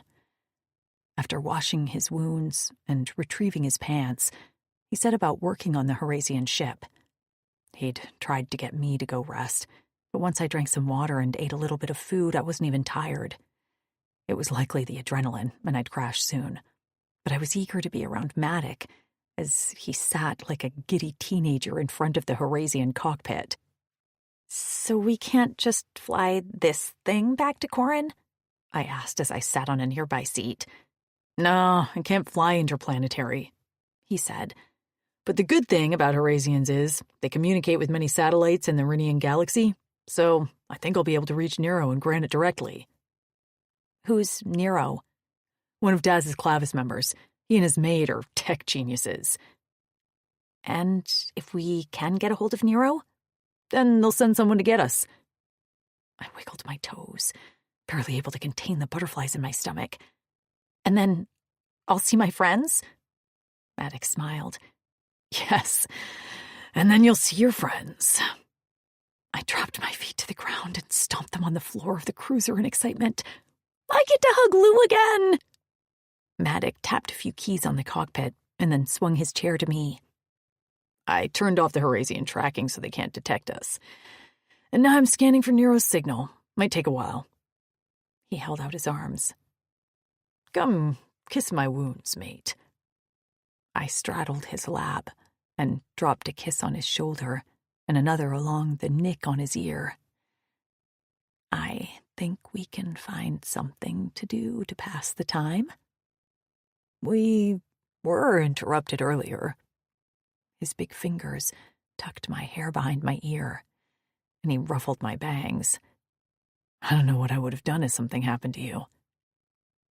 "I'm starting to think you and I are invincible," I said. "We survived a spaceship crash, a spider thing attack, 2 Horasian fights, and whatever those things are under the sea. Port crullers." "Yeah," I shuddered. "Before I met you, I was just waiting for the next big thing to happen. Or for whatever this is," I pointed to my forehead, "to detonate like a bomb. Now I feel in control of myself, and instead, I can't wait to see what comes next." His eyes glittered as he pressed his lips to mine and delved his tongue inside. His cock jerked between my legs, in the confines of his stupid old pants, and I ground down on him. He moaned loudly and nipped my bottom lip while his fingers slid up my inner thighs to rest at the top of my pubic bone. I rutted against him, and he smiled before sliding a finger through the folds of my pussy. While his thumb flicked at my clit, he slid 2 fingers inside. The air left my lungs in a whoosh, and I gasped at the feeling of fullness. He beckoned with his fingers, lighting up a spot inside me that lit my blood on fire. "Matt," I choked out. "Yes." His other hand fumbled with his pants, and with a slight change in position, his fingers left me, and in their place, his cock slid into the hilt. When his subcock latched onto my clit, I lost the ability to form words. Sitting on the cockpit chair, like the cocky pilot he was, Maddox held my waist and fucked up into me with all the aggression and passion he earned. I loved the way he took from me, and I took the same from him. I curled my fingers into his shoulders and held on as my body jolted with each savage punch of his hips. "Mace!" he gasped out, just as his cock swelled inside of me and pulsed with the first release of his orgasm. I followed him into ecstasy as rockets of pleasure reached the tips of my fingers and toes. I went boneless in his lap, and he held me in his thick arms while smoothing my hair off my forehead. There, he dropped soft kisses and murmured about how lucky he was to find me as his mate. I could only nod in response, too sated and happy to form words. A short while later, a screen on the cockpit flickered, and a beep echoed throughout the cockpit. I jerked, realizing I might have dozed off on Maddox's lap, but he was fully alert and righted both our clothes before he slammed a hand down on the button near the screen. A figure appeared as a grainy image at first, but then it slowly focused into a Drixonian with short dark hair, a lip stud, and a device in his hair. His eyes went wide when we caught sight of the two of us staring back at him. He blinked a few times. "Maddox?" "Nero!" Maddox grinned back with a wave. "How are things? Justine still giving you a hard time?" "Always!" came a female voice from far away. Nero blinked again. "She can't see the screen or she'd be losing it right now. Who is that in your lap?" "He's got something in his—" A pale female face came into view with straight, short dark hair and thick bangs. Her eyes went wide as she stared back at me. "Holy shit!" I responded with a shy wave. "What is happening? You're calling from—" He clacked a few buttons on board in front of him. "A Horasian ship on Tauren? What the actual fleck, Maddox? You're lucky I answered this call at all." The woman leaned closer. "Why is her head bleeding?" I felt my hair at my temple. I'd cleaned most of the blood, but it seemed in our activities, the cut had reopened. Horasian hit a rock with, my head?" "I killed him," Maddox answered quickly. "So no worries." "Oh my God," the woman said. "Hey, honey, I'm Justine, and we're gonna get you home. Are you okay there for now? Need me to yell at Maddox for you?" I shook my head, and then took the chance on holding up my wrists so she could see my locks. "I'm good." Maddox is good too. The woman's lips tilted up. "Ah, another one bites the dust." Never thought I'd see the day Maddox finds someone to put up with him. "What's your name?" Maisie. "Well, nice to meet you." "You too." "Yeah, so, Nero." Maddox leaned an elbow on the cockpit dashboard. "We're gonna need a ride. You got our coordinates?" "Yeah, how soon?" "Soon as you can. I suspect the Horasians will send another amphib after us once they realize this one isn't coming back." "I can do that. Can you send Rexor along with the rescue team?" Nero cocked his head. "Rexor? Or Phoenix, Maiko, or Zekri? Any of our stolen warriors?" My heart warmed at Maddox's thought to send someone Quist could relate to. Okay. Can I ask why?" Maddox glanced at me with a sly grin. "Yeah, so, about that. We're gonna need to transport Qua." "Qua?" "Yeah, Qua." Maddox let out a chuckle. "A lot." Chapter 15. Maddox. There was a large enough clearing on the cliff edge near Quist and Sierra's hut for the Drixonian cruiser to land, so that was where we waited. Quist healed fast, most likely because he had Sierra, Trist, and Maisie doting on him, while I did all the hunting and other labor. In fact, they fussed over him so much that he tried to escape to do chores with me. When they caught him, they nearly tied him to the bed pallet. Quist sulked for a full rotation after that. Trist woke up a few times with nightmares following the attack, but Sierra was an attentive and understanding mother. They talked through the little chit's fears until Trist was once again the smiling, happy female toddling about the camp. Every rotation, we watched for sightings of the rescue cruiser, as well as any signs that the Horasians prepared to return. Their amphibs sat unused on the beach. I'd left them a few fun little surprises in it should they ever try to retrieve it. Quist sat on a log near their burn pit, fiddling with a piece of wood and a knife. I sat next to him while Sierra, Maisie, and Trist played a game of hide-and-seek among the rocks. "How's the leg?" I asked. He had a severe whip mark that had weakened his muscle. He rotated it. Much better. Almost have full use. Another few rotations or so, and I'm good as new. They'll finally let you out of bed. He shot me a look. And if you say anything about my leg to them, I'll gut you. Stabbing the air with his knife, he growled. I laughed. Don't worry, your secret is safe with me. He finished with a slab of wood and stuck it into the ground near the fire. On it, he'd written all of our names. When I glanced at him with a silent question, he shrugged. I'm going to put it on our door when we leave. Just something to prove we were here. We'd made a life here, at least for a little while. Are you feeling all right about leaving? He sighed heavily and watched his family. Sierra hoisted Trist in the air, and the little girl let out a delighted peal of laughter. I think it's time. Sierra deserves more. So does Trist. So do you.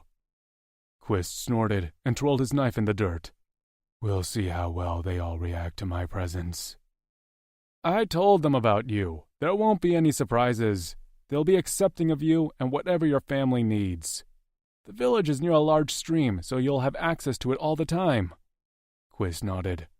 I appreciate that. Movement in the air caught my attention, and I glanced up just as a fireball entered the atmosphere. Well, Fleck, looks like they traveled at warp speed to get here. I wonder who's flying. One of the Bakut brothers? Maybe. No way they'd send Daz. He is needed on Corin. The girl saw it too, and we retreated to the safety of Quist's hut while the cruiser made its way to landfall. A few yoras passed as we finished packing up the rest of our supplies, and just as the sun began to set, the wind around the ledge began to pick up as the rumbling of the cruiser engine drew closer. When the cruiser finally landed, Trist's eyes were huge as she stared through the front glass at the cockpit to see several Drixonian inside who looked so similar to her father. The ramp lowered, and I smiled as Sax and Xavi strolled toward us. Sax was Daz's younger brother, and Xavi was his loud best friend.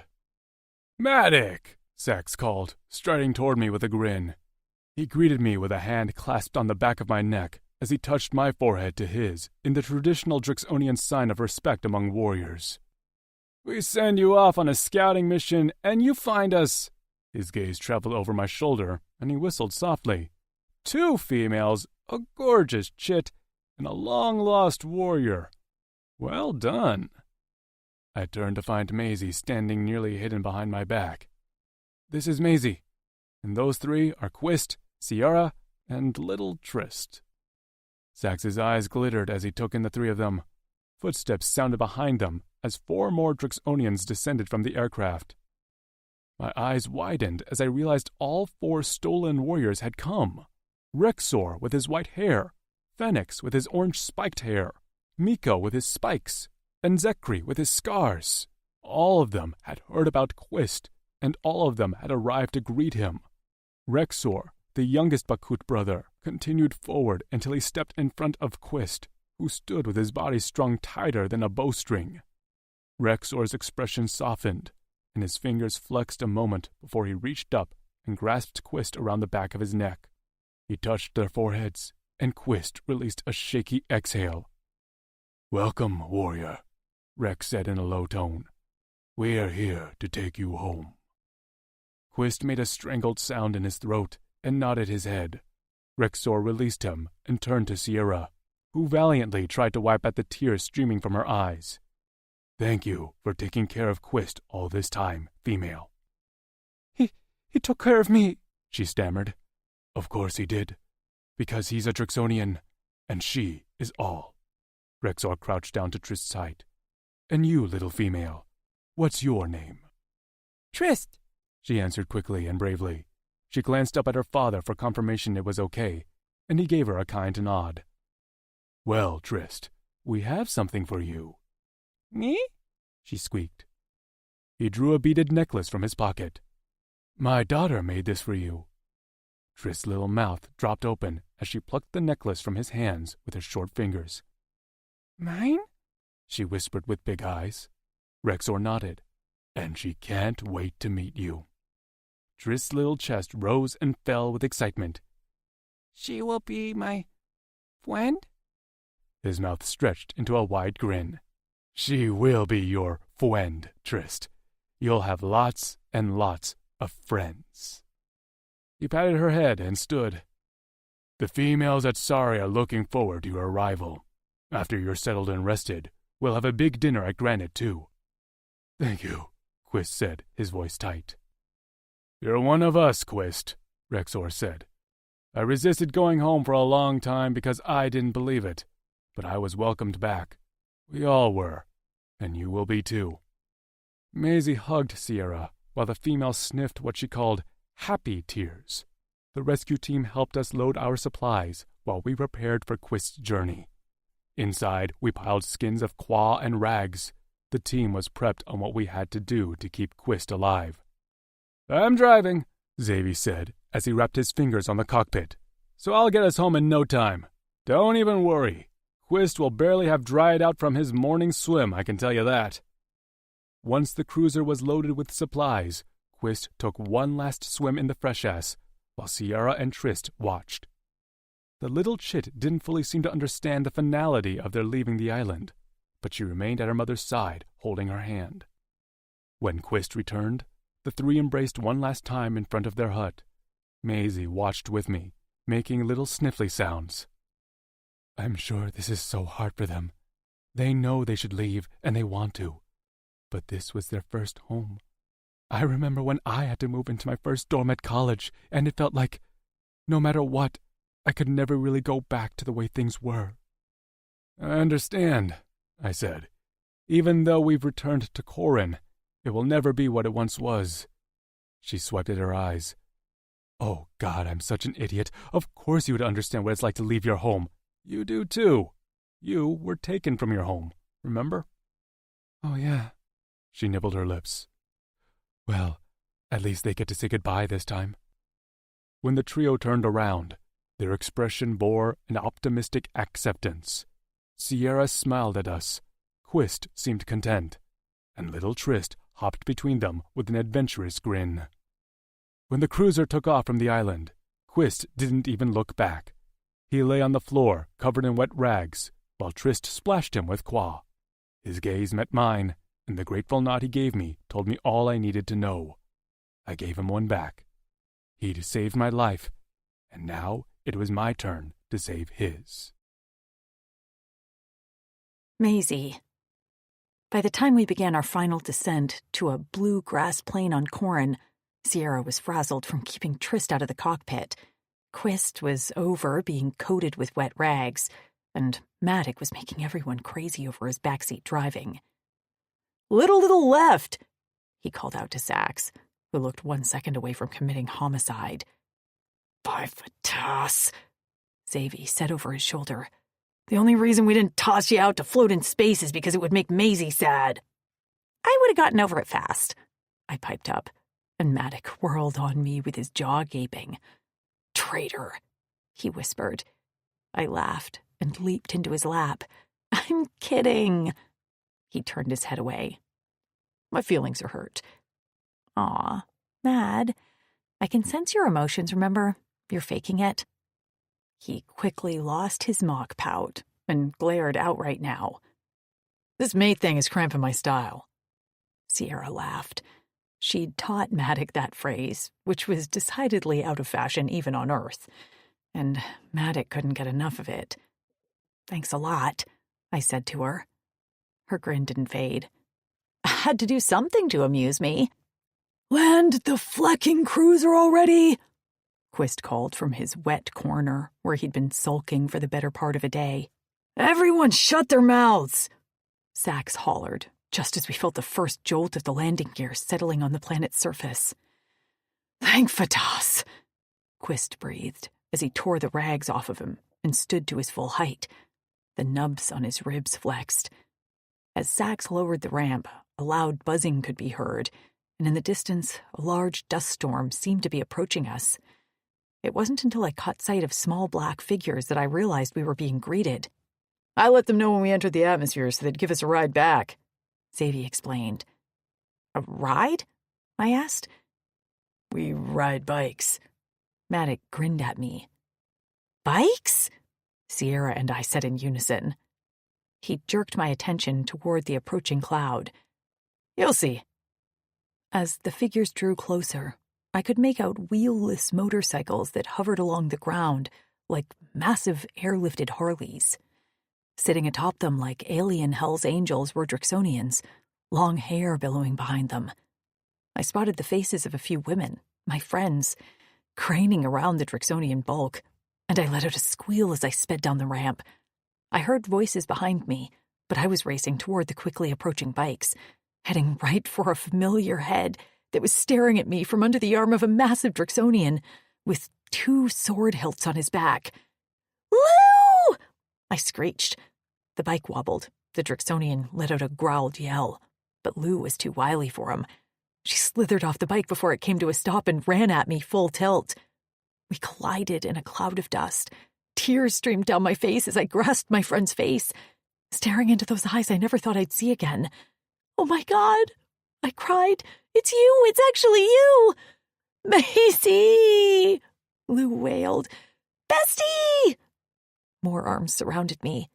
Amber's curls got stuck in my mouth. Tasha's voice cracked on a sob. And standing just beyond was Trix, her hand clasped in a giant, scowling Drixonian's massive mitt. "Maisie," she whispered, and the sight of my strongest friend's tears nearly undid me. "You're home." I pulled back long enough to reach behind me for Sierra, who stood watching our display while clutching Tris to her side. The little girl watched us with big eyes, surely surprised to see so many people in one place. "This is Sierra, and that's Quist. This is their little girl, Trist." Lou let out a loud gasp and went to her knees in front of Trist. "Hello, I'm Lou." Friend?" Trist asked, her gaze finding her mother's. Sierra nodded as a tear slid down her cheek. "Friends," Lou said, and showed the little girl how to pinky swear. Tasha approached Sierra, her mouth stretched into a kind smile. "We're so happy to have you here. Trist will be doted on, I'm sure." She next looked to Quist. "Honored to meet you, warrior." Quist's throat flexed. "Honored to meet you too, female." Lou hopped to her feet and rushed to Maddox. "And you! You did it, you crazy pilot! You brought my best friend home!" He patted the top of her head as she hugged him. "I did. And let it be known, we're going to have to share her. She's mine too." Lou pulled back and glanced at his wrists as well as mine. Clearly noticing them for the first time, she let out a gasp. "No!" I laughed. "Yes," she huffed. "Well, we will have to work out a custody schedule, Maddox. You're not hugging her all to yourself now that I have her back." "Hugging?" he queried. Kutzal stepped forward and clasped Maddox around the back of the neck before bringing their foreheads together. "You did good, Maddox." Next, he moved on to Quist, and this time, his grip on the warrior's neck was stronger. The forehead touched longer. "We are happy to have you back where you belong." Quist nodded, said something quietly, and Kutzal smiled.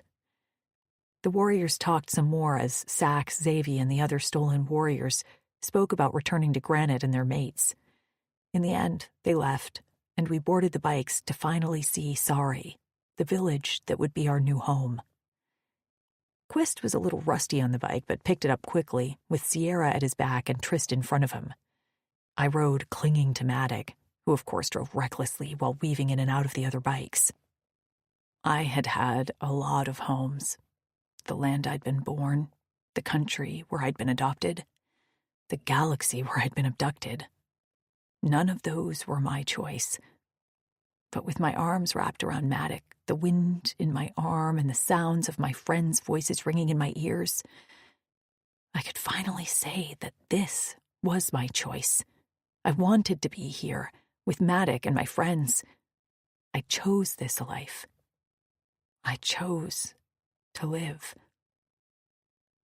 The village was quaint and adorable, like something out of a historical movie. The huts were small, but well cared for.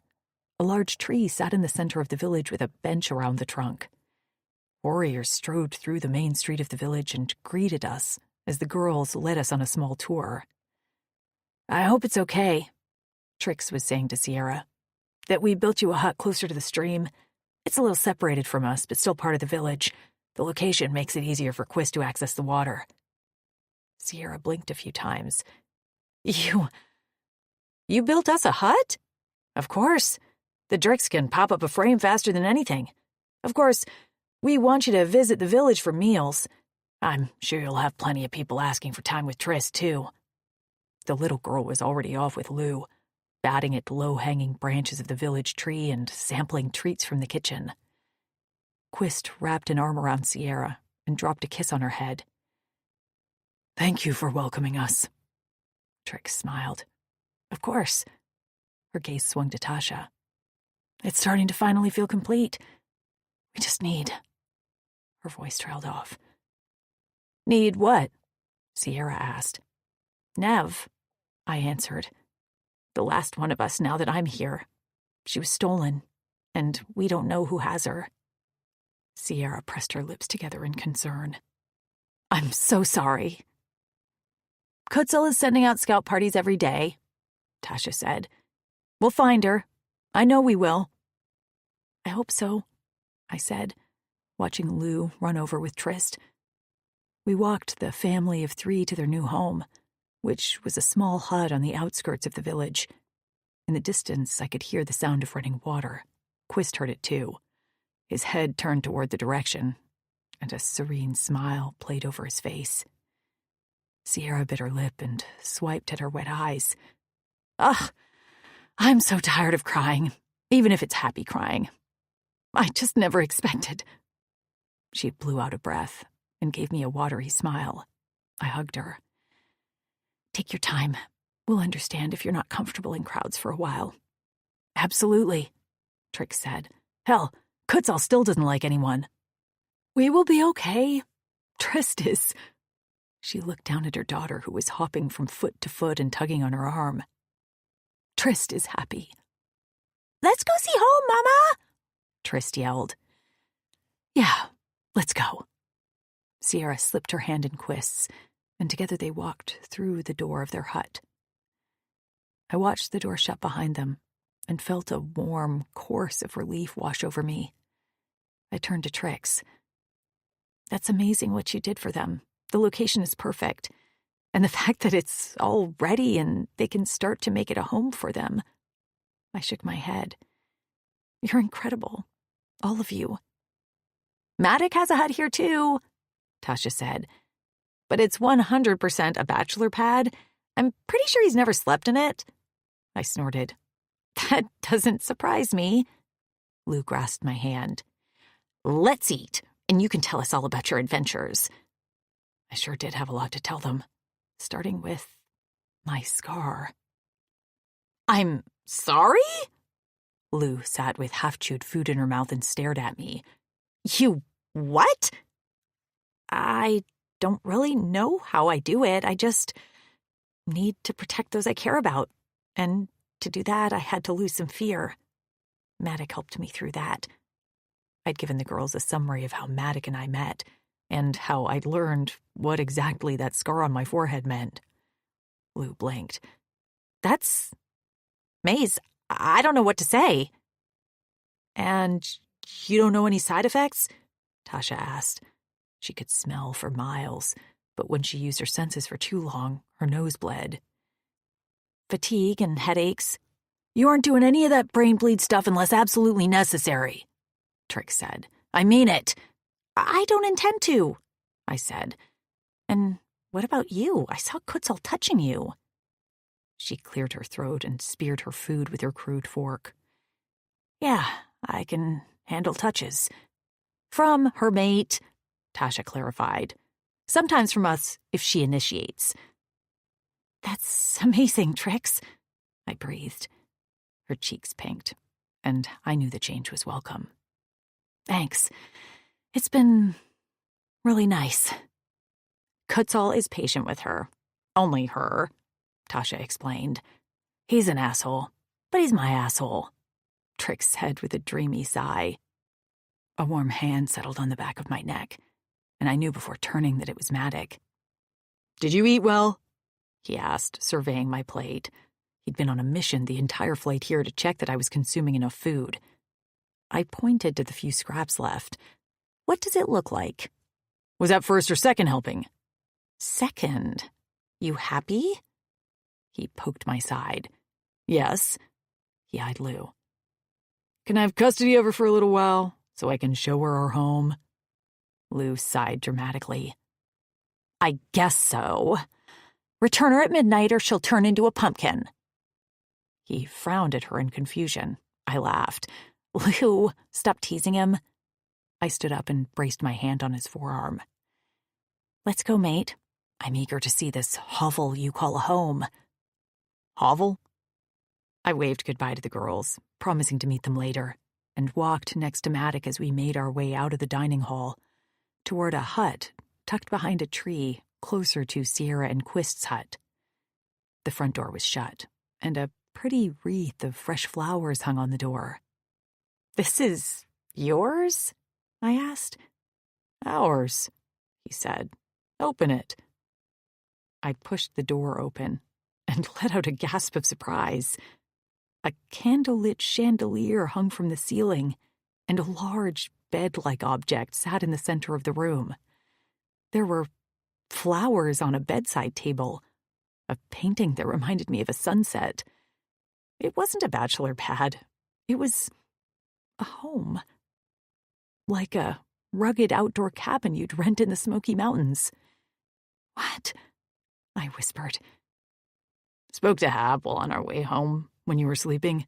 He lives in Granite with his mate, Shep, and is the best at building furniture and making a place look nice. I had him prepare this for us since I knew the females were busy with Sierra's place."